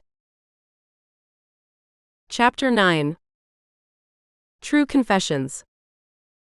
Saturday at work was uneventful, if busy. Doris called not too long after I got home, and her voice was almost plaintive. "How are things with Cindy?" she asked. "I want to bring her home." "She's fine," I said. "I think we're working through things. In fact," I paused, knowing my next suggestion probably wasn't going to go over very well. "In fact, I'd like to keep her with me for a while longer. I think it would do her a lot of good." "Why do you say that?" Doris's tone had sharpened, and I knew I needed to tread lightly. No, she wasn't the most congenial person in the world, but she obviously cared about her familiar, and even the whiff of a suggestion that Cindy wasn't completely happy about her home situation wouldn't sit very well. "She's having a lot of fun being with Milo," I explained. "Sometimes the best thing in the world for a person or a familiar is to have a change of scenery, new people to spend time with." Think of it like Cindy being on vacation. That explanation was followed by a long, pregnant pause. I wondered if I should try to say something else, then realized I'd already stuck my foot in it, so I might as well wait for Doris to respond. Familiars don't take vacations, she said, sounding even frostier than she had a moment earlier. No, I replied. But maybe they should. She didn't say anything for a moment. Then I heard a sniff, followed by, "You can have her until Thursday." I absolutely cannot spare her any longer than that. I guessed it had taken a bit of inner struggle for Doris to give me even those 4 extra days. Because of that, I only said, "That would be wonderful. Thank you for giving her some extra time with me and Milo." 10 o'clock on Thursday morning, Doris intoned. Not a moment longer. Have her ready to go. And then I heard an audible click, telling me she'd been calling from a landline. Well, 4 days was better than nothing. I could only hope that by then, Cindy would have accepted that she wasn't biologically capable of being a mother, and would be ready to go home. Either way, I had a feeling I needed to let Sage know I would be coming in late on Thursday morning. But that Saturday night at Jared and Kathy's house was everything I could have hoped for. Their golden retriever, Lucky, was super friendly, and obviously disappointed after smelling Milo's scent on my jeans that I hadn't brought my dog along with me. We talked and laughed and ate and drank, and planned another outing on Jared's boat for Sunday of next week. My German potato salad was a huge hit, with the bowl getting scraped clean. The whole evening, I couldn't stop thinking about how this was how it was supposed to be, just friends getting together, no huge agenda, no hidden witch worlds or crimes that needed to be solved. Maybe other people's lives were always like this, and I found myself suddenly wistful, wondering what my own life would have been like if I hadn't been born into a witch family whose line stretched back hundreds of years. Not that I really wanted to give up my magic, of course.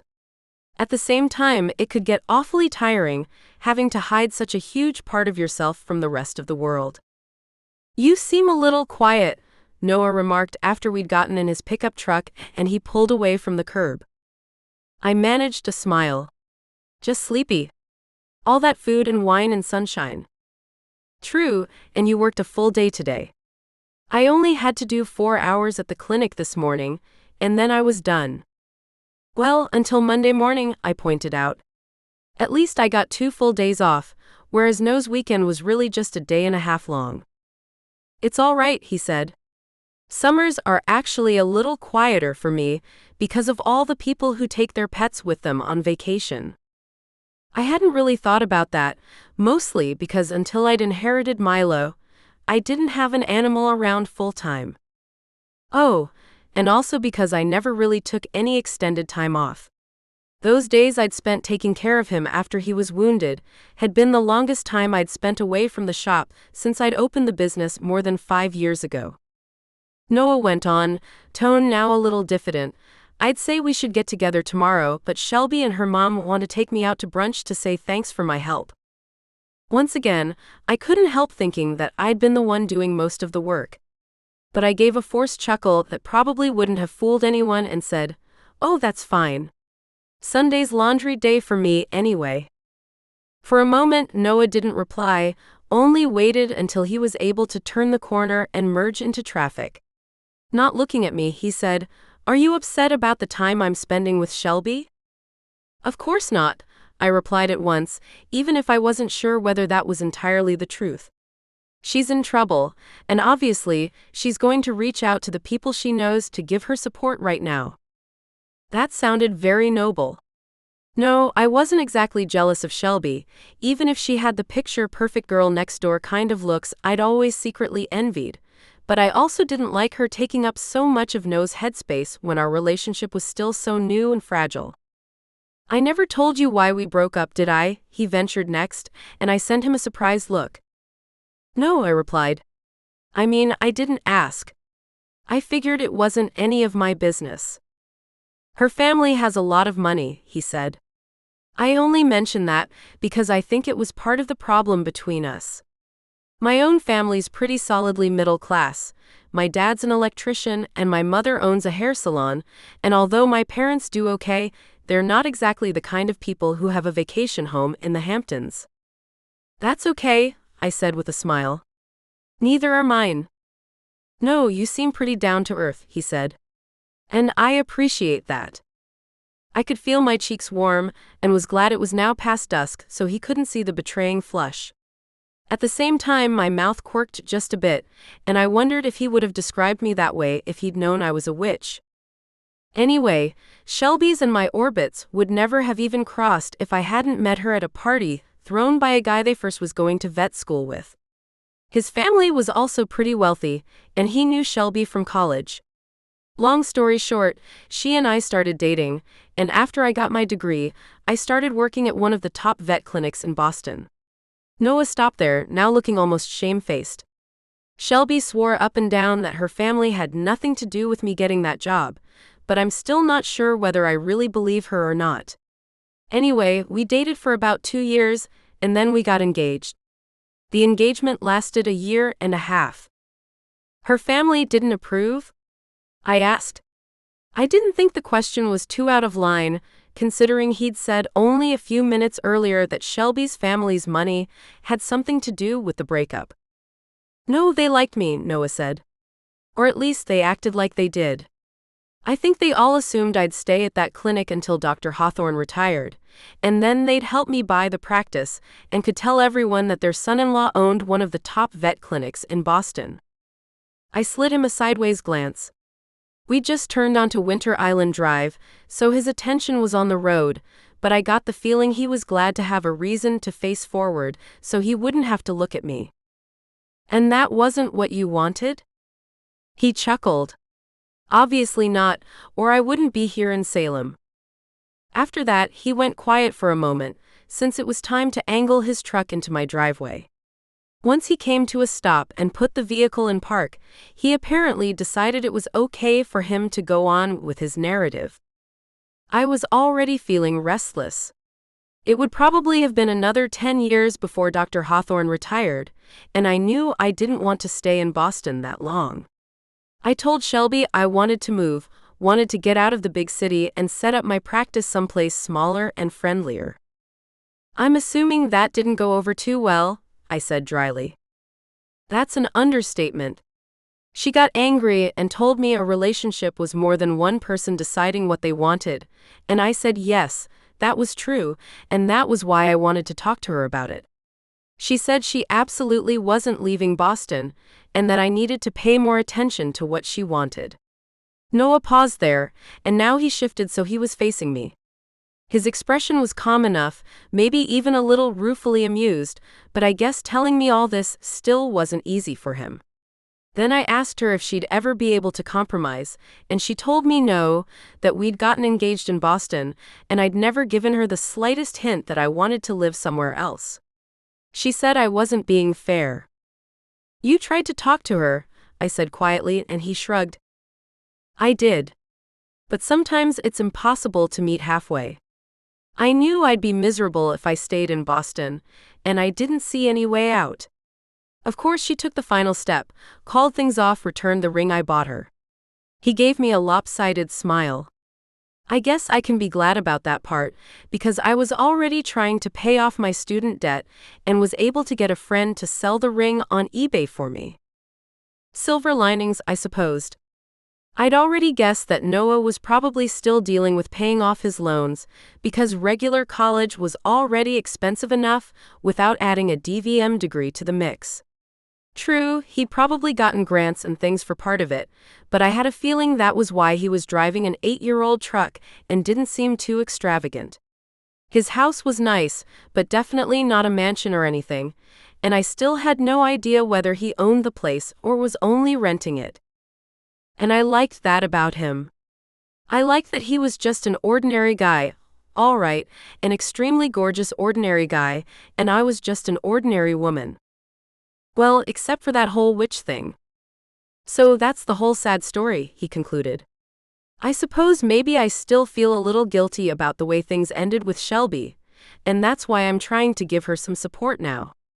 It's been completely over between us for a while, and maybe even longer than I originally thought, considering how quickly she hooked up with Trevor after the two of us split, but that doesn't mean I can't still be a friend to her. I think it's amazing, I said honestly. And I'll do whatever I can to help. I know you will, he said, his tone now softer as his eyes met mine. Because you're amazing as well. Those were the last words spoken for quite a while. After he wished me good night, I hurried inside, wondering if any of my neighbors had seen the two of us making out in the front seat of his truck like a couple of high school kids trying to avoid getting caught by their parents. Not that it mattered. I definitely wasn't in high school anymore, and neither was Noah. And now that he'd cleared the air, and I knew he absolutely didn't have any feelings for Shelby beyond friendship, I had to admit my outlook on the whole situation was a lot sunnier than it had been even a few hours earlier. Now all I had to do was figure out who really had killed Trevor Miller, and Shelby and her mother could go back to Boston and be out of nose and my hair forever. Chapter 10. What happens in Boston? It was less than an hour from Salem to Boston, but I still wasn't looking forward to the drive. These days, I didn't leave my hometown very often. I couldn't count a jaunt over to Marblehead as exactly leaving my neck of the woods, and I had to admit, my fingers gripped the steering wheel a little more tightly than they probably should as I turned off Highway 128 onto Highway 1, heading south. Then again, my trepidation might have stemmed more from my unease about concealing this trip from Noah than worries about Boston traffic. Yes, I could tell myself over and over again, until I was blue in the face, that there was no way I could possibly explain how I knew my investigation needed to go in this direction without revealing how I'd used magic to get to this point, but those excuses rang pretty hollow. He deserved better. But you can't say anything, I thought, as if scolding myself in that firm, no-nonsense mental voice might somehow make me feel better about the situation. You haven't known him long enough to tell him the truth. Even that excuse didn't feel quite right. True, Noah and I had only been romantically involved for less than 2 weeks, but we'd known each other for almost a year. Shouldn't that count for something? Possibly, and yet I realized deep down it still wasn't enough. The green Massachusetts countryside rolled past as I traveled south, but I knew I wasn't in any mood to appreciate its beauty. No, I just wanted to get this trip over with as quickly as possible and head straight back to Salem, where I could at least let my guard down when I was home. Milo and Cindy knew I needed to make this trip to see if I could find any more clues that pointed to Trevor Miller's murderer, and they'd assured me they'd be just fine spending a few hours home alone on what should have been one of my days off with them. True, we'd had all day Sunday together, and Cinnamon had seemed much more cheerful, as though she was getting used to the reality of her kittenless state. All the same, I was very glad I'd convinced Doris that her familiar should stay with me a bit longer than the original 7 days we'd agreed upon. Boston was as crowded and hectic as ever, and I knew I must have annoyed quite a few motorists with my granny-style cautious driving. But since I wasn't as familiar with the city as I knew I should be, it just seemed safer to take it slow until I finally reached the parking garage about halfway down the street from the impressive building where Miller & Miller was located. As I approached the front entrance, I found myself wondering if the original Miller had designed the place. It was newer than some of the other downtown buildings, clearly dating to the 1800s rather than the 18th century or even earlier, and was handsome brick with an elaborate cornice and moldings around the huge double doors that led into the lobby. During my drive, I decided the best thing to do was pretend to be a walk-in client and see if anyone would take an impromptu meeting with me. Maybe it was silly to be so off the cuff about the whole situation, but since I'd made my final decision about coming here over the weekend, it wasn't as though I would have been able to call and make an appointment anyway. Although other businesses also occupied the building, the Millers' architectural firm took up the entire top 2 floors. Luckily, the directory I stopped to check as I entered the lobby told me the reception area was on the 4th floor, so at least I wouldn't have to worry about showing up in the wrong place. Just like down in the lobby, the open area right outside the elevator had patterned marble floors, although the original woodwork here had been painted a soft dove gray, with the walls a cool white. The effect was an interesting mix of Victorian and modern, and probably a nod toward letting the firm's clients know that its design sense was firmly fixed in the here and now despite how long it had been in existence. The reception area was located behind a set of double doors.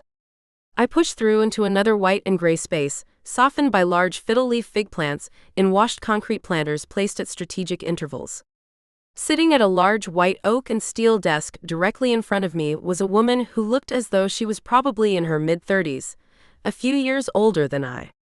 Her fair hair was slicked back into a sleek ponytail, and she wore a sleeveless silk blouse in a cool blue shade that echoed the color of her eyes. Even though I'd done my best to make myself look respectable for this visit and had worn one of my few tops that wasn't black and the only pair of dress pants I owned, I couldn't help feeling a little intimidated by the receptionist's polished perfection. If she was this put together, what would the actual architects look like? I told myself I hadn't driven all the way down here only to turn tail and run, and made myself step a little closer to the desk. "Can I help you?" the woman asked. She didn't have a single trace of a New England accent, and I wondered if she was from somewhere else in the United States, or had just made sure to erase any sign of her origins from her voice. "Hi," I said, glad I sounded mostly relaxed. "My name is Charity Hughes. I don't have an appointment, but I was wondering if I could talk to one of your architects. I'm thinking of remodeling my business." Well, that was the story I'd concocted to explain why I wanted to speak with someone at the firm anyway. The woman, who'd been wearing an expression that bordered on dubious but hadn't quite made it all the way there, brightened a little. "We don't usually see people without appointments," she told me. "I'm really sorry," I said. I was down in Boston for the day and realized this was probably my best chance to find someone to work with. "My business is in Salem," I added, "and I haven't been happy with any of the design ideas I've gotten from our local architects." Obviously, that was a blatant lie. But if she bought it, well, I'd just tell myself that in this particular case, the ends definitely justified the means. The receptionist's expression shifted subtly. Was she thinking this might be a good chance to show me what a big city firm could do on my project? Apparently so, because she said, "Let me see if one of our associates is available. Can you wait a moment?" And she nodded toward a group of 4 gray upholstered Parsons chairs clustered near a marble and glass coffee table. "Sure," I said, and hurried over to the waiting area and sat down. She picked up her phone and made what looked like a couple of quick calls. After the last one, she set the handset in the receiver and sent me a smile. "One of our associates, if free. Let me take you to his office." Thank God. I stood up as she came out from behind her desk. However, she didn't lead me to the double doors behind her, which I assumed opened onto offices, or maybe a cube farm, depending on how the business was set up, but back over to the elevators. We took one to the 5th floor, and then she guided me through an equally gray but this time empty reception area, and down a hall toward an office at the end. "You're in luck," she told me as we walked. "Bryce Foster just finished up a big project, so he has some time to talk to you. He's one of our up-and-coming associates." It seemed that way, since it turned out his office was located on the corner and had a commanding view of downtown Boston and the Charles River. As soon as the receptionist guided me in, Bryce got up from behind his desk and extended a hand, saying, "Nice to meet you, Miss Hughes." "Thank you for seeing me without an appointment," I replied. He shrugged, then glanced over at the receptionist. "Thanks for bringing her up here, Siobhan." The receptionist nodded, then stepped out, closing the office door behind her. I looked back at Bryce. He was probably around my age, maybe a year or two older, with sandy hair and brown eyes and friendly, almost boyish features. "What can I do for you, Miss Hughes?" he asked. "Charity," I said quickly. He smiled. "All right, Charity. Siobhan said you were thinking of remodeling your business. What kind of business is it?" "I have a shop in downtown Salem on Essex Street," I explained. It's kind of an apothecary store. I'd really like to do something to brighten it up and allow for a better shopping experience. Do you have any pictures? I do, I replied, glad that the snaps I'd taken of the store after I'd rearranged the displays a year earlier were still on my phone. They're not the greatest in the world, but I hope they'll show you what I mean. A moment while I fished my iPhone out of my purse and scrolled through my photos, and then I handed the phone over to Bryce. He studied the images displayed there for a moment, then nodded. Is the building a single story? Yes, I said.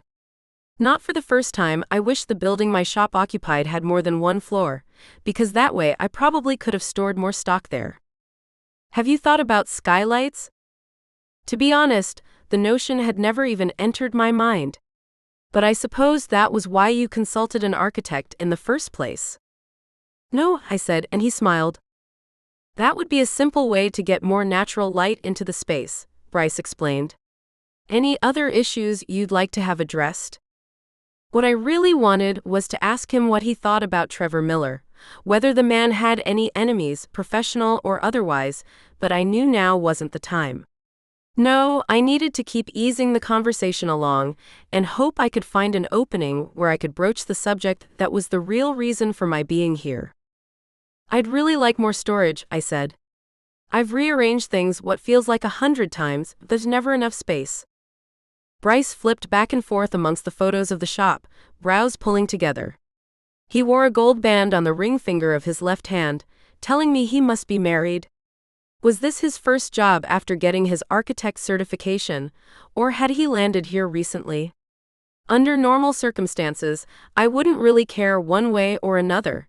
But if he hadn't been at Miller & Miller for very long, he might not know that much about Trevor. It looks like you might have room to extend the back of the shop another 2 or 3 feet, Bryce said. I know that might not sound like much, but it could do a lot, especially when you pair a better storage system with those extra couple of feet. Would the city allow you to do that? I actually knew the answer to that question, because I'd thought pretty much the same thing and had explored the idea with Salem's planning department, then had abandoned the project as being a little too expensive for me at the moment. Yes, I think so, I said. I'd have to check to be sure, but I know other shop owners in the same block have done it, so I think it should be okay. Well then, Bryce said with another smile. I'd need to come to the site to give you a firm estimate. Would you like to schedule an appointment? I could only imagine what No's reaction would be if he discovered that an architect from Trevor's firm had showed up at Full Moon Apothecary and gotten out his tape measure, or whatever he needed to give me a quote on the project. I'm kind of fact-finding right now, I told him, one of the few truthful things I'd uttered during our entire interview. To be honest, I probably wouldn't want to get started on the project until after the first of the year. Summer through autumn is our busiest time in Salem. Although I'd halfway expected Bryce to be irritated by the way I'd just backpedaled the project, instead he just nodded. I can see that. Having your store torn up wouldn't give your customers a very good shopping experience. No, it wouldn't, I agreed. But I figured it would still be a good idea to see if updating the space was even feasible. The building is pretty old. I paused there, guessing that if I didn't start heading this conversation in the right direction soon, I'd be back in my car on the way home to Salem with nothing to show for my efforts except a wasted day off. Probably older than this one, I went on. Was it built by the Millers? Yes, Bryce replied. He didn't seem put off by the question and went on, Norbert Miller built it back in 1882. The firm has been here ever since. I feel really lucky that I was able to land a position here right after college. I wanted to let out an exhalation of relief, but wouldn't allow myself. So Bryce had been here at the firm for a while, probably at least 5 or 6 years, maybe more. That meant he had to have known Trevor, even if they might not have worked together directly. Yes, Miller & Miller has a great reputation, I said. That's why I wanted to get a quote from your company, even though I know mine is a small project compared to most. But the city of Salem requires an architect to sign off on any alterations because of the age of my building. I stopped there. Now or never. It's really awful what happened, I went on. With Trevor Miller, I mean. At once Bryce's expression grew sober, although I didn't see any wariness in his face, anything to tell me he was on his guard about the direction our conversation had taken. I know, he said. We're all still in shock here. Did you work with him a lot? Not really, Bryce replied, still with the air of someone who was only passing on information and who didn't seem to sense there might be an ulterior motive behind the questions I was asking. I mean, he's a partner, and I'm just an associate. A senior associate, he added quickly, as if he wanted to assure me that I hadn't been handed over to a rank amateur for my dinky remodeling gig, but still, he tended to work on the bigger projects. He was really talented. And then Bryce released a breath, as if thinking of all the buildings Trevor would never be able to design, all the structures that would now never exist because he'd been cut down in the prime of life. I hoped I looked appropriately sad as well.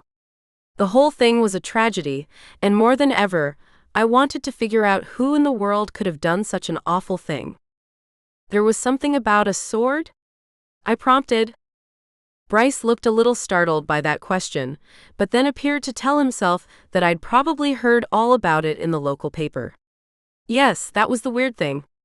Trevor was really into fencing when he went to Yale, and he started collecting antique swords around the same time. He had a couple of them hanging in his office here, and I guess one of them was taken and, well, was used in the crime. None of that was anything I hadn't heard before. Do you have any idea how it could have been stolen? Now Bryce's eyes narrowed a bit, as if he'd finally realized this line of questioning didn't have a thing to do with remodeling a shop in a historic building in Salem. No, he said, his tone much more abrupt than it had been a moment earlier. Nobody does. The custodial staff swears up and down that everything was locked up tight, and there's nothing on any of the security cameras that shows the sword being taken. But that's all anyone knows. He stopped there, sandy brows lifting a bit. Wearing a very faint smile, he went on, You don't really need to have your shop remodeled, do you? What are you, a reporter? You got me, I said with a smile, knowing I needed to bluff my way through this as best I could. I mean, I added hastily, since like an idiot, I'd given Bryce my real name, and it wouldn't be too hard to figure out that I wasn't an actual journalist. I don't work for a local paper or anything. I'm working on putting together a true crime blog that focuses on things that have happened in and around Salem. I purposely phrased it that way, so he couldn't ask me for the name of the blog or its URL. If it didn't exist yet, there wasn't anything I'd have to show him.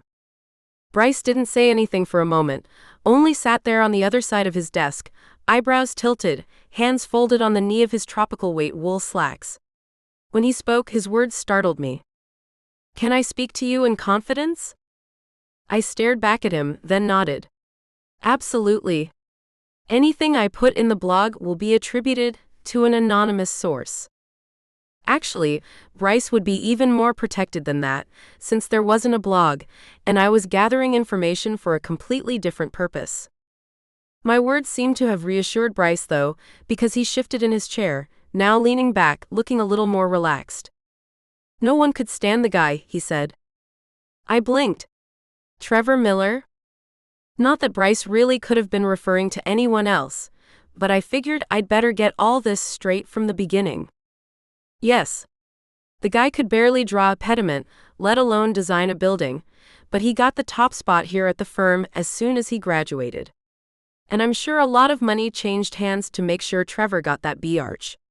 Most of the rest of us have a master's degree, he added, but I guess Daddy couldn't grease as many palms in a graduate program. Interesting. So, his dad gave him the job because their family owns the firm. Exactly, Bryce responded. I mean, they were always careful to have people on his team who could fix his mistakes, but he still got the credit for everything. The only reason we didn't have associates leaving right and left was because Thad made sure they were paid better than they would have been at any other architectural firms in town. Thad? I asked, even though I knew exactly who the man was. Still, I wanted to continue giving the impression that I didn't know much about the Millers. Trevor's father. He's actually a very good architect. I suppose it crushed him to realize his precious son wasn't fit to carry on the family business. That would have been difficult to deal with. Not for the first time, I wondered what my mother would have done if I hadn't been born with the Hughes family magic. Tradition stated that I would have been sent off to live with relatives who also had been unfortunate to miss out on inheriting that special magical gene, or whatever it was that gave witches their powers, but because magic had never skipped a generation in the Hughes family the way it sometimes did in others, I honestly had no idea who I would have even gone to live with. Anyway, it had to be rough to realize that your offspring didn't have your same talents, your same drive. Does Thad Miller have any other children? I asked. He has a daughter, Bryce replied. She's a couple of years younger than Trevor. I guess she's an artist of some kind. Even though I knew fine art drawing and architectural drawing were two very different things, I couldn't help wondering why the formidable Thad hadn't urged his daughter to become a part of the family business, since at least it sounded as though she had some kind of aptitude. She didn't want to join the firm? That question made Bryce give a humorless chuckle. Not while Thad was running things. It might not say Miller and Son on the company letterhead, but he's always been very clear about wanting Trevor and not Amelia as part of the firm. It sounded to me as though Thad Miller was a real ass, although he'd been impassive enough when he visited my shop in the company of his wife. Then again, I didn't know the whole story. Maybe Trevor's sister Amelia had never wanted anything to do with Miller and Miller, and had preferred to strike out on her own. Anyway, Bryce went on, Trevor's murder might have been a shock to all of us, but it's not as though anyone here is weeping bitter tears over it either. With him gone, we can stop playing babysitter, and maybe the people who deserve it most will get promoted to senior architect or maybe even partner. Wow. For someone with such a friendly face, Bryce sure had a cold way of looking at a situation. I tried to be somewhat empathetic, since I'd never had to work at a big corporate job, never had to worry about sucking up to the boss so I could be made partner, or whatever. All the same, I found myself wondering if Bryce himself could be the killer. He certainly seemed to have held a grudge against Trevor, and maybe he'd decided his only real chance at advancement in his job was to take out the one thing he thought was standing in his way, namely the boss's son. I told myself that was silly, that if he really had stabbed Trevor in the back, literally, then he wouldn't be sitting here and telling me about what a waste of oxygen his rival had been. Or maybe Bryce was relating all this stuff precisely because he wanted me to think no rational person would tell a complete stranger all the reasons why the world was a better place now that Trevor Miller was dead. My head hurt. Low blood sugar, probably. Doing my best to remain as expressionless as I could, I said, "So, do you think anyone here at the firm had a reason to get rid of him?" Bryce rubbed a hand over the knee of his pants. "Oh, a bunch of people had plenty of reasons. That doesn't mean they did it, though. I imagine you'd need to be pretty pissed off at someone to have the balls to stick a sword in their back."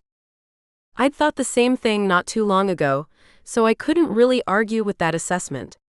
Still. "So, you don't think anyone here would be capable of that level of violence?" He made a sound that was almost a snort. "No way. We're a bunch of desk jockeys, pretty much. About the most you can expect of any of us is a spirited argument about who stole the last K-cup of Irish cream from the break room." Despite myself, I smiled. "Okay, point taken." "Anyway," Bryce went on, "a couple of detectives from your police department already were here and interviewed a bunch of us. I think they were mostly trying to figure out how the sword was stolen from Trevor's office, but they did ask a few questions about the work environment, that kind of thing. So I wasn't the only one who'd wondered if the murder had something to do with Trevor's place of work. Too bad I didn't have any real contacts inside the Salem PD. There was one deputy, Mike Travers, who'd been a year ahead of me in high school, but since he'd been a massive jock and I'd been the oddball redhead who sat in the back of the room and drew sketches of herbs and flowers in the borders of her notebook, we'd never had much to do with one another. I had a feeling if I reached out to Mike for a chat, he'd immediately suspect I was trying to dig some information out of him, especially if he knew I was currently dating the murder suspect's ex-fiancé. Either way, it sounded as if Trevor's coworkers were kind of a dead end. Too bad, because it would have been a lot easier to pin the whole thing on professional jealousy and nothing more. Had this trip been a complete waste of time? Not really, because at least now I knew Trevor hadn't been quite the wunderkind that Shelby and his own family had made him out to be. I put on a smile and said, "Well, this has been really interesting, Bryce. Thanks for being so honest with me." His shoulders lifted. "No problem. Actually, it's been kind of nice to bitch about Trevor to someone other than my wife. She keeps telling me I should just look for another job, but the pay here is too good to pass up. And now with Trevor gone." He didn't complete the sentence, but I got the picture. With the boss's son murdered and no one else from the family who could step into his shoes, Bryce finally had the chance for some real advancement in the firm. Not for the first time, I thanked God and the universe and any other powers out there that I owned my own business. Yes, sometimes it was hard knowing the ultimate responsibility for Full Moon Apothecary's success rested on my shoulders, but on the other hand, I didn't have to worry about cutthroat office politics. "Thanks so much for taking the time to talk to me," I said and rose from my chair. Bryce stood up as well and extended a hand. "And none of this leaves this room, right?" "None at all," I assured him. He seemed to take my words at face value because he didn't press the issue, only led me back to the elevators and wished me a good day. I headed down to the lobby and then went to retrieve my car from the parking garage. Once I put the key in the ignition, I paused for a moment to ponder whether I wanted to run any errands while I was here in town, and ultimately decided against it. There wasn't anything I really needed, and Milo and Cindy were waiting for me at home. If I left now, I'd still have most of the afternoon to spend with them. As I maneuvered out of the garage, though, I found myself frowning. Had Bryce's story given me anything at all to work with? For the moment, I didn't think so. It was interesting that Trevor had turned out to be such a crappy architect, but as far as I could tell, that knowledge hadn't changed anything at all. I blew out a breath and pointed my Land Rover toward the highway. Time to go home. Chapter 11. Special Delivery. When I got back to the house, Milo and Cindy were both sunning themselves out in the backyard and seemed perfectly content with their lot. Yes, they perked up a little when I told them I was going to throw together some chicken salad for a late lunch, but otherwise, I could tell they would have been just fine if I'd stayed away longer. Unfortunately, there didn't seem to be much else I could have done in Boston. I wasn't a cop or a private detective, and probably had been asking all the wrong questions. Now I was really glad I hadn't told Noah about my little expedition, because it seemed as if I hadn't gathered a single piece of useful intelligence regarding Trevor Miller's murderer. I hadn't heard from Noah, and hadn't really expected to. When he was at work, he was busy, and since we'd kind of left our plans open-ended after seeing each other on Saturday night, there wasn't much need to send a text unless he decided at the last minute that he wanted to get together for takeout or something. Still, I would have liked to know what he and Shelby's mother had discussed during their brunch on Sunday. Maybe he felt anything they talked about was spoken in confidence, and therefore he couldn't have shared it with me even if he'd wanted to. And sure, I supposed I could have been the one to reach out, but I didn't want to come off as too needy, as the kind of woman who couldn't go a couple of days not seeing the man she'd been dating without freaking out that he wasn't that into her. I knew that wasn't the case. The kisses we'd shared so far told me our chemistry was pretty damn combustible, even if neither one of us had pushed to take the inevitable next step. Or maybe it wasn't inevitable. For all I knew, the radio silence was his way of telling me he thought we needed to back off a little. My brain hummed away as I mixed up the chicken salad and made sure to put a couple of tasty morsels in both Milo and Cinnamon's bowls. They watched me the whole time, but obviously could tell I was preoccupied because neither one of them seemed inclined to chat. Just as well. I definitely wasn't in the mood to discuss my relationship woes with a couple of familiars, no matter how personable they might be. After I had lunch and cleaned up the kitchen, I headed into the living room with a notepad and pen, thinking I might as well jot down all the bits and pieces I'd collected regarding Trevor Miller's murder. I kind of doubted I'd come up with anything coherent, but sometimes just writing things out helped to organize my thoughts. Cinny followed me and promptly curled up on the rug in front of the hearth, although Milo headed outside for a post-lunch bathroom break. The cat didn't seem too curious about what I was doing, and I was fine with that. It was good enough just to have her company, even though a pang went through me as I realized she wouldn't be with me 3 days from now. No, by Thursday afternoon, Doris would have already come by to collect her familiar. Since there wasn't anything I could do about that, I told myself to enjoy the time I had left with Cinnamon, and to be here if she wanted to talk.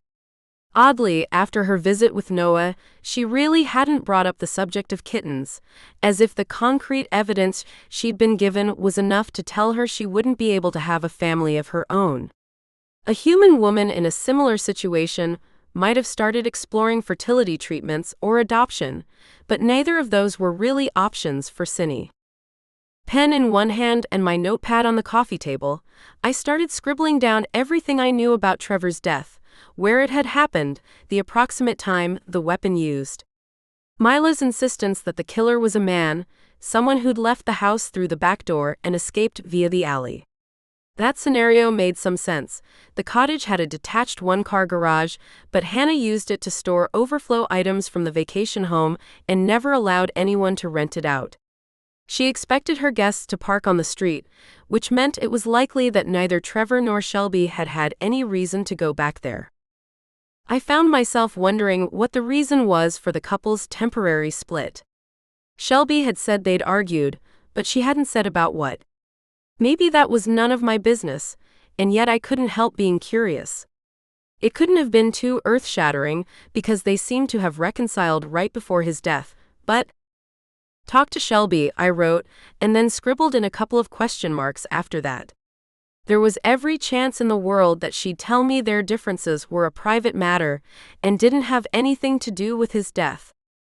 Then there were Trevor's parents. I assumed they were already back in Boston, since they'd made it sound as though they only planned to be in Salem long enough to make arrangements for his body to be sent home, but still, they were probably expecting an update from me at some point. Well, I'd gathered some interesting information today, but I kind of doubted it was the sort of thing either one of them would want to hear. Cinny appeared to have gone to sleep, so I allowed myself a sigh. It was probably stupid and irresponsible of me to have taken on this case at all, considering I didn't have a clue what I was doing and was basically blundering around in the dark. I thought of the card Lorna had given me, and wondered what she would say if I called her and told her I was stepping away from the whole mess, that I was in way over my head and she really needed to consult a professional. So what if I'd managed to figure out that Brian Alatorre had killed Darla Fitzgerald and kidnapped Milo? It didn't mean I'd be able to do the same thing with an entirely different case. Just as I was pondering the wisdom of a call to Ms. Miller, my phone, which I'd brought with me after I left the kitchen, began to ring. I reached for it, foolishly hoping that might be Noah, even though we usually communicated via text. But no, that wasn't his number on the screen. It was my mother's. "Hi, Mom," I said, hoping I didn't sound too disappointed. After all, it wasn't as though this call was completely unprecedented, since she often called me on my day off. "What's up?" "Stella just had her baby." My friend Stella Monroe was another witch, someone I'd known pretty much my entire life. We hadn't been quite as close these past couple of years, just because our separate lives had taken us in different directions, especially after she married Kai Ulfson, a frost elf, a year earlier, but she'd helped me when Milo was dognapped, and because I'd seen her recently, I knew she wasn't due for another month. I thought she was supposed to have the baby in July, I said. She was, my mother replied. But babies come when they want, I suppose. Also, Kai told me that frost elves only carry their children for 6 months, so I guess we should all be glad that Stella's baby was just a month early. How are they? Mom and baby are doing fine, my mother told me. Valerie says it happened so fast that Kai and Stella were barely able to make it to the hospital in time. She can have visitors, so you should really try to drop in and say hi. This was phrased as a suggestion, but I knew it was more of a command. There weren't so many of us witches in Salem that we could ignore the birth of another of our own. Also, this was the first time in history that a frost elf had had a child with a human, so that was one very special baby. All the same, I didn't know if I was really looking forward to making such a visit. I was happy for Stella, of course, but with my own personal life kind of up in the air at the moment, I didn't know whether I'd be able to muster the proper enthusiasm. However, I knew I'd end up going, mostly because my mother would never let me hear the end of it if I didn't, especially since Stella had been so accommodating as to give birth on my day off. I'm working on something right now, I said, which wasn't even a lie. But I'll go over in an hour or so. That would be wonderful, my mother replied. Make sure you bring flowers.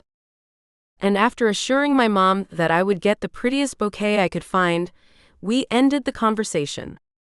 I set the phone back down on the coffee table and frowned at the scribble of notes I'd written right before my mother called.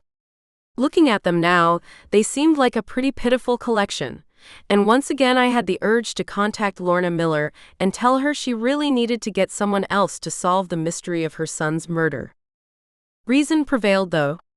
Instead, I picked up my notepad and pen and stowed them both in one of the coffee table's drawers, pushing aside the deck of tarot cards I also kept there, then got up from the couch. Looked like it was time to go flower shopping. Blue was Stella's favorite color, so I made sure the arrangement I got had some gorgeous blue hydrangeas mixed in with the pink roses and lilies and assorted greenery. Under other circumstances, I might have chosen blue flowers because the baby was a boy, but I knew that wouldn't be the case here. Witches never had male children, and after learning about Brian Alatorre's awful shape-changing secret, I completely understood why. When I was directed towards Stella's room at the hospital, I passed Grace Bowersby, going in the other direction, all smiles. However, she paused when she spotted me, saying, "Oh, Stella will be so glad to see you." "How are they doing?" I asked, even though I already knew the answer. It just seemed the correct thing to say. "Fine, just fine," Grace said. "An easy birth, especially for a first child." She paused there and added, "Speaking of children, I've been reading through my library, and I haven't found a single instance of a familiar having offspring. I was waiting to contact you until I thought I'd done an exhaustive search, but it really doesn't seem as if my findings are going to change much." "That's all right," I told her. "I don't think they're physically capable of having them." A glance around told me that, while no one seemed to be paying much attention to our conversation, it still probably wasn't wise to be discussing such a sensitive topic in a busy maternity ward. "But we can talk about that later." Grace gave me a knowing nod. "I completely understand. Just let me know when you're free to chat." I promised her I would, then continued toward the room my mother had told me was Stella's. A peek inside revealed my friend lying in bed, a pink swaddled baby in her arms. Even from where I stood in the doorway, I could see the infant's hair was thick and bright blonde, somewhere between Stella's honey shades and Kai's silver white locks. "Hey there," I said softly, then took a step inside. "How are you doing?" "Perfect," Stella replied. "Absolutely perfect. And so is she." She pulled the blanket away from the baby's face, so I could get a better look. Even though a lot of children made their entrance to this world red-faced and screaming, the tiny girl's features were instead porcelain perfect, looking almost more like a doll than a human child. "Well, she's not completely human," I reminded myself. "That's a little half-elf you're looking at." Speaking of elves. "Where's Kai?" I asked. Stella smiled. For someone who'd pushed out a baby only a few hours earlier, she looked absolutely radiant and not tired at all. "Oh, he went to get me some water." This whole thing wasn't nearly as hard as I thought it might be, but I'm still awfully thirsty. As if that exchange had summoned him, Kai appeared in the hallway behind me, a cheerful yellow plastic cup in one hand. "Hello, Charity," he said. "It's so kind of you to stop by." No way in the world would I tell him I never would have heard the end of it if I hadn't. Kai was one of the kindest, most thoughtful people I'd ever met. As far as I'd been able to determine, nothing seemed to ruffle him, and he was never motivated by jealousy or anger or even simple irritation. Well, how could I miss out on seeing Salem's newest addition? I replied with a smile, then moved a little farther into the room, stepping out of the doorway so he could take the cup of water to his wife. After he handed off the cup, he bent and kissed Stella on the cheek, then laid another reverent kiss on top of his newborn daughter's head. Watching him, an odd little pang went through me, something almost like longing. Of course, I didn't want Kai to kiss me. He was absolutely devoted to his wife, and I knew the thought of infidelity would never even enter his head. No, it was more that seeing the three of them together made me want to seriously question my life choices. I cleared my throat. "So, how long are you going to be in the hospital?" Stella had been sipping from her cup when I asked the question, so I had to wait a second or two for her to finish before she could reply. "They say I should be able to go home tomorrow, since Aurora and I are both doing fine." "Aurora?" I repeated. "That's her name?" Kai nodded. "Yes, she was born right after the sun came up, so we thought it would be a good name for her." "It's lovely." And it was, a name that suited such a delicate beauty of a child. We chatted a bit then, with Kai and Stella talking about some of the other names they'd considered, and Stella asking me to come by the house in a few days. "I think I'll need that long to get adjusted," she said with a smile. "Aurora already seems like she's going to be a champion sleeper, but still, I think I'm going to need a little while to get used to how much things have changed now that she's here." I could only imagine. Not long after Stella and Kai got together, they'd bought an adorable saltbox colonial house over on Fairfield Street and had spent the intervening time fixing it up. Part of those preparations had included decorating a nursery, since she'd gotten pregnant only a few months after they were married. Still, they'd spent their entire wedded life together in that house, and the arrival of a little one was sure to change all the routines they'd grown used to. "You just let me know when," I said. "And I'll be right there." "That would be wonderful." We chatted a little after that, but I could tell Stella was starting to get tired, easy delivery or no. I told the couple goodbye before heading out into the reception area. As I went, I passed Tanya Willis, one of the witches in my mother's coven, and we nodded at each other, just as I'd nodded at Grace Bowersby a half-hour earlier. It definitely looked to me as though everyone who could wanted to drop in and give Stella their best wishes. I just hoped they wouldn't completely wear her out, and that Kai would realize when it was time to say that visiting hours were over.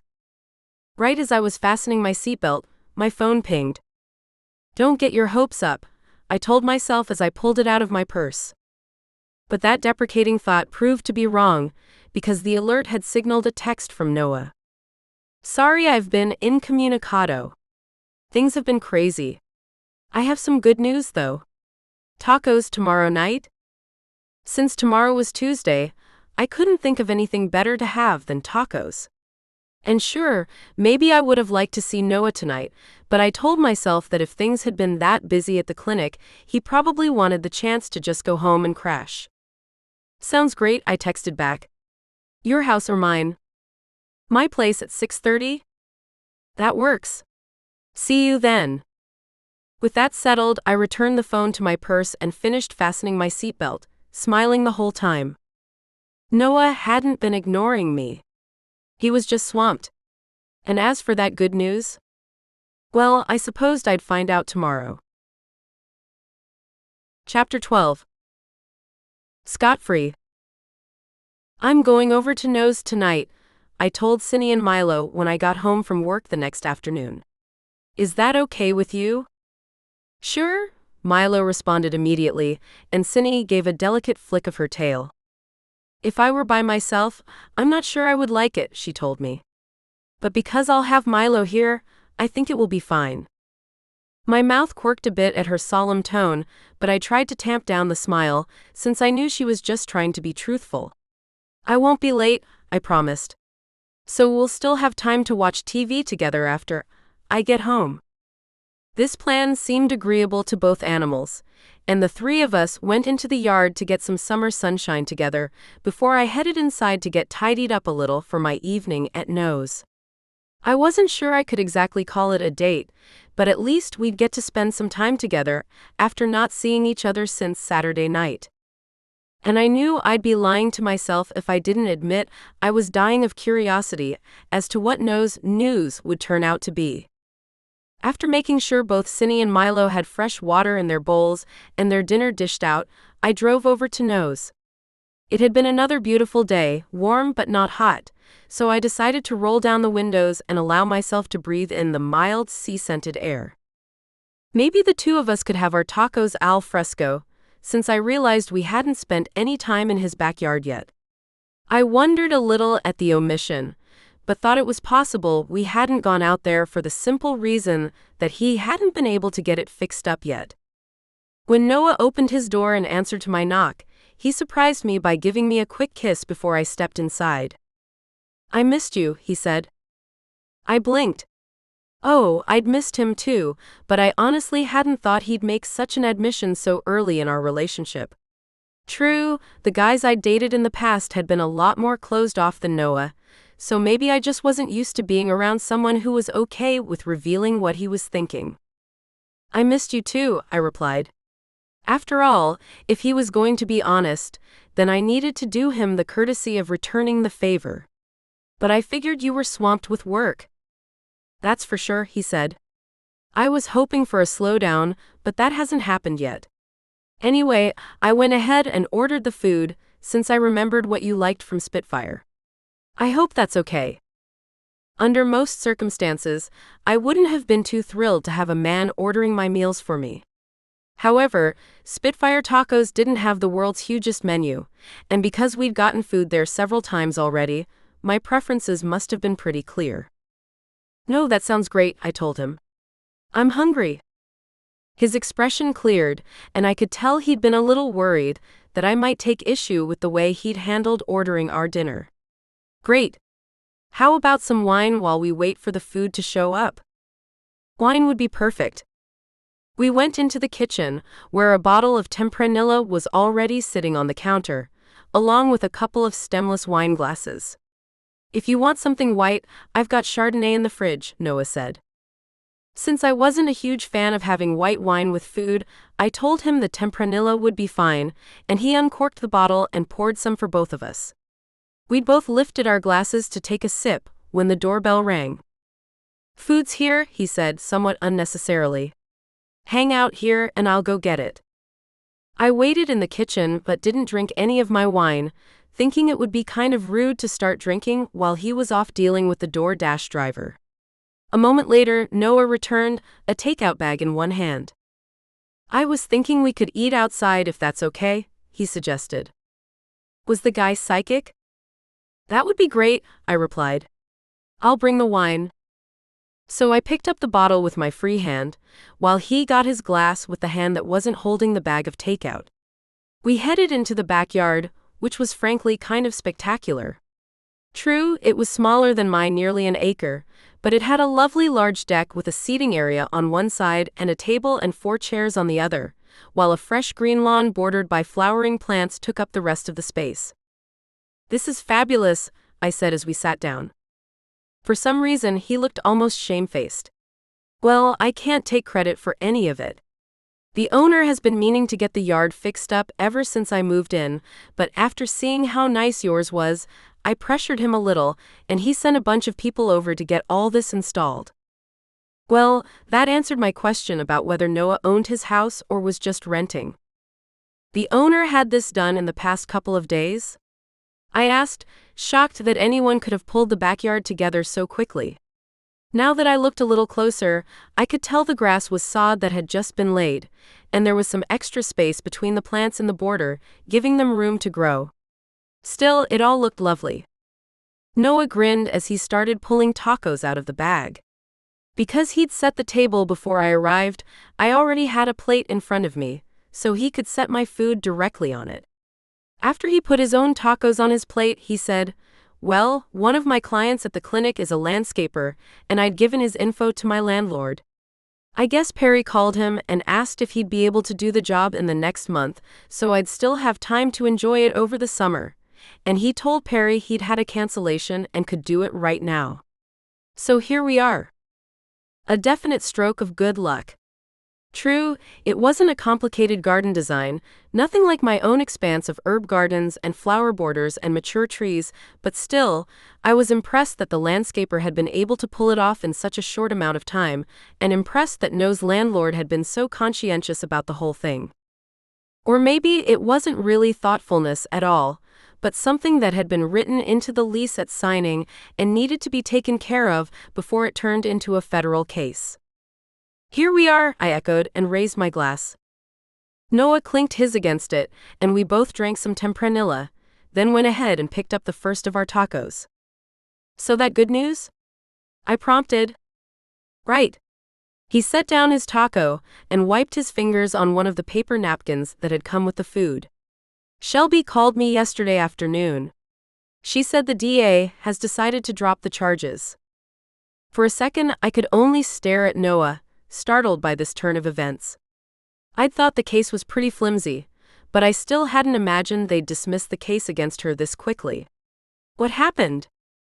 I guess the medical examiner went to the district attorney and told him that, based on the angle of the sword and how deep it went in, there was no way someone Shelby's height would have been able to strike that blow. The DA still wasn't too thrilled about the whole thing, but it sounds like he realized a jury would never believe she could have done such a thing, especially with all the physical evidence weighing against her being able to even commit that kind of crime. Since I'd also thought pretty much the same thing, that Shelby wasn't physically capable of burying a sword in someone's back, this all made complete sense. I took a sip of tempranillo, then asked, "What happens now?" "Well, Shelby's back in Boston for one thing," Noah replied. I did my best to maintain a straight face. Even though I knew Shelby Howard wasn't a threat to Noah's and my relationship, I couldn't help feeling much better now that I knew she was safely 50 miles away. Obviously, I wasn't going to win any poker championships anytime soon because he chuckled and said, "Yeah, I kind of heaved a sigh of relief too. I was doing my best to be supportive, but she and her mom can be kind of exhausting." I couldn't really argue with that observation. At the same time, though, I wondered what Noah would think of my own mother. I loved her, but I also couldn't deny that she got on my nerves more often than I wanted to admit. And when were they going to tell me I was off the case? Another grin, this one even more dazzling because of the way the early evening sun flashed off his white teeth. I suppose they were expecting me to pass the message along. "So that's why you wanted to see me?" I asked, not at all disingenuously. Because he'd seen right through that question, Noah took another bite of his vampiro taco before replying. However, he still smiled a little as he said, "You know that's not the only reason." No, it definitely wasn't. I suppose I'd thought that maybe a few days away from each other would do something about the way my knees seemed to go a little shaky every time he glinted those bright blue eyes of his at me. But no, sitting across the patio table from him, I knew absolutely nothing had changed about the way I felt about the man. If anything, the way he dominated my thoughts lately told me I was falling for this guy, and hard. Exactly what I was supposed to do about that, I wasn't sure. Since I didn't know how I should respond to his comment, I reached for my glass of wine and sipped from it. Noah's eyes twinkled at me, but he was silent as well, and had another bite of taco. Once he'd washed down the morsel with some more wine, though, he said, "So, anything exciting happen over the past few days?" "My friend Stella had her baby yesterday. I blurted, since I knew I wasn't quite ready to confess that I'd gone to Boston on my day off to poke around at Miller & Miller. "Stella from Tea and Sympathy?" he asked, surprising me. "I didn't take you for the tea type," I said, and his mouth quirked a little. "I'm not," he replied calmly. "But my mom is, and Stella's shop has some great gift baskets. I was in there a month or so ago getting something for my mother's birthday, and it was pretty obvious how pregnant Stella was." Right. I had to remind myself that even though Noah was a relative newcomer to Salem, he'd still been living here for more than a year and would have familiarized himself with a lot of the local shops and restaurants. "She and her husband seem like a nice couple," he went on. "He's not from around here, is he?" There was an understatement. Stella had met Kai in far northern Lapland, in Frost Elf country, when Jack Frost kidnapped Santa Claus and the couple had to effect a rescue or risk having Christmas never happen again. The Frost Elves had kept to themselves for millennia and had nothing to do with humankind, but Stella and Kai had fallen in love, and he'd moved to Salem to be with her. "No," I replied, glad that my voice sounded steady, "he's from Finland. They met when he was here on a tour." Since that was the story they'd told everyone outside the witch community, I knew it wouldn't contradict whatever Noah might have heard previously, if anything. He definitely didn't seem like the gossipy type, and I doubted he would have had any reason to probe into Stella and Kai's background. Noah tilted his head, as if to acknowledge my comment. Then he said, "Do you do much with them?" "Not as much as I should," I thought. I'd always been the kind of person to get caught up in day-to-day stuff, only to realize I hadn't connected with anyone outside work or caring for familiars for weeks at a time. That was probably part of the reason why Stella's and my friendship had waned over the past few years, although we seemed to have picked up where we'd left off without any acrimony over the gap in our socializing. "When I can," I said, and added, "although I think Stella and Kai are going to be pretty busy for the next couple of years." Noah chuckled at that remark, as I'd hoped he would.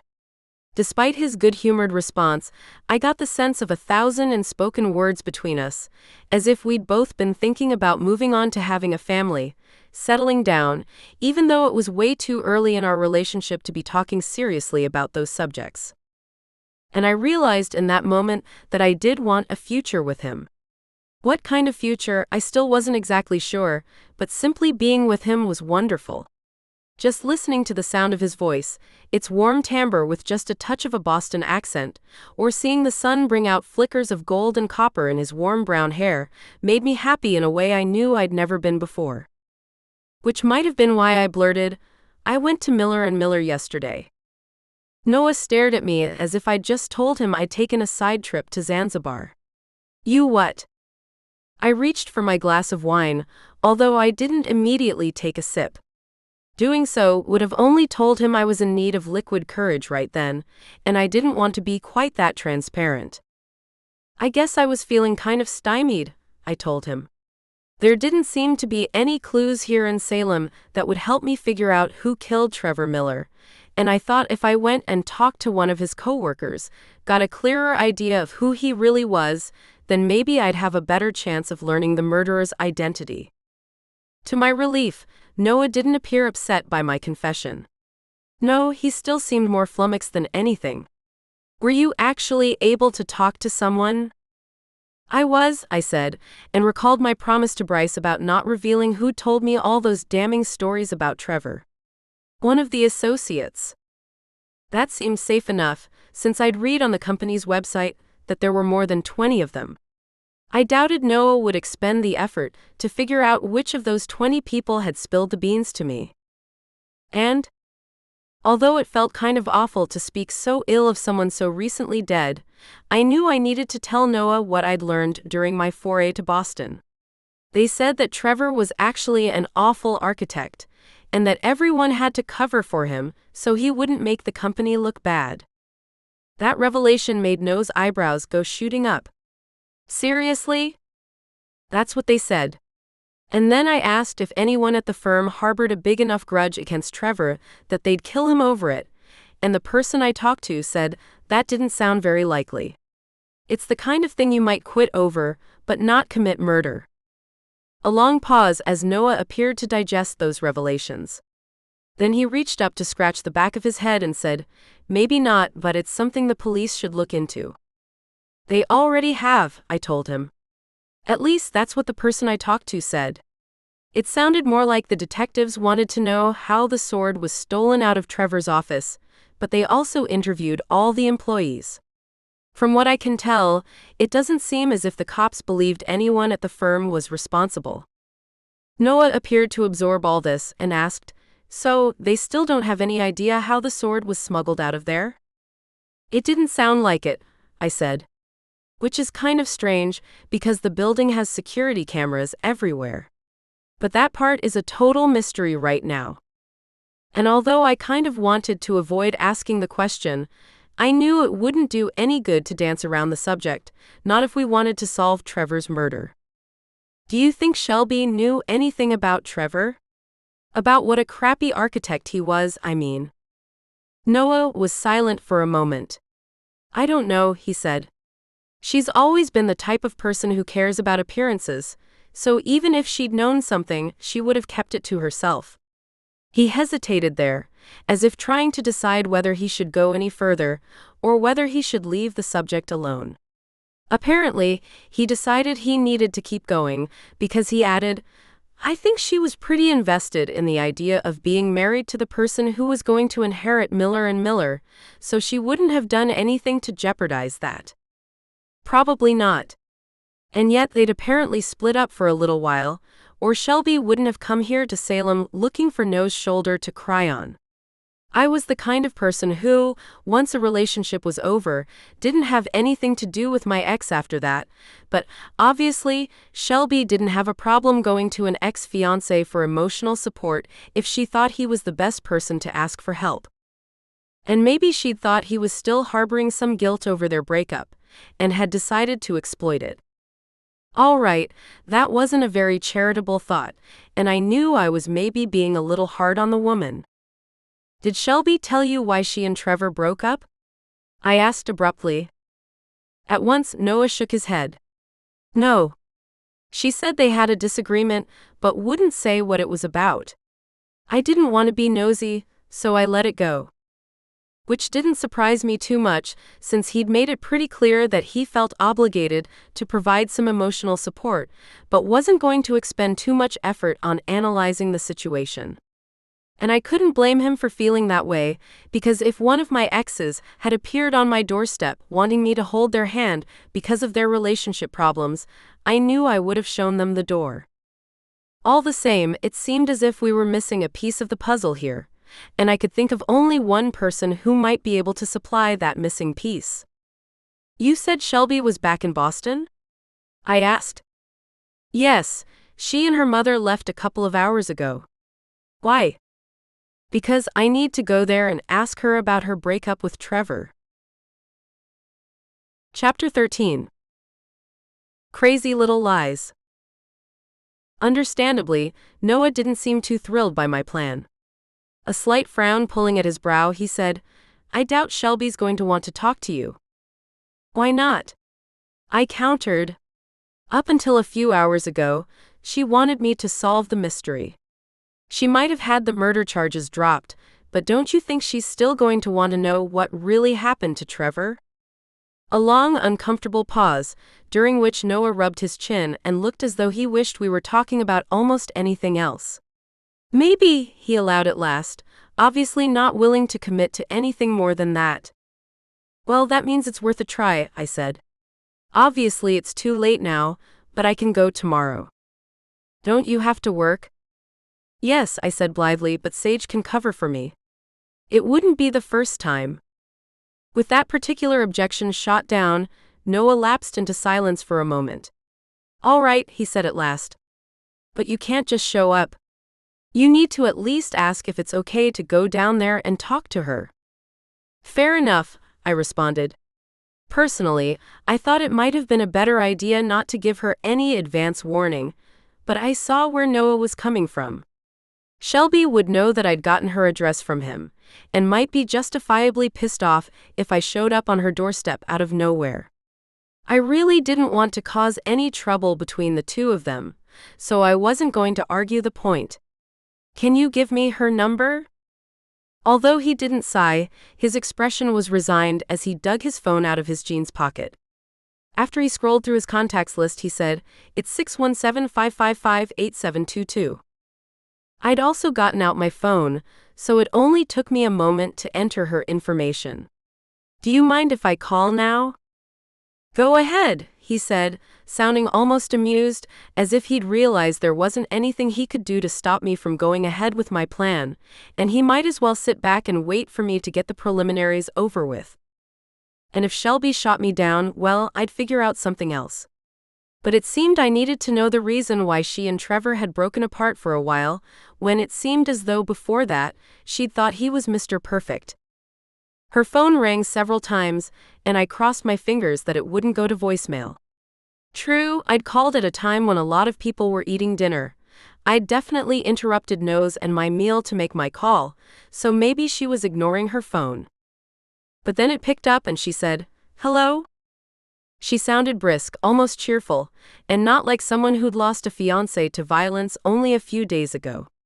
I reminded myself that she'd been released from bail earlier today, and was quite possibly riding the high from that. "Hi Shelby, it's Charity." "Charity?" she repeated, sounding surprised. Maybe she'd thought that now she'd been released, there was no reason for me to continue working on the case. Before she could ask any awkward questions, I plowed forward. "It's great news that all the charges were dropped, but I'd still like to talk to you about a few things. Are you free tomorrow sometime?" "Talk about what?" she asked, then went on without waiting for a reply, "And we're talking now." "I'd rather talk about it in person," I said. Maybe it was silly to insist on an in-person meeting, but you miss so much in a phone call. You couldn't see someone's expression, or be able to interpret their body language. A second or two ticked by. Then she said, "I have a meeting with my lawyer in the morning, but I could meet you around 2 or 3 if that's all right." Even better. At least that way, I could put in a few hours at the shop before heading down to Boston. Since it was the middle of the week, I had to hope the traffic wouldn't be too bad. "Then let's do 2 o'clock, I told her. Picking the earliest time Shelby would be home might have made me sound too eager, but honestly, I was just figuring the sooner I got there, the sooner I'd be able to leave and, with any luck, miss the worst part of the rush hour. Okay. My address is 52 Cambridge Street. Even I knew that was in one of the most expensive neighborhoods in the city. Obviously, I didn't comment on that fact, only told Shelby I'd see her at 2 and then ended the call. As I set down my phone, Noah was still wearing that half-amused expression. "You're like a dog with a bone." "I don't like unanswered questions," I said. My mother would probably have pointed out that was part of me being a Virgo, that I liked everything neat and tidy, with no unfinished edges. I still wasn't sure how much I believed about astrology, but she'd gotten that part right. "And you think this trip to talk to Shelby will give you those answers?" I reached for my neglected taco and said, "I sure hope so." After that, Noah and I both appeared to share an unspoken agreement that we needed to leave all talk of Shelby and Trevor's murder aside, and focused instead on our upcoming get-together with Jared and Kathy. "Ah, that's the real reason why you pressured your landlord to get the backyard done," I joked, and Noah grinned in reply. "You got me." We talked about what we should barbecue, and whether I should make more of my potato salad, or maybe branch out into some Boston baked beans. "My mother has a great recipe for those," I said. "I'll get it from her." And all right, I'd never made them before, but I was sure if she coached me through the process, they should turn out just fine. All during our conversation, the daylight had slowly faded. Before it became too dark, Noah went over to a switch that had been installed next to the French doors and flicked it on. At once, several strings of bistro lights came to life overhead. I'd already thought the deck was fabulous, but lit up that way, it became absolutely magical. "Those are gorgeous," I exclaimed. "So are you," he replied as he came back over and then took my hands in his, helping me out of my chair. It was probably too bright under those lights for him not to see my blush, but I tried to pretend it hadn't just happened. "Oh, I don't know about that," I said. Even though I knew it was silly to compare myself to her, I couldn't help contrasting my wild red hair with Shelby's smooth blonde locks, the way she seemed utterly put together no matter what catastrophes might be intruding in her life. "Well, I do," Noah said, his tone firm. "When you walked into the clinic that first time last summer, it was all I could do to keep myself from staring." "You could have fooled me," I joked. "You were completely professional." I didn't think flirting with one of my patient's owners was a very good look. He wasn't exactly smiling, although his mouth was quirked at one corner. In that moment, he looked more delicious than ever. "So, what made you change your mind?" I asked. His fingers tightened on mine, and he pulled me a little closer, although he didn't bend down for a kiss. "It was easy to keep you at arm's length when you were coming into the clinic," he replied, his voice softer now, as caressing as the warm nighttime breeze that tugged at my hair. "But when I saw you with Milo, when I saw how worried you were for him, even though he wasn't your own dog, I knew your heart was as beautiful as you are." And then he did lower his head so he could press his lips against mine, and I tasted tempranillo and the faintest tang of chilies from our dinner on his mouth.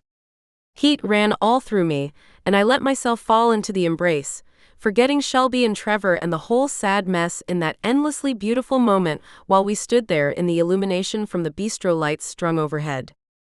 When he pulled away, not very much, only a couple of inches, he spoke again, this time in a husky whisper. "I'd love for you to come upstairs," he told me. "But if you're not ready, I understand." My whole body told me I was ready.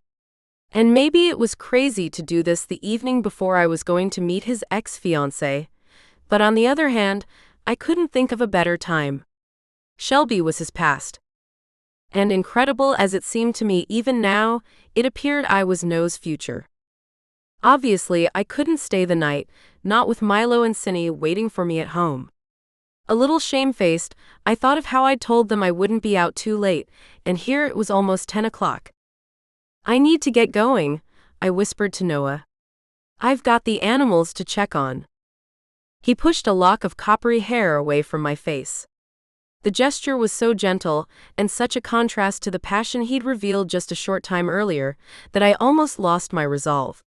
I wanted more than anything to stay here, to wake up in his arms and see how he liked to drink his coffee, whether he was the kind of guy who ate a real breakfast or whether he grabbed a granola bar on his way out the door. Well, since it seemed like he wanted to keep me around, I had to hope I'd learn the answers to those questions sooner rather than later. "It's fine," he said. "Maybe one time when you're between fosters, you can bring Milo with you and stay the night. Or you could come over to my place," I replied. "I'll even make breakfast. Just don't expect French toast, I'm kind of an eggs and bacon kind of girl." "Scrambled eggs?" he asked hopefully. "Is there any other kind?" I joked. We kissed again, and I did my best to ignore the reignited fire in my body so I could pull away from him, could pick up my clothes from where they lay strewn on the floor and get myself in some kind of reasonable shape. "Dinner tomorrow night?" he asked as I zipped up my jeans. "I want to know how it went with Shelby." I lifted an eyebrow. "Is that the only reason why you want to see me?" "Come back to bed and I'll show you how much I want to see you again," he suggested, the gleam in his eyes apparent even in the darkened room, lit only by the ceiling fixture in the upstairs hallway. I chuckled. "I wish. But I really do need to get home." He didn't argue, but instead reached for his underwear and jeans and pulled them on. Then he walked me down to the front door and gave me a goodnight kiss. Not an entirely chaste one, but I could tell he was holding back, not wanting to get either of our motors running when he knew I had obligations back at my house. "Pick you up at 7, he said, and I nodded. "Sounds perfect." Then I hurried down the front steps and got into my Land Rover. It wasn't so late that Noah and I couldn't have been doing something perfectly innocent, like sitting on his deck and talking, or hanging out in his living room and watching TV. Even so, going to my vehicle felt like a definite walk of shame, as though the entire neighborhood had already guessed exactly what we'd been up to. I drove sedately, even though I knew the wine we'd had with dinner had completely burned off. It just seemed safer that way, since I didn't really want to get pulled over with my hair mussed and my makeup completely worn off, and no doubt a few telltale marks on my throat. Milo and Cindy were sleeping in the living room when I got home, but they perked up as soon as I walked in. The dog tilted his head just the littlest bit, as if he could tell I'd come home much later than promised. "Sorry," I said, hoping I sounded blithe and unconcerned, and not as though Noah Jenkins hadn't completely rocked my universe less than an hour earlier. "I guess the time got away from me." A sniff, and then a knowing light gleamed in Milo's eyes. Oh dear Lord. He must have been able to smell exactly what I'd been up to. But since I wasn't about to discuss my sex life with a dog, even one as smart and wonderful as Milo, I did my best to breeze past the moment. "Do you need to go out?" Kind of a silly question, because my kitchen had a dog door, and he could come and go as he pleased. But there was something different about being let out, and he nodded and said, "Yes, please." Cindy really didn't need to go outside at all, since her litter box had taken up temporary residence in my laundry room. However, she followed Milo outside anyway, maybe so she could smell the night air and get a sense of the lay of the land before she went to bed. Or, and I thought this was a distinct possibility, she had such a case of hero worship that she didn't want to let him out of her sight. They didn't spend too much time outside though, and we were all tucked away in bed well before 11. It was hard to fall asleep though. I kept thinking of Noah's touch, of how it had felt to be in his arms, and wondered if he was lying wakeful in the bed I'd occupied only an hour or so earlier. I thought of the quantum leap we'd just taken, and what would come next. If we stayed together, if this got as serious as I thought it might, then sooner or later, I'd have to tell him the truth about me. I didn't want to though. Not just because of the risk involved, but because I didn't want him to look at me any differently. I'd seen the way he gazed into my eyes earlier this evening, like I was some kind of goddess descended to earth to consort with a mere mortal. I wasn't a goddess though. I was only a woman. And a witch. Whether Noah would be able to deal with that uncomfortable reality was a question I preferred to put off for as long as possible. Luckily, there weren't so many telltales from the hours I'd spent with Noah that I couldn't easily cover them up with concealer. Most days I didn't wear a lot of makeup, but I took my time with it this morning, telling myself I needed to look as polished as possible for my meeting with Shelby. Right. I didn't tell the animals I was going to Boston, mostly because I hoped to be back before I was expected home, somewhere between 5:30 and 6. They were used to me disappearing for most of the day, since I usually didn't have enough time to come home for lunch. However, I gave Cindy a salmon treat after her breakfast and asked, "How are you doing?" "Better," she said after a thoughtful pause. "Being here has helped, I think. I'm still sad that I won't get to have my kittens, but Milo has helped me understand that it's a very important thing to be a familiar, that we provide something for our mistresses that no one else can. Now I can look at the situation a little differently." I reflected that Milo was doing a better job of being a familiar whisperer than I was. Then again, he wasn't trying to solve a murder at the same time. Right before I left, I scratched him behind the ears and told him he was a good boy, and I'd have to figure out a way to reward him for the way he'd helped me with Cindy. His tail wagged, but he only said, "I'm glad I could be here for her." "I don't need a reward." "Well, I'll still come up with something," I promised, then hurried out the door. After all, I didn't want to be late when I knew I'd have to ask Sage to watch the shop on her own this afternoon. But when I told her I needed to go to Boston that afternoon, she didn't seem too worried. "You gotta do what you gotta do, right?" she told me, and I had to agree. I only hoped it would be worth taking the time off. It also seemed as if I'd done a pretty good job of appearing sunny and casual, and as though my entire life hadn't changed the night before, because Sage didn't seem to notice anything different about me. Or maybe she did, but had realized it probably wasn't a good idea to bring up such a personal subject with her boss. In general, our relationship was more one of friends than supervisor and employee, but at bottom she still worked for me, and probably understood there were some lines you shouldn't cross. Maybe it was because of what happened last night that I was a bit more tense driving south than I probably should have been. I told myself over and over again that Shelby didn't know me well enough to be able to sense any kind of difference, but what if she did? Well, as my mother liked to say, I'd cross that bridge after I burned it.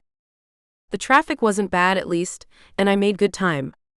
In fact, I was a few minutes early, and rather than park in front of Shelby's house and wait there like a stalker or something, I drove around the neighborhood a bit, taking in the huge, stately homes, many of which looked as though they'd been there from the time of the Revolutionary War, and tried to rehearse how I'd ask that crucial question about Trevor without sounding like an utter witch.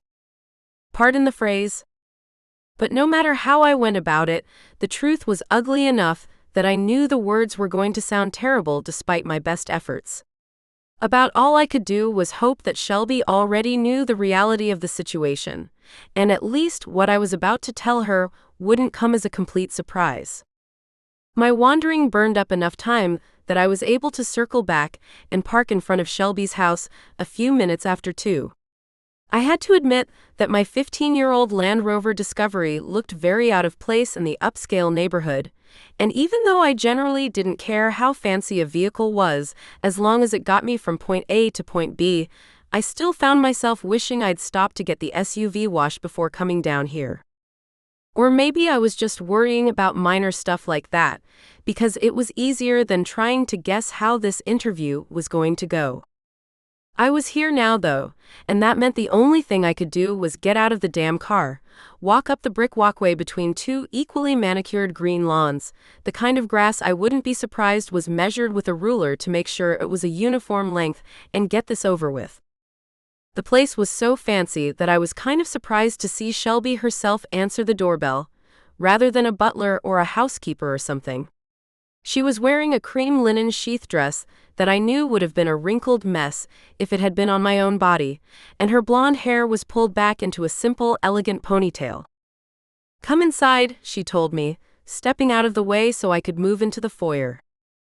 It was as perfect as the exterior of the house, with a black and white checkerboard floor of imported marble and a vase of creamy green-white hydrangeas on a round table in the center of the space. "We can talk in here," she went on, guiding me into a sitting room just off the entryway.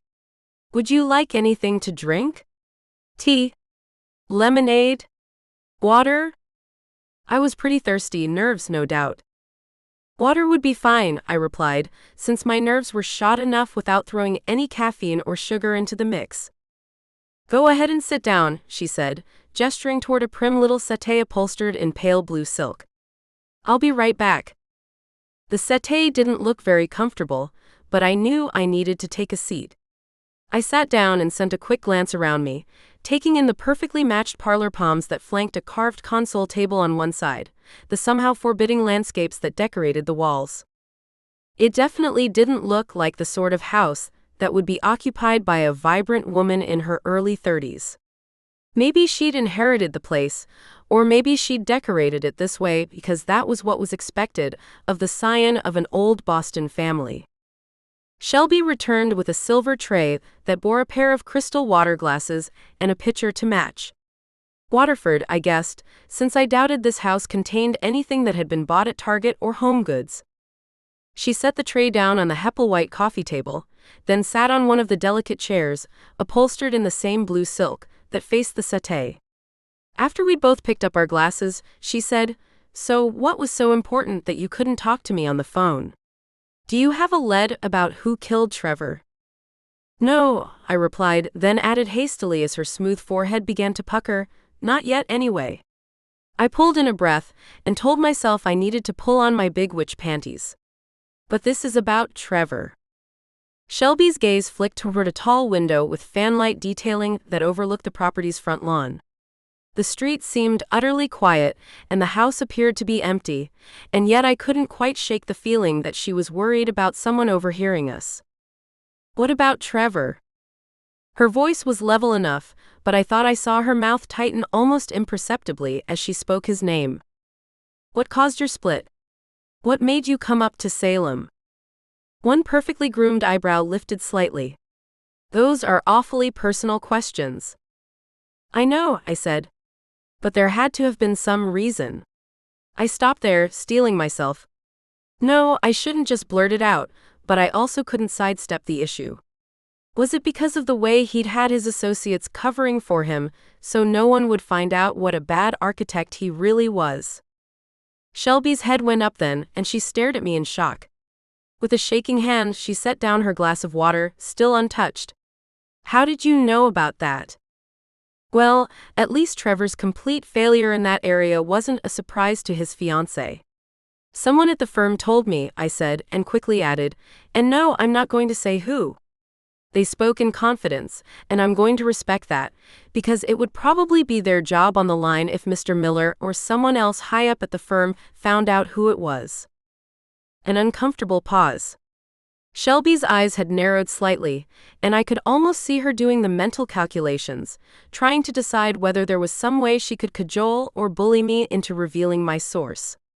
She must have decided that wasn't going to work though, most likely because she didn't have any real leverage over me.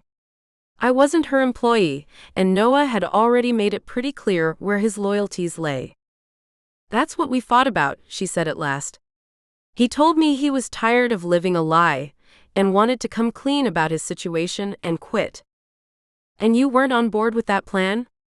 She rubbed a hand against the pale linen of her skirt. It seemed she didn't have sweaty palms though, because she didn't leave a mark behind.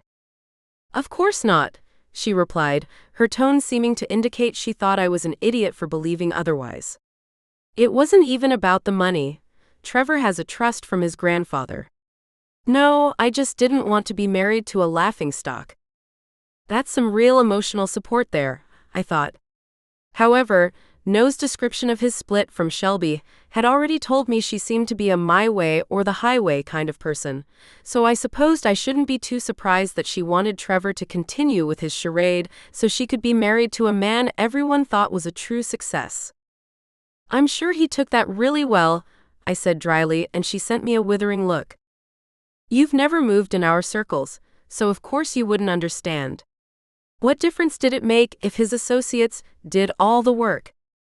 You mean besides lying about the whole thing and making your fiancé feel like a total fraud? I returned. Eyes still narrowed, she said. It wasn't a big deal. But he didn't see it that way, said he was going to speak with his father and tell him he was leaving the family business. He was even going to go into work and apologize to his associates for the way he'd been using them ever since he came to work for the firm after college. Wow. I couldn't help being impressed by that revelation. It would have been one thing to slip away quietly, to cook up some story about illness or needing a change of scenery or whatever, but to stand up in front of the people you'd been exploiting for years and say you were sorry for your behavior. That was the mark of someone who deserved a much better fate than what he'd received.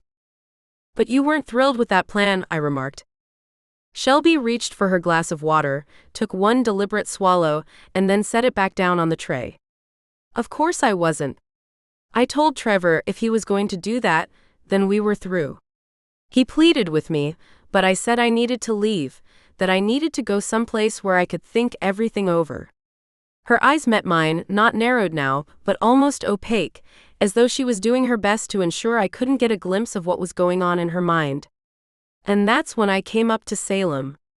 Noah was always a good person to talk things over with, and that's why I went to his place to see him. Yes, I had to agree that Noah was easy to talk to. That didn't mean I was happy about his ex-fiancé using him as a sounding board. Especially when she'd introduced herself to me as his current fiancé. I almost asked why she'd done such a crappy thing, then decided it really didn't matter. Noah was clearly over Shelby, and was all too ready to leave her in his rearview mirror. Do you know if Trevor actually talked to his father? Her shoulders lifted, tanned against the creamy linen of her sleeveless dress. Was the tan natural, or did she go to a salon? Not that it really mattered. He didn't say, she said after a pause. He came up to Salem and was full of apologies, brought me a diamond bracelet, said things were going to be different. I asked him what he meant by that, and all he said was that he'd done what he had to do, and was going to make sure he gave me the happiest life possible.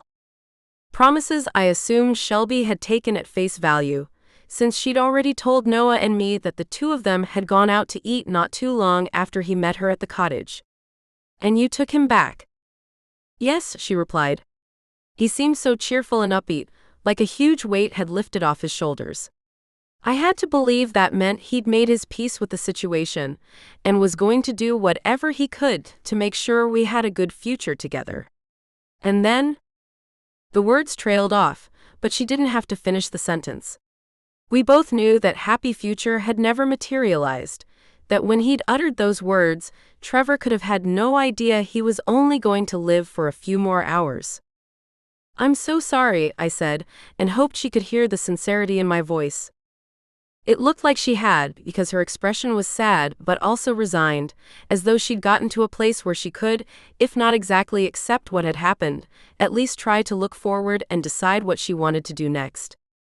Why are you still trying to figure out what happened? She asked next. I mean, I know I asked you to help, but now that the charges have been dropped. I like closure, I said, which seemed like the simplest explanation. Because Lorna and Thad Miller had come to me in confidence, I couldn't tell Shelby that Trevor's parents also had a vested interest in knowing the truth, and that I hoped to discover it sooner rather than later so they could have some closure as well. To my relief, it looked as though Shelby had taken my words at face value, because she only nodded. Is there anything else? Not that I could think of, and I'd probably brought up a lot of pain she'd been doing her best to bury. Everyone handled their grief differently, but I got the feeling Shelby Howard was the sort of person who wanted to put things behind her as quickly as possible and get on with her life. No, that was it, I replied. Thanks for talking with me. She gave a small lift of her shoulders, then rose from her chair. I got up too, and let her walk me to the door. As she opened it, she said, "This thing with you and Noah." I swallowed and did my best to maintain a neutral expression. Had she somehow guessed we'd taken the next step in our relationship only the night before? Yes, I said. It's serious, isn't it? The words came out flat, a statement, not a question. Maybe. Maybe one eyebrow lifted slightly. However, all she said was, "Good to know." And she opened the door and I hurried out, wondering why she'd asked the question. Had she secretly hoped she still might be able to get back with Noah? Possibly. But the resigned expression she'd worn as I turned away from her to walk down the front steps told me she knew that was never going to happen. Thank God. Chapter 14. Mama's House. The whole way back to Salem, I kept brooding over my conversation with Shelby, picking it apart, trying to see if there was some nuance I'd missed, something she'd said that didn't ring true.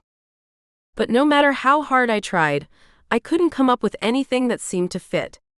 I had to admit, she appeared remarkably composed for a woman who'd lost her fiancé only a few days earlier, but some people weren't given to showy displays of emotion, or maybe it was more that she refused to indulge in them around me.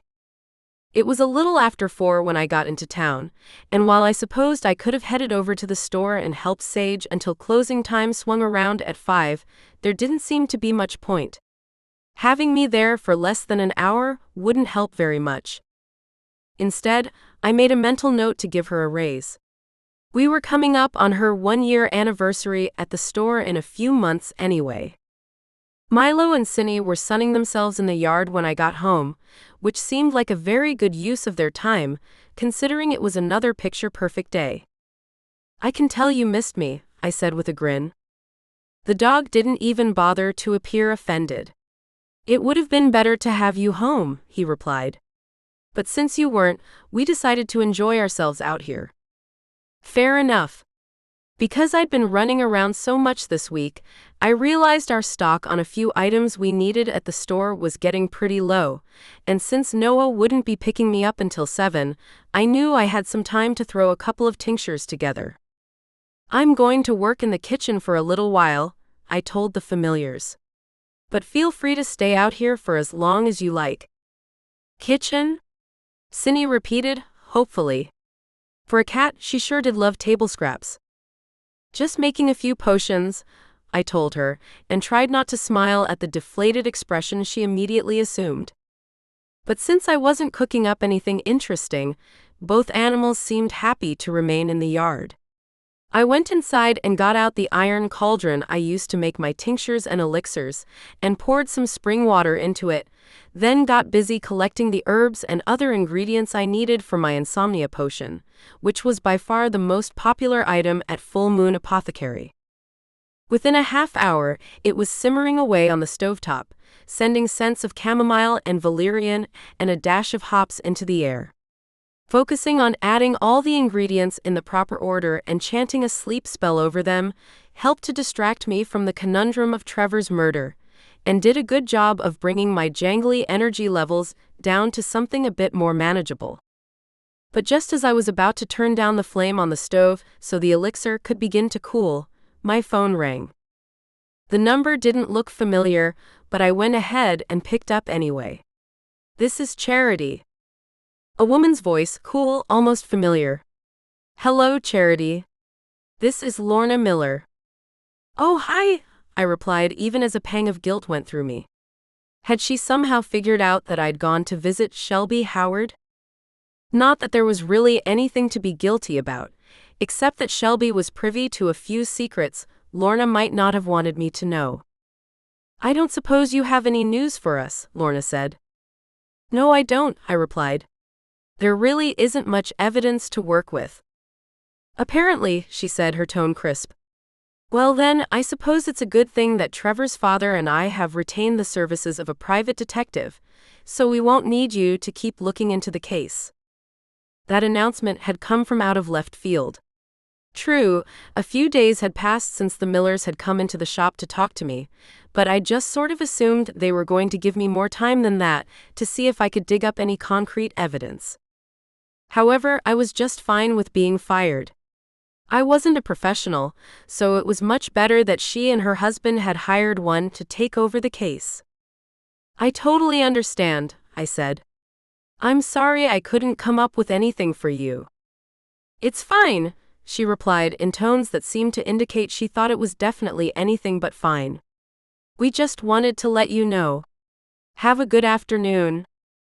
And she ended the call there, while I held my phone for a moment and wondered if there was something else I was missing here.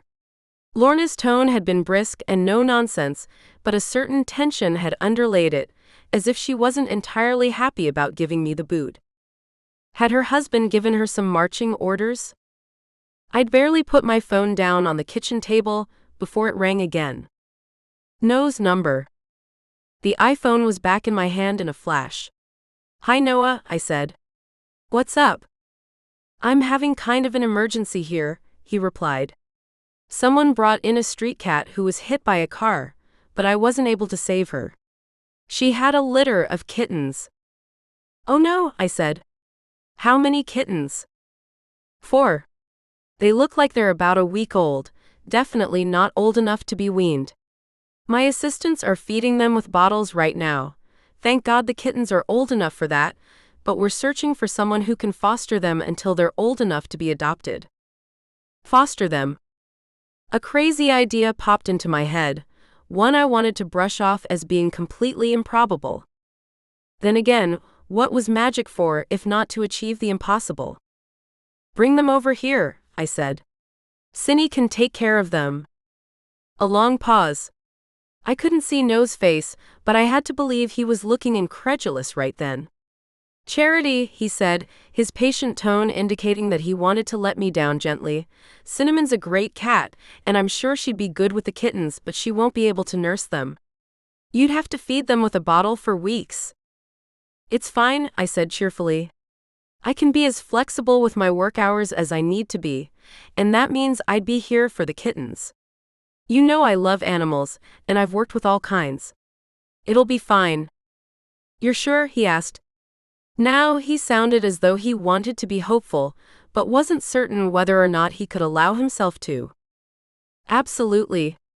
Can you bring the kittens over after you're done at the clinic for the day? Sure, Noah said. My last appointment is at 4:45, so I can probably be at your house around 5:30. That gave me about an hour. It should be enough, I hoped. See you then, I told him. Voice still a little dazed, he echoed, see you then. I went over to the stove and turned off the flame beneath the cauldron.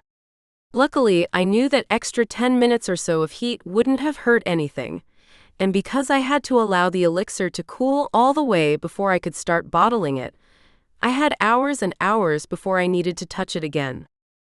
That task handled, I headed outside to the yard and grinned down at Cinnamon, who was lying on her side, soaking up the sun. Good thing she'd had such a relaxing couple of days, because things were about to get a lot more hectic for her. Hey Cinny, I said. Ready to be a mama? I had plenty of cauldrons of various sizes tucked away in my kitchen, so I selected a small one to create the potion that would allow Cinnamon to nurse the kittens Noah was bringing over. Before I sent her home to Doris, I'd have to make up enough to ensure she would be able to keep suckling her newly acquired family until they were ready to be weaned. But before I brewed up a huge batch, I needed to make sure the elixir I'd visualized would do its job. The cat was practically bouncing with excitement, watching as I dropped powdered milk thistle and dandelion root and burdock into the cauldron, sniffing the air as the ingredients eventually congealed into a thick white substance that looked more like heavy cream than anything else. That's really going to give me milk? She asked. That's the plan, I responded cheerfully. We just need to wait a few minutes for this to cool down, and then you can have some before Noah comes over. When's he going to get here? I glanced at the clock on the stove. In about 20 minutes or so. Cinny rolled her green eyes, as if 20 minutes sounded as though it was a lifetime from now. For myself, I was glad we had that much time left. We were going to need all of it. And yes, I knew I probably should have called Doris to let her know her familiar might be going home with a litter of kittens, but I didn't see the point in getting her riled up until I knew for sure that the potion was going to work. A few anxious moments passed while we all waited for the milky liquid to cool down.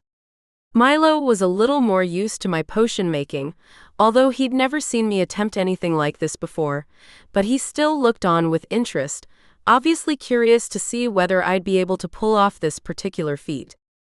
Then I got out a dropper, filled it with the potion, and went over to Cinny, who'd been watching me with eagle eyes the entire time. I can't vouch for the taste, I told her. But you need to take all of it. Not a problem, she declared and opened her pink mouth, showing needle-sharp little teeth. At least with a familiar, I didn't have to worry about those teeth getting buried in the fleshy part of my hand if she decided she didn't like the taste after all. I squeezed all the contents of the dropper into her mouth, and she obediently swallowed them without a single complaint, although her nose wrinkled slightly. Now what? She asked. I don't feel any different. You're sure? A tilt of her head, and then she brushed an orange paw across her stomach. As the thick fur parted, I could see that all her nipples had gotten bigger. And was that a drop of milk emerging from one of them? It worked, she exclaimed. That it had. Or at least, it looked as though Cinny was producing milk. The trick now was seeing whether the kittens would drink it. However, the cat didn't appear too worried, because she went over to the bed I'd set up in a corner of the kitchen, prepped with soft little blankets for the arrival of the kittens, and curled up in it, obviously ready to get to work as soon as the orphans arrived. Which wasn't too much longer, because Noah knocked at the door about 5 minutes later, a box of kittens in his arms, and a worried expression on his face. You're sure about this? He asked, and I nodded. Absolutely. Come on in. I led him through the living room and into the kitchen, then pointed toward the spot where Cinny lay in her bed. The cat looked up as soon as we entered the space, but it appeared as though she knew she needed to remain where she was and have the kittens brought to her. Noah, however, seemed dubious. "It's great that your cat wants to cuddle with the kittens," he said. "But someone else is going to have to feed them." "Maybe," I allowed. "Just take the kittens to her." Still wearing that skeptical expression, he walked over to Cindy's bed, put the box of kittens on the floor, and then carefully began to pick them up and set them in the bed with her. They were all making little meeping noises, obviously worried about being in a strange new place, but as soon as Cindy moved closer and they smelled her milk, they immediately latched on and started nursing. Noah straightened, staring down at the new family in amazement. "Wait, how is that even possible? She's sterile." "I know," I said calmly. "I fixed up a little folk remedy for her." "A folk remedy," he repeated, arms crossed as he stared down at the kittens, two of them ginger-like Cindy, one a gray tabby, the other a calico, who were attached to Cinnamon's belly, all of them oblivious to anything else happening in their surroundings. Honestly, my claim that I'd used a folk remedy wasn't even a lie. A lot of my potions were based on old concoctions that had been used for centuries. True, I sprinkled some magic into them to make sure they were far more potent and effective, but the original recipe I'd based Cindy's milk-producing potion on had been originally invented for much the same reason, for women whose milk hadn't started for whatever reason.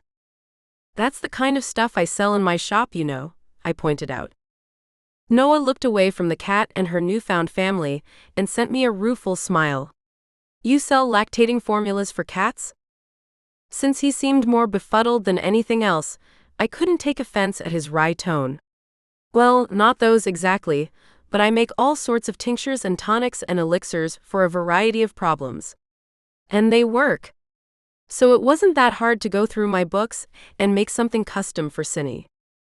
It's still pretty remarkable." Because agreeing with him would have made me sound like I had a swelled head, I settled for a small lift of my shoulders.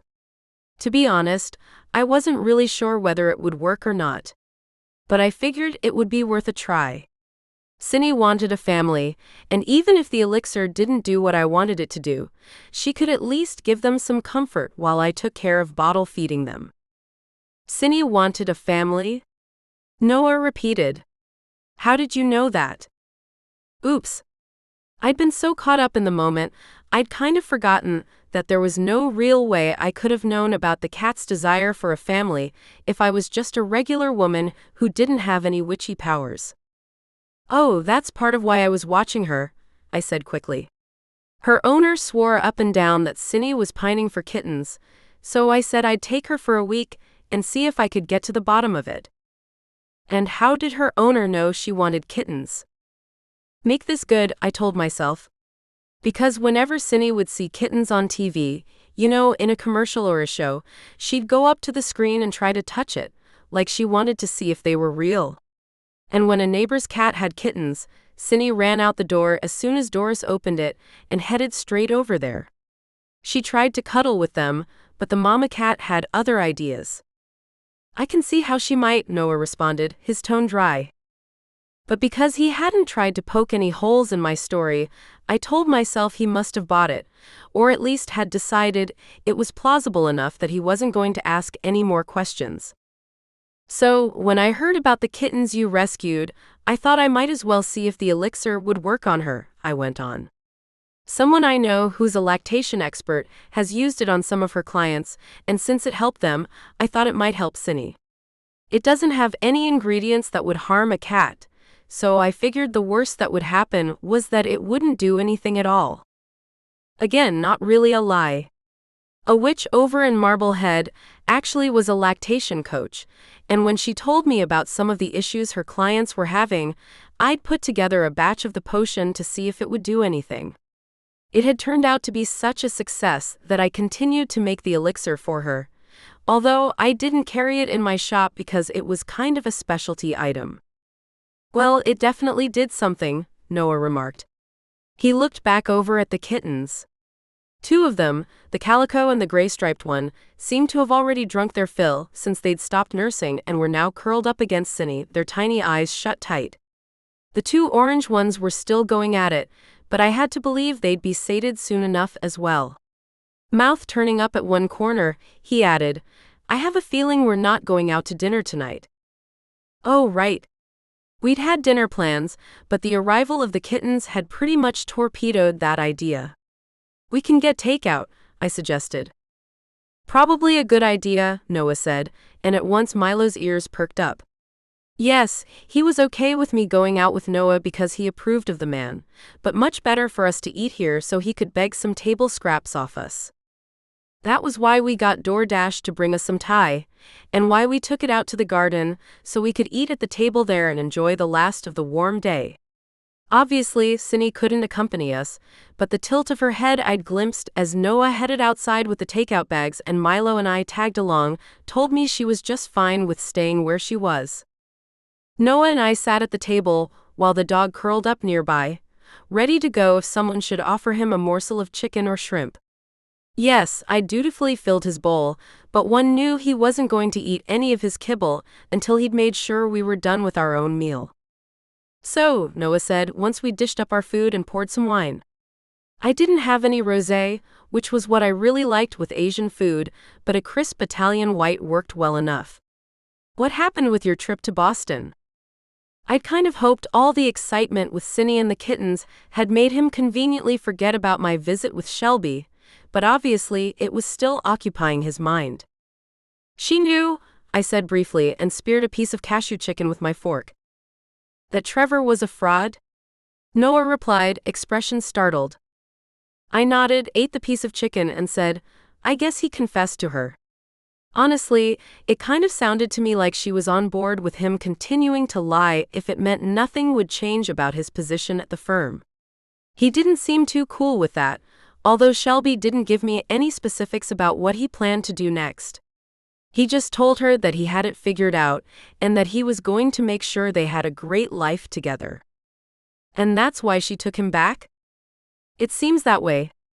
Maybe he planned to tell her more, but he was killed before he could say anything else.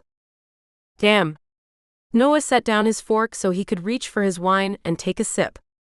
That seemed like a good idea, so I picked up my own glass and had a swallow.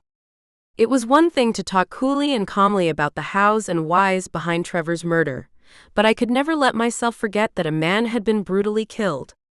Anyway, I went on, nothing she said gave me the slightest clue as to who might have wanted to kill him.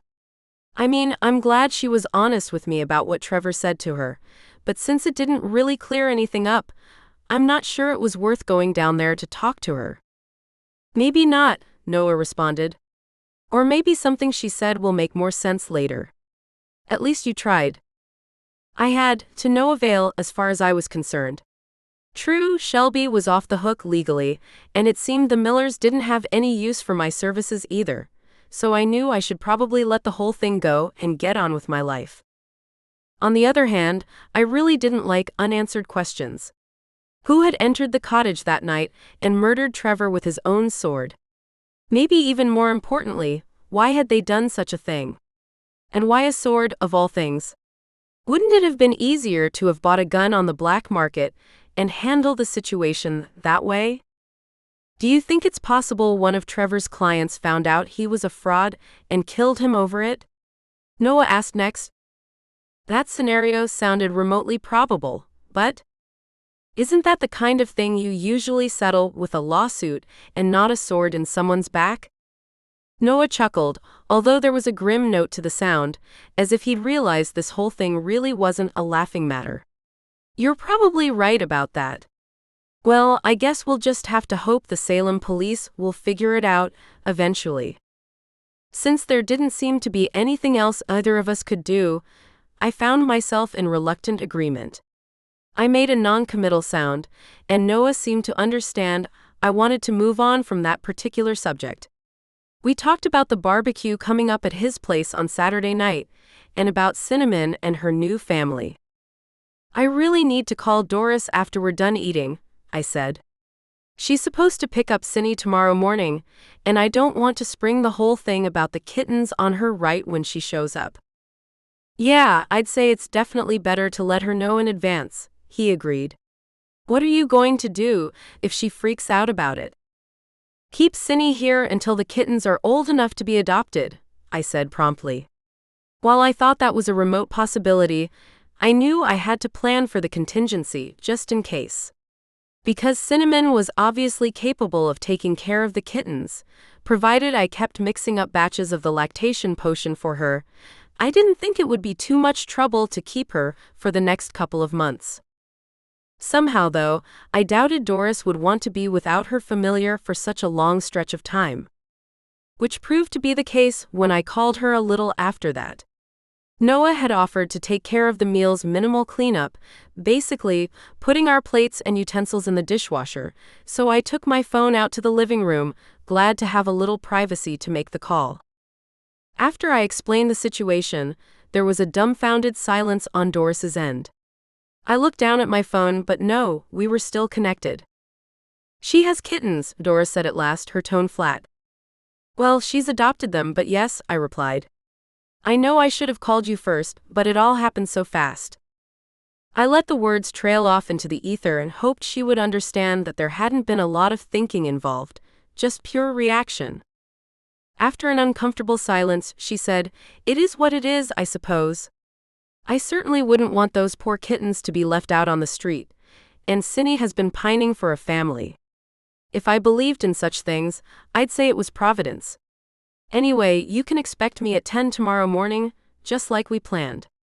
It looks like tonight I'll have to make some arrangements to have a bunch of kittens here." "Oh, they really won't be that much work," I began, only to have Doris cut me off, her tone crisp. "We had cats when I was a little girl, before Cinnamon came into my life. Believe me, I know exactly how much work kittens can be. See you tomorrow." She ended the call there, just as Noah came into the room. He sent me an inquisitive glance, and I mustered a smile. "All taken care of," I told him. "Doris is on board with the kittens, and will pick up the whole family tomorrow morning. It sounds like she's dealt with cat families before, so I think they'll be in good hands." "Good to hear." He came closer and pushed my hair aside so he could place a kiss on the back of my neck. A delicious little thrill went through me, and even though a moment earlier I would have said I definitely wasn't in the mood for anything except maybe putting my feet up and watching some TV, I thought there were probably a few other things he and I could do together that would be a much better use of our time. Besides, Cinny was in the kitchen with the kittens, and Milo had stayed there with them, as though he thought they needed some kind of bodyguard. "Let's go upstairs," I murmured. "Thought you'd never ask."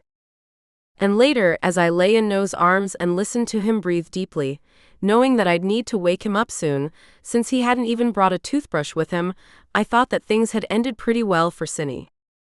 If only I could say the same thing for poor Trevor Miller. Chapter 15. Wild Cards. Noah left around 10:30, and after checking on Cinny, she was fast asleep, with all the kittens snuggled up next to her, and Milo lying a few paces away. I climbed the stairs and began getting ready for bed. It was strange to think of being up here by myself, since the dog had been a constant companion while I slumbered ever since he'd become a part of my life, but I knew he thought his first responsibility was to Cinnamon and the kittens. After Doris came to get her tomorrow, then Milo would probably be back up in the bedroom, but for now, I was definitely flying solo. The room felt even emptier after the moments Noah and I had shared here not too long ago, but we both had to work the next day, and I was also expecting Doris to be here at 10 sharp. True, he would have been long gone by then, since the clinic opened at 8 a.m., but still, it just seemed better to do it this way. All the same, I had a feeling it wouldn't be too long before he was spending the night here, or I was staying over at his place. But even though my private life seemed to be humming along just fine, and it looked as if Cinny's woes about wanting a family had also been handled, I couldn't quite get Shelby Howard's voice out of my mind, how she'd said that Trevor had told her he'd figured out a way to guarantee them a bright future. Clearly, tragically, it hadn't, But what had made him think everything was going to be just hunky-dory? Since it didn't seem as if sleep was going to pay me a visit anytime soon, I rolled over on my side and tried to recall every single thing I knew about the murder. There had been an attacker, probably male, who'd covered himself from head to toe in black, and who'd been able to keep his cool while stabbing his victim in the back with a sword. Specifically, Trevor's sword, which had been taken from his office in the Miller & Miller building. It didn't sound as if he'd reported it stolen, which made me think it must have been absconded with shortly before he was murdered. Most likely, he hadn't even known the blade was missing. All right. Technically, Miller & Miller had a standard 8 to 5 schedule. I knew this because I'd seen their business hours posted on their website. True, there was always the chance that someone might have been working late that day, but maybe not on the floor where Trevor's office was located. If the murderer had waited until everyone had gone home for the day, would he have had enough time to drive to Salem and do the deed? I stared at the bedroom ceiling and did some rough mental calculations. The crime was committed after Shelby and Trevor got back from dinner. It sounded as though they'd headed out a little after 6, so even though I didn't know what the medical examiner had put down as the time of death, I had to guess it was sometime between 7:30 and 8. Since it only took about 50 minutes to drive from Boston to Salem, give or take, that meant the killer could have easily made it to the cottage and been lying in wait there within that span of time.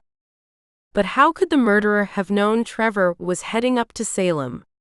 Obviously, I hadn't been there, but it felt to me as though the trip had been a spur-of-the-moment decision on Trevor's part. For whatever reason, he'd gotten to the psychological moment where it felt like it was the right time to sit down and have a talk with Shelby.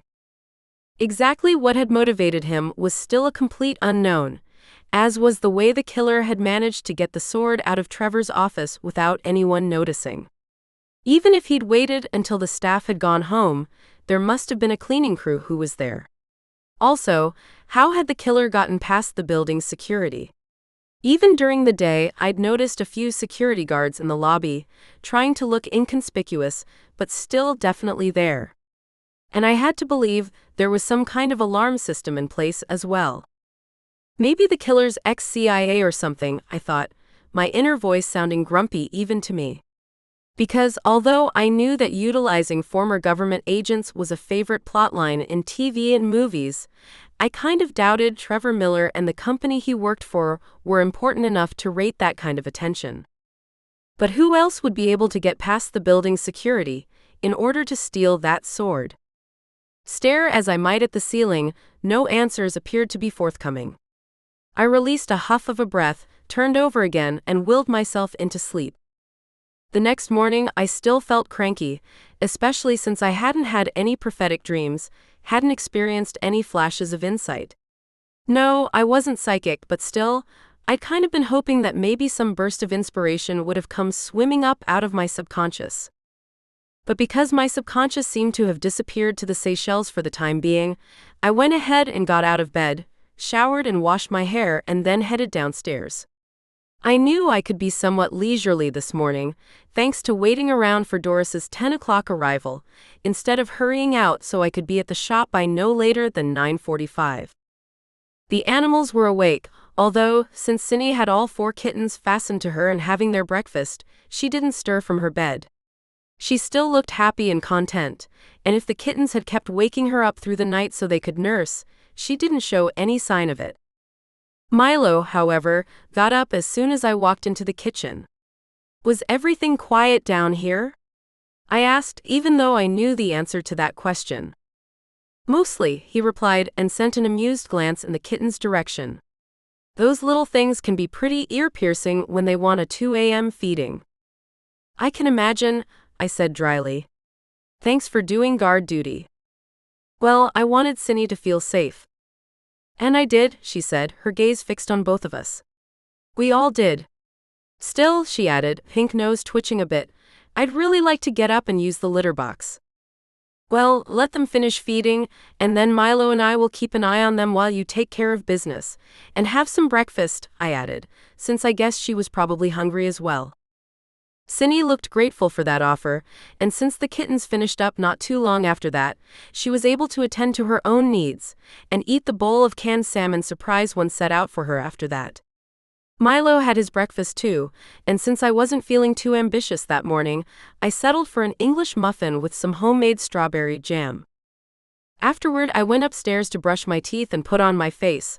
Although, since this was a regular workday, that didn't take too long, just some mascara and a little bit of sheer lipstick.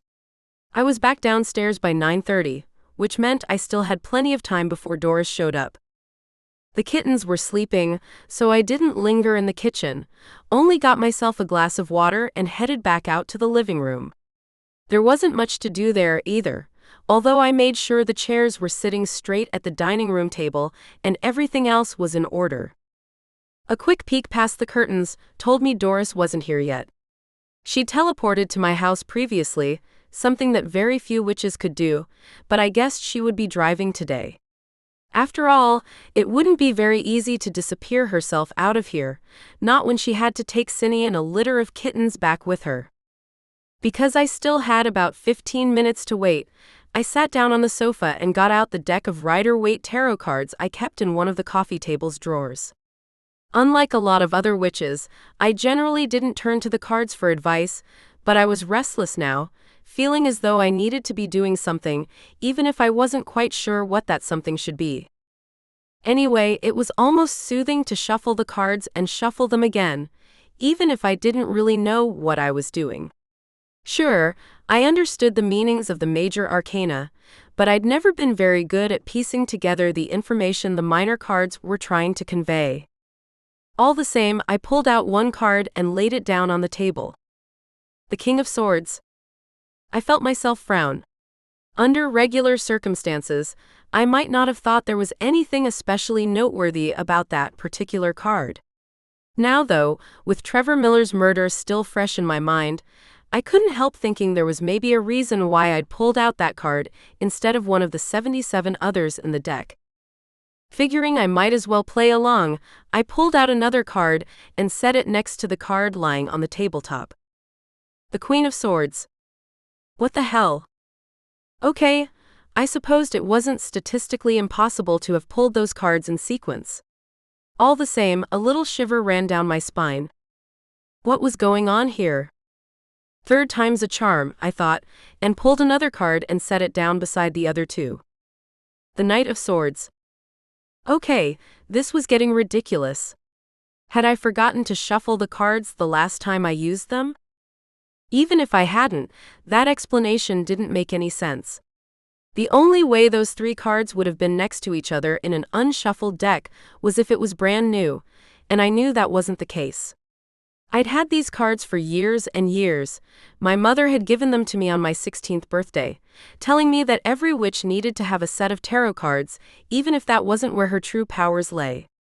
And although I didn't use them all that much, I still knew they must have been shuffled dozens and dozens of times between now and then.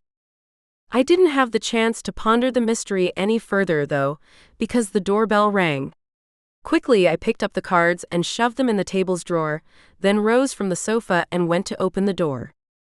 As expected, Doris Dalrymple was standing outside. She carried a big basket, one she obviously planned to use to transport Cindy and the kittens. "Morning," I said, stepping aside so she could come in the house. "Where's Cindy?" she asked. Clearly, she didn't see the point in wasting time on pleasantries. "In the kitchen, in her bed," I replied. She seemed most comfortable there. "And the kittens?" "They're fine," I assured her.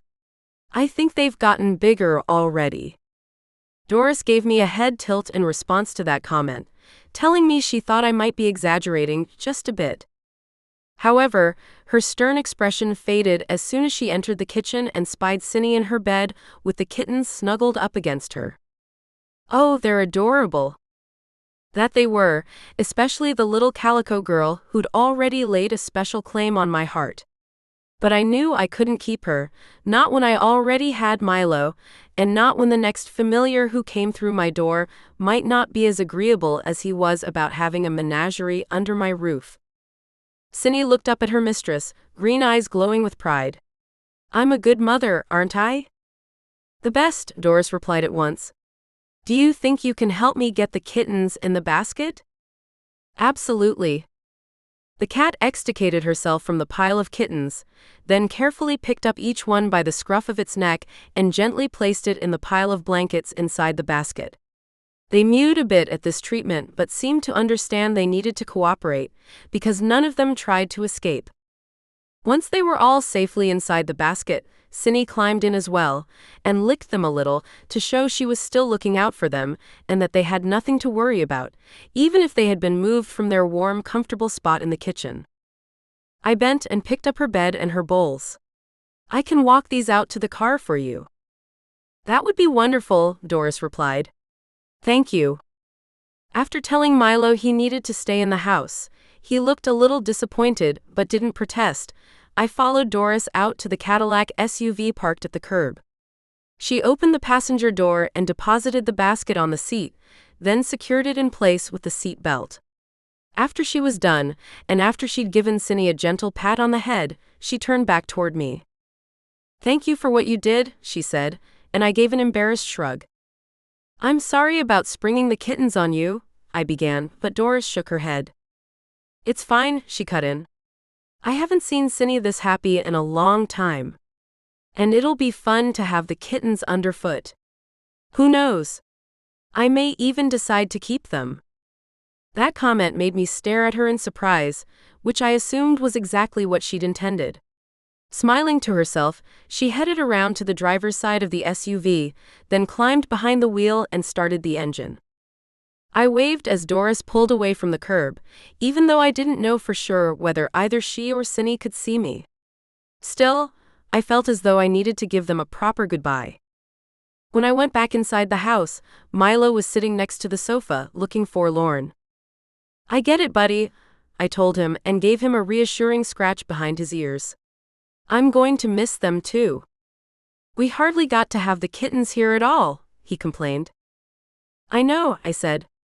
But Cindy got what she'd been pining for, and you knew from the beginning that she wasn't going to live with us permanently.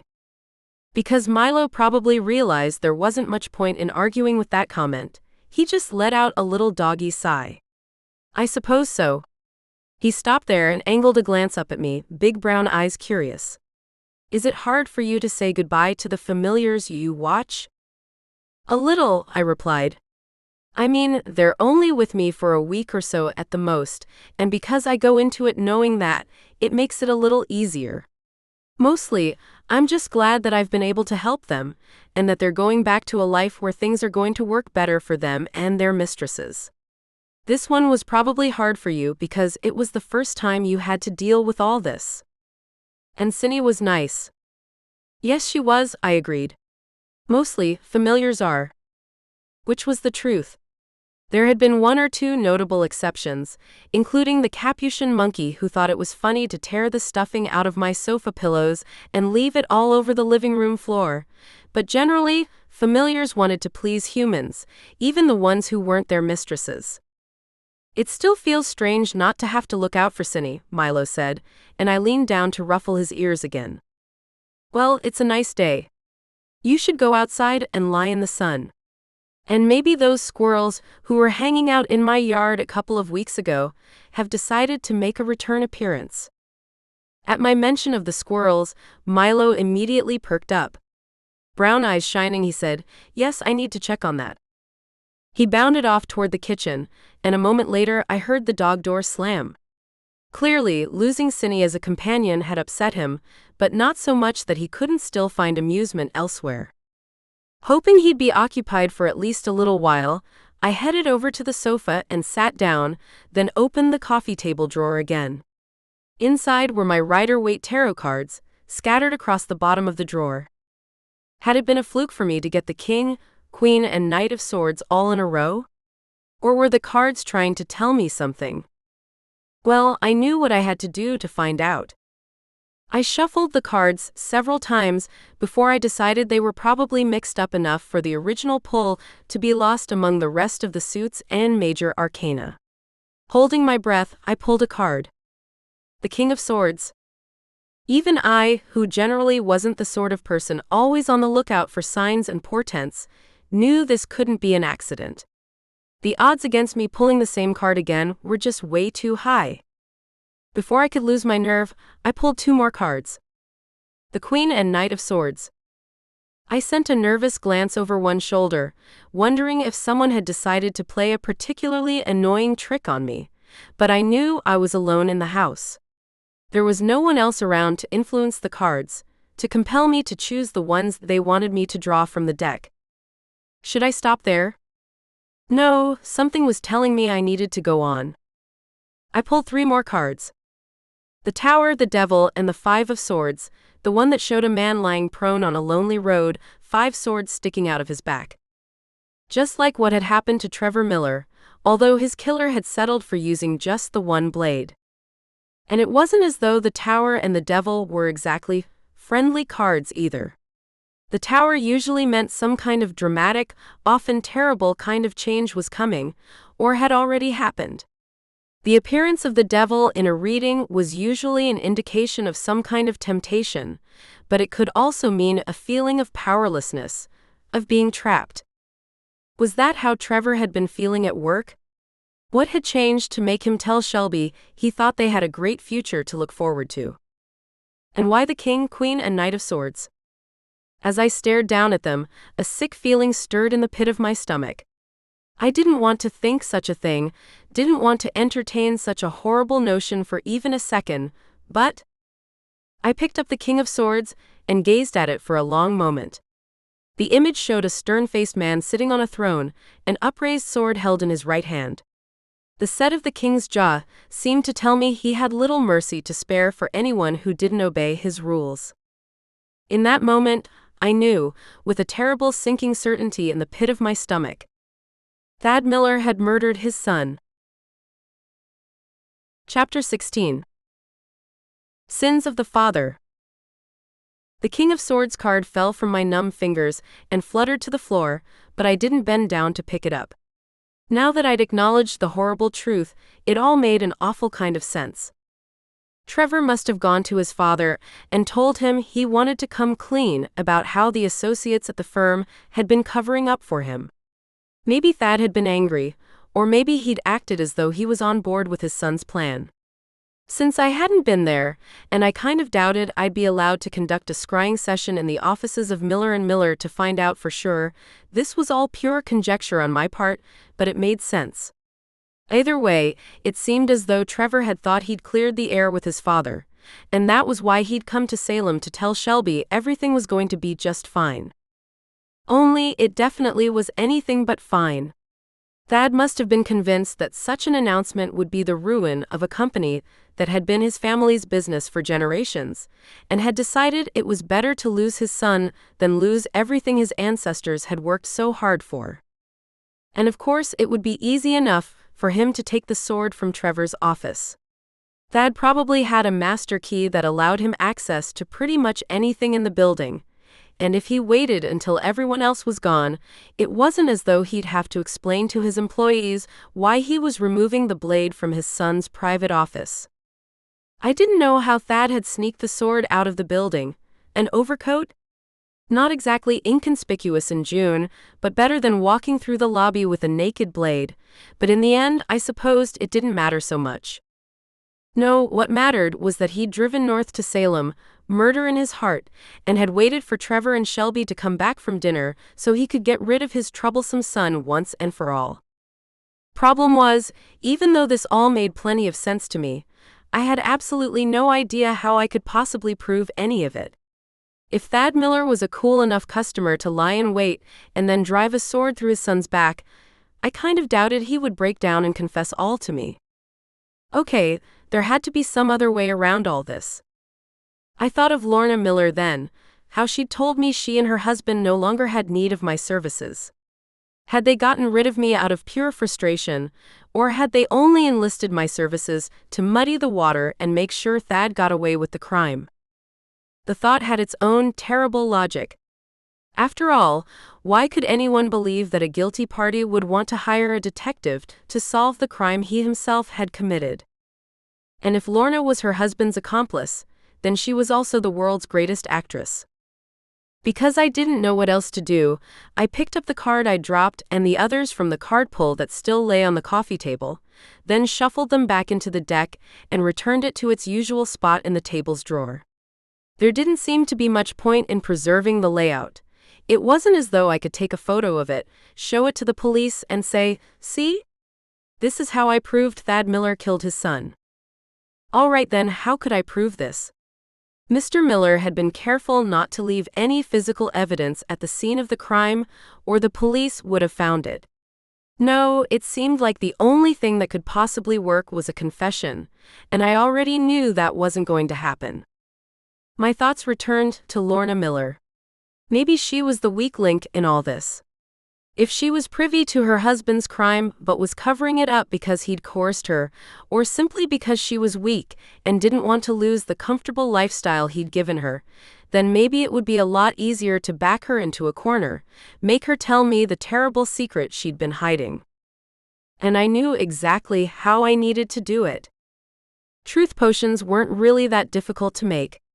Their one drawback was that the person who drank the potion would remember everything they'd said while under its influence, but no enchantment was perfect. We witches tended to avoid using them, just as we generally tried to avoid casting spells that involved dubious consent, like love enchantments of any sort, because doing so was entering a very morally gray area. In this particular case, though, I thought I'd get a pass. Of course, getting Lorna to blurt out all her secrets to me wouldn't do any good if I didn't have a recording of her doing so, and because Massachusetts didn't allow conversations to be recorded unless both parties had agreed to it, I knew I'd have to record her saying she was all right with having her words captured if I had any chance of handing her confession over to the police. Well, unless I wanted to get arrested myself. But the nice thing about truth potions was that they tended to make the person who drank them highly suggestible. So as long as I could get Lorna to drink the stuff in the first place, I could simply ask her for permission before we got down to the real meat of our conversation. No, the hard part would be getting her to agree to see me at all. I told Sage I'd be in late, but now I needed to let her know I wasn't sure when I'd make it to work, since I had to get this thing with Lorna Miller handled before I did anything else. "Let me guess," Sage said as soon as she picked up. "You're going to be in later than you thought." "Bingo," I replied. "Is everything okay with Cindy?" "Oh, she's fine," I replied. "Doris picked her up a little while ago. I just have something else I need to take care of today." "Are things really crazy there?" "No, it's pretty mellow for a Friday," Sage assured me. "I think a lot of people did their traveling over Memorial Day weekend. So I should be okay." Not for the first time, I reflected how lucky I was that I'd hired Sage as my shop assistant. She'd come with great recommendations, and as a fellow member of the Salem witch community, she could be trusted to keep any sensitive conversations to herself, but I still hadn't known how great she'd be at covering for me at the shop when non-work matters claimed my time. "I'll definitely be in tomorrow, though," I said, and I thought I heard a very small chuckle on the other end of the line, as if to say she'd believe it when she saw it. All she told me, though, was okay, and we ended the call there. With that part of the logistics handled, I knew I needed to reach out to Lorna Miller. There was a very good chance she'd shoot me down, but I hoped if I phrased things correctly, she'd be concerned enough about what I might know that she'd agree to see me in person. Because even though truth potions were generally very effective, they definitely didn't work long distance. I navigated to my contacts list and located Lorna's number. There was always the possibility that she wouldn't pick up, that she'd let my call roll to voicemail once she realized who it was, but I had to hope for the best. Her phone rang 3 times, and I bit my lip, rapidly composing a message that would be just as effective as actually talking to her. But then I heard her crisp, cool tones coming through my phone's tiny speaker. "Charity Hughes. This is a surprise." I supposed it was, considering she'd probably thought I was out of her life for good. "Hi, Lorna. I'm sorry to bother you, but we need to talk." "We do," she said, voice still unruffled. "I'm not sure about what. And I'm very busy. Trevor's funeral is Sunday. The day after tomorrow." I suppose she probably did have about a million things to handle today, because the death of such a prominent member of the community, especially one who died so young, wasn't the kind of thing where a small, family-only kind of service would be acceptable. I swallowed and told myself I still didn't know whether Lorna was complicit in Trevor's death or not. That meant I had to put on my big girl panties and do what needed to be done. "I'm sorry," I said briefly. "But I just found something that we should probably talk about, in person." She didn't reply right away, and I held my breath, wondering what I would do if she called my bluff. But then she said, "It's that important?" "It is." An edge of annoyance entered her tone. "And you expect me to drive all the way to Salem while I'm in the middle of planning Trevor's service?" No, I said hastily. "I can come to your house." Another of those hesitations, and then she said, "All right. Can you be here in an hour?" That was cutting it pretty close, but still doable. I didn't allow myself an exhalation of relief, however, and only said, "Sure. I'll need your address, though." She rattled off an address in Beacon Hill, which didn't surprise me too much. Yes, there were other neighborhoods in the city that might have been more expensive, but it was still one of the richest and most established, and not too far from Shelby's house.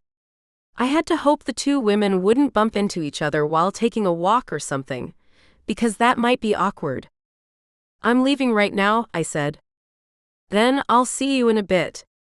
We ended the call there, and phone in hand, I hurried into the kitchen to grab my purse and stick my head out the back door. Milo was lying in the sun near a flower bed, and I called out to him, "Hey Milo. I have to run to Boston. Will you be all right here by yourself?" He raised his head. "Of course. But you'll be home for supper, right?" "Absolutely," I replied. After all, I didn't see how this errand to Lorna Miller's house could possibly take that long. "And I'll put some food in your bowl right now for lunch." His tail wagged, and I went ahead and closed the door, knowing that Milo could come and go through his doggy door. As I filled his bowl, one reflected that one was going to be running to Boston right in the middle of lunch, and I somehow doubted Lorna was going to offer to feed me. But because I knew I didn't have time to even grab some fast food on the way down, I settled for tossing a granola bar in my purse right before I headed out. I'd already secured the vial of truth potion in an inner pocket of my bag, so I was as prepared as I could be. If only my stomach wasn't so clenched with nervousness. Luckily, traffic was kind of light for a Friday, so I made good time and didn't have to deal with any drama on the road. Winding my way toward Lorna's house took a little extra time, especially since I had to park a couple of blocks away. Despite those small delays, I was still standing on her front doorstep at almost exactly noon, although I doubted she'd appreciate my timeliness. The house was a big brick edifice on a corner, its style more late Victorian than the federal and neoclassical architecture that dominated so much of the older parts of Boston. That made sense, though, considering the elder Miller had made his name, and I presumed his fortune, building houses in the 19th century. I'd halfway expected a housekeeper or some other hired help to open the door, but no, Lorna herself answered my knock. Just like the first time I'd met her, she looked impeccable, from her black sleeveless dress to the slender sling-back sandals on her feet, although today she wore black Tahitian pearls on her ears rather than the oversized diamond studs she'd had on during our first meeting. "Come in," she said coolly. Almost immediately to the left was a front parlor overlooking the street, with a marble fireplace surrounded by a carved walnut mantel dominating one side. The walls were painted a cheerful yellow, but they didn't do much to improve my mood, as Lorna indicated that I should sit on one of the ivory-upholstered couches. But even though I could tell she wasn't overly thrilled to have me there, that didn't mean she was going to ignore her role as hostess. "Some iced tea or lemonade?" "Iced tea," I said immediately and hoped she would be drinking the same thing. I didn't think lemonade would be quite acidic enough to mess with my potion, but it might still be a problem. Lorna nodded and headed out of the room. A quick glance around told me the landscapes on the wall were probably originals, as was the furniture. Not heavy, ornate Victorian pieces, but what looked like more delicate and livable selections from probably half a century earlier. Had someone bought those later on, or had the original Miller who'd built this house decided he wanted the decor to harken back to an earlier era? If I'd come here for purely social reasons, maybe I would have asked.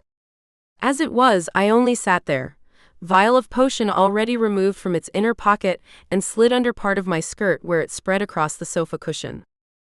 Good thing I'd done that so quickly, because Lorna returned a moment later, a glass of iced tea in each hand. She set the glasses down on some coasters that had already been waiting on the marble-top table, then took a seat opposite me, her expression expectant. "So," she said, "what was so important that you had to drive all the way down here to speak to me?" "It's about Trevor," I replied. Her gaze didn't flicker, but I didn't know whether that was because she truly didn't have a guilty conscience, or because she had such iron control over herself that she wouldn't allow even a single betraying movement. "What about Trevor?" Now was the time. "Not here but over there. Not in front, but anywhere. Look aside. Don't try to hide." As soon as I murmured the "look over there" spell, Lorna glanced over her shoulder, as though distracted by a vehicle passing on the street outside. I pulled out the vial and poured half its contents into her iced tea, then quickly stuck it back in my purse just as she turned back toward me. "I think I've learned something interesting," I said, and picked up my iced tea and took a sip. As I'd hoped, she reached for her own glass and sipped from it as well. At once something in her eyes changed, the pupils enlarged, her gaze somehow blurred. "Perfect." I reached into my purse and got out my phone, set it on the coffee table with fingers that only trembled a little bit, and activated the voice memo app. "Lorna Miller, do you mind if I record our conversation?" I asked. "No, that's fine," she said. Like her expression, her voice was almost dreamy, very unlike her usual brisk self. Well, hopefully the cops wouldn't notice that part. Since it looked like the potion was doing its job, I didn't see the point in beating around the bush. "Lorna, did your husband Thad kill your son Trevor?" A single blink. Then she said yes. Oh my God. It was one thing to imagine such a horrible scenario, and something entirely different to hear the ugly truth of the matter stated so baldly. My stomach clenched, and I was suddenly glad I hadn't eaten that granola bar on my drive down here. "Why?" I asked, even as I told myself that I needed to keep it together. Lorna sipped some more of her iced tea. Yes, the potion had already done its job, but I knew that adding some more of the mixture to her bloodstream couldn't hurt. Because he was going to tell the truth. About how he sucked as an architect and had his associates covering for him. A very small tremor went through her, and she released a melancholy sigh. "Yes, Thad said it would destroy the firm, would ruin us financially." "So you knew what he had planned?" At once, Lorna gave a vehement shake of her head. "No.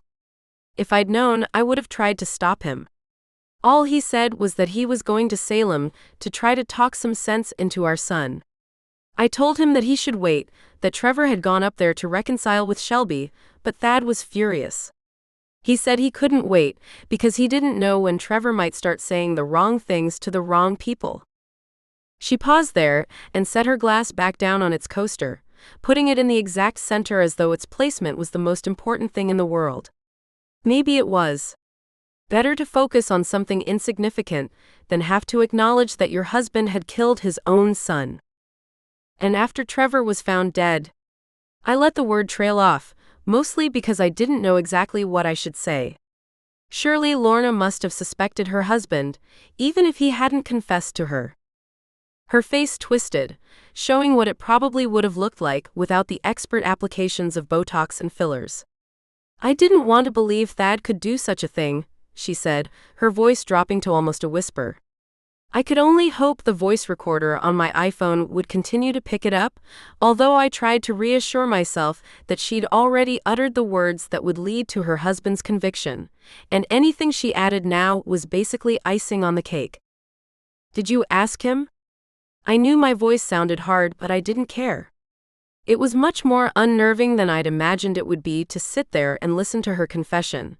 And now I just wanted to gather as much information as I could so I could get the hell out of here and back to Salem, away from this nightmare.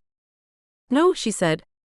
She crossed her arms and held them tightly against her stomach, although I didn't know whether she made the gesture to protect herself or because she was cold, chilled to the bone at the thought of what her husband had done. I didn't have to. I saw it in his eyes when the police called us to tell us Trevor was dead.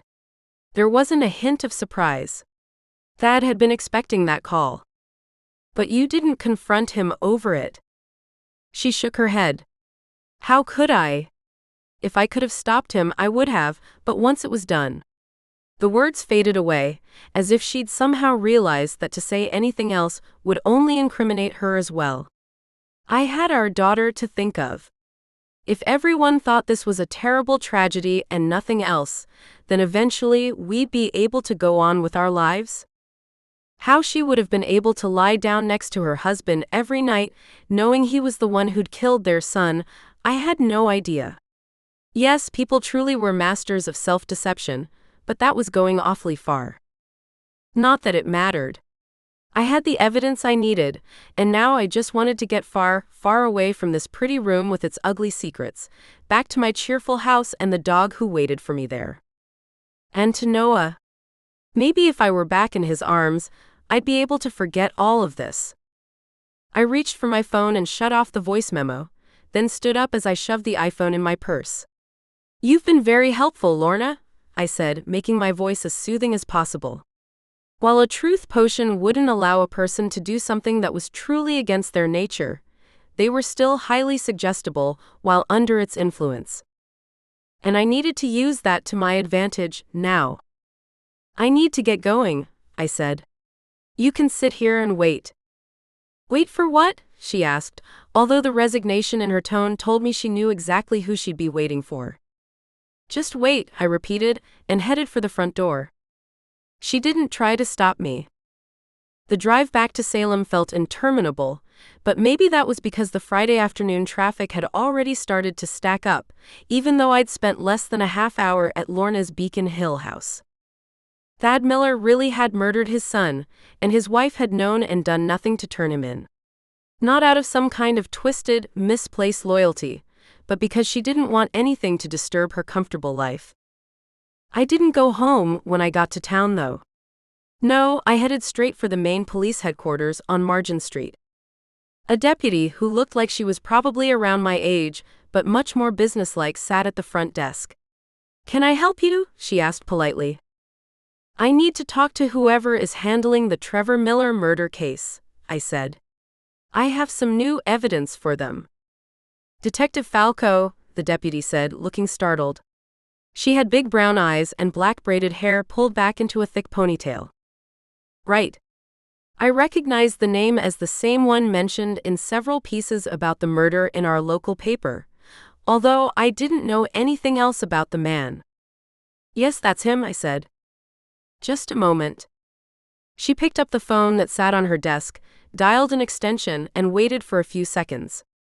The detective in question must have answered, because the deputy then said, Detective Falco? I have someone here who says she has information about the Miller case. A pause and she said, Sure. I'll let her know. The deputy replaced the handset in the receiver, and I gave her an inquiring look. He'll be right out, she told me. Sure enough, a man in a white button-up shirt, khakis, and a slightly askew tie entered the lobby just a minute later. The detective's name had made me think he must be some grizzled veteran right out of a classic cop show, but that presumption couldn't have been more off the mark. This Detective Falco looked like he was probably just a couple of years older than I was, with thick dark hair and dark eyes, and wouldn't have been out of place modeling for Armani or something. Or maybe playing on the Italian soccer team. Hi there, he said, and extended a hand. Detective Falco. Charity Hughes, I replied, glad I hadn't been put so off balance by his appearance that I couldn't muster a normal response. Deputy Thomas said you have something on the Miller case? I do, I said. But we should probably talk about it in private. He didn't miss a beat. "Sure," he said. "We can go to my office. This way." And he led me out of the lobby and down a short corridor, then another. Almost immediately after making the turn, he opened a door for me. "Right in here." His office seemed pretty typical: computer and printer, stacks of file folders sitting on the desk. However, the walls were covered with posters of travel scenes, and not the wanted posters or public service announcement kind of stuff I'd been expecting. "Have a seat." I took the chair he'd indicated, the only one in the office besides the one behind the desk, which was where he seated himself. "So," he said after we were both situated, "what's this all about?" In answer, I reached into my purse and got out my iPhone. I have a recording where Lorna Miller implicates her husband in the murder of their son. One of Detective Falco's black brows lifted just the slightest bit. "Did you have her permission to make the recording?" "I did," I said imperturbably. "Listen for yourself." Leaning forward, I set the phone on his desk, opened the voice memo app, and touched the screen to start the playback. As he listened, the detective's brows drew together, but he didn't say anything, only sat there expressionless until we reached the end of the recording. For a moment longer, he remained silent. Then he said, "Why would Lorna Miller confess all this to you?" "Guilty conscience?" I suggested, and the faintest hint of a smile touched Detective Falco's sculpted mouth. "Possibly." A pause, and he added, "And why did you even get the idea to talk to her?" "Because she and her husband asked me to investigate Trevor's murder," I said frankly. "Now, I'm pretty sure they were just hoping my involvement would muddy the waters, would make it harder for the authorities to figure out what actually happened to their son." The smile disappeared, but otherwise, the detective didn't seem to have any real reaction to my words. Was it possible he knew something about the way I'd managed to track down Darla Fitzgerald's murderer? There wasn't any reason for the Salem Police Department to have been involved with that investigation, since it involved a crime that had taken place 1,000 miles from their jurisdiction. But to my relief, he didn't seem inclined to ask any other questions along that line, because he went on, "I assume you don't want me to confiscate your phone, so I'm asking your permission to make a copy of the recording. I'll also need you to sign an affidavit attesting that the recording hasn't been edited or altered in any way." Yikes. I hadn't even imagined that the police might try to seize my phone, or that they would need me to state that the recording hadn't been tampered with. Then again, I wasn't exactly in the business of taping people's confessions. "Sure, make as many copies as you like," I told him. "This'll take a few minutes," he said. "Just hang tight." The detective picked up my phone and headed out of the office, presumably to a lab or something where they had the kind of equipment you'd need to make a copy of a voice recording. It felt weird to sit there, waiting and doing nothing, but since Detective Falco had my phone, it wasn't like I could check my emails or Instagram or whatever. I wasn't wearing a watch, but he had a clock on one wall in between a gorgeous poster of the Isle of Capri and a place I couldn't identify, probably somewhere in the Alps, all snowy and pristine. That was how I knew it took almost 10 minutes for him to finish duplicating the recording before he returned to the office and handed my phone back to me. "All done," he said as I took the phone and put it back in my purse. "So what happens now?" I asked. He smiled, but something about that smile told me he was still deadly serious. "Now I get to pay a little visit to the Millers." Chapter 17. It's complicated. But Detective Falco never got to have that talk with Thad and Lorna Miller. Yes, he drove down to Boston and went to their house, only to find a sobbing, barely coherent Lorna there. Someone from the firm had just called her and told her there had been a single gunshot in Thad's office at the Miller & Miller offices downtown. When his assistant rushed in to see what had happened, it was to find her boss slumped over his desk, a single bullet hole in his temple. He'd left a note, of course, a note that claimed all responsibility for Trevor's death and made sure to clarify that Lorna had nothing to do with the terrible crime. That note had carefully sidestepped mentioning any reason for killing his son, stating only that they had differences. I could read between the lines, though. Thad had wanted to use that sword to murder Trevor because he viewed his son's intention to tell the truth about his abilities as the very worst sort of backstabbing. A personal killing needed a personal weapon, hence the reason why Thad had used Trevor's sword to carry out his revenge, even though an anonymous one bought on the internet would have been worlds safer.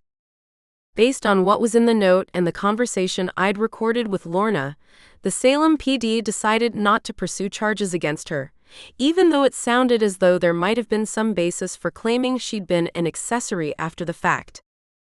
Maybe even the police had decided she'd lost enough already. I saw all this in the local paper, obviously, because although Detective Falco had seemed friendly enough when I brought him the recording, he didn't have any real reason to drop by and discuss the case with me. And Shelby, although shaken, according to Noah, had recovered enough to attend Trevor's funeral on Sunday. "They'll have to have another one for Thad," Noah told me when I came over to help him get set up for our barbecue with Jared and Kathy.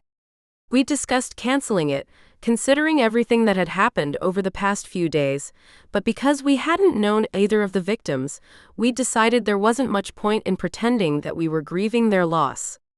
Something quiet, I suppose. Very quiet. Reports were that the firm had been left to Lorna in Thad's will, but I had no idea what she planned to do with it. If I were her, I'd find a responsible buyer for the business, someone who could carry on its legacy, but be separate from the scandal and tragedy that had marked its final days. But that was her decision to make, I supposed. "It's a horrible mess," I said. "But I'm glad Shelby is doing better." "She's relieved that she's been completely exonerated," Noah told me. "But she also doesn't know what to do next, which I get. She thought she was going to have a future with Trevor, but now?" The words trailed off, and he shook his head before picking up the bowl of Boston baked beans I'd brought over so he could take it out to the table on the deck. Jared and Kathy were due to be here at any moment, and the bowl of beans was one of the last things that needed to be put in place.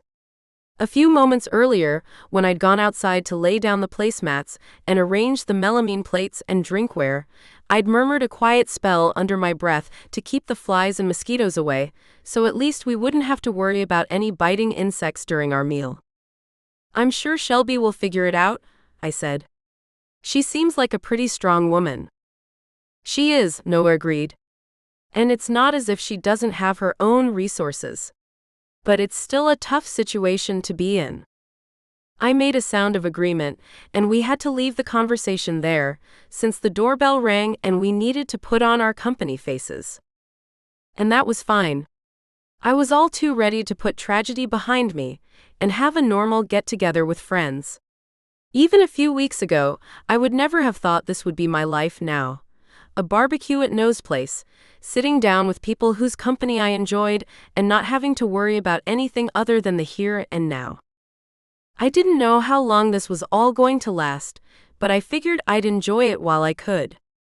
More details emerged about Trevor's murder, as they usually did. It appeared that Thad Miller had smuggled his son's sword out of his office in the kind of large portfolio they used at the firm to carry blueprints, so of course no one had noticed anything strange about that. No, he'd just slid the sword in there, said goodnight to the security guards in the lobby as he left the building, and headed to Salem to carry out his murderous plans. He'd been careful. It wasn't as though he'd gone online to buy the black getup he'd used to disguise himself, or the lockpick set that had been found in his desk drawer at home. But those ninja masks were easy enough to purchase at martial arts supply stores, and if he'd paid cash, obviously there wouldn't have been any record of the transaction. As it had turned out, he hadn't needed the lockpicks, since Shelby had unwittingly left the cottage door unlocked. But even if she'd been more careful, Thad would still have been able to get inside one way or another. And the gun he'd used to end his life and make sure he'd never spend a single day in jail was one he'd bought legally years before, claiming he wanted it for home defense purposes. Maybe when he first purchased it, that had been his only intention, even if it had turned out to also be a means of escape for him. As to why he used Trevor's sword to kill his son, when some other weapon would have probably have served his purpose much better, no one really seemed to know, since that twisted secret had gone with Thad to his grave. I still believe that Thad thought Trevor was stabbing him in the back, and therefore he wanted to literally do that very thing to his child. Wielding a blade that had been one of his son's prized possessions was probably just the black cherry on a very dark Sunday. But after those few follow-up articles in the local paper, everyone in town appeared to move on from the incident. That made sense, I supposed. Trevor Miller's death hadn't affected any of Salem's residents directly, except maybe poor Hannah Owens, who now had to disclose on her vacation rentals listings on Airbnb and VRBO that someone had been murdered there. She'd actually muttered a few times that she was thinking of selling the place, since she'd had a couple of cancellations, and she feared the little house would no longer be worth maintaining. "Well, wait and see how Halloween goes," I told her when she dropped into Full Moon Apothecary for a refill on her arthritis tincture. "People would probably love to stay in a haunted cottage then." "It is not haunted," Hannah retorted. "I've walked through the entire place and haven't felt anything strange at all." It was on the tip of my tongue to tell Hannah she wasn't really a medium, and therefore it was possible she couldn't really be 100% certain on that point. I refrained though, mostly because I knew I hadn't sensed anything when I was at the cottage either. And while I also couldn't claim to be a medium or even all that psychic, I figured if two witches had been in the place and neither one of them had felt anything off about the cottage, then it was probably just fine. "Yes," I said with a grin, "but if you put in the listing that it's haunted, I'll bet you'll get people lining up to rent the place." That suggestion seemed to cheer her right up, because she nodded and said that sounded like a wonderful idea. As she hurried out, paper bag with her tincture held in one hand, probably the last person I would have expected to visit my shop brushed past her. "Detective Falco." I blinked at him, then managed, "Can I help you find something?" He smiled. No, his smiles didn't have the same brilliance as No's, but there was still something kind of velvety and fascinating about them nonetheless. "Oh, I was in the area and thought I'd drop by. I realized I never really thanked you for providing that recording of Lorna Miller's confession." About all I could do was shrug. Well, I don't know if her confession really helped all that much. I mean, it was the note Thad Miller left behind that really clinched things, wasn't it? Detective Falco removed his sunglasses and slid them into his breast pocket. His eyes were as night dark as his hair, such a contrast to No's piercing sky blue.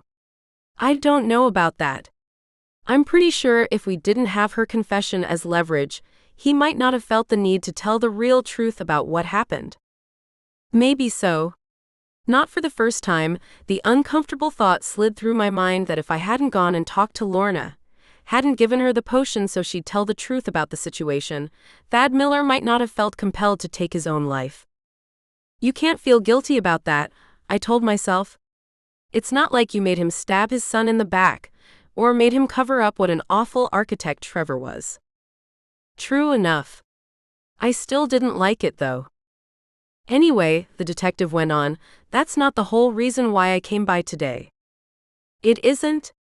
I responded. He didn't seem like the type who would use folk remedies for his various aches and pains, but if I'd learned anything in this life, it was that people would continue to surprise me, probably until I was dead. "No," he said and smiled again. I realized we were never properly introduced. "Derek Falco." And he reached out a hand. I took it and gave it a little shake, since I wasn't sure what else to do. His fingers were strong, but he wasn't one of those guys who felt the need to crush your hand when exchanging a shake. "Now that we have that out of the way," he went on, "I wanted to ask you something." Sure," I said. This whole exchange felt a little weird, and I found myself glad that Hannah had left, and I'd sent Sage out to get us some sandwiches for lunch, since it was nearly 1 o'clock. At least this way, I didn't have anyone around watching this somehow awkward conversation. Derek Falco's dark eyes glinted, and his mouth curved in a small smile. "I was wondering if maybe you'd like to have dinner with me." I stared at him for a second, and then the import of his words sank in. Oh boy, I thought. Charity's adventures continue in Hexes and Hedgehogs, the second book in the Familiar Spirits series.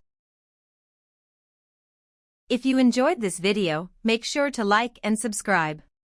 New audiobooks are posted every week.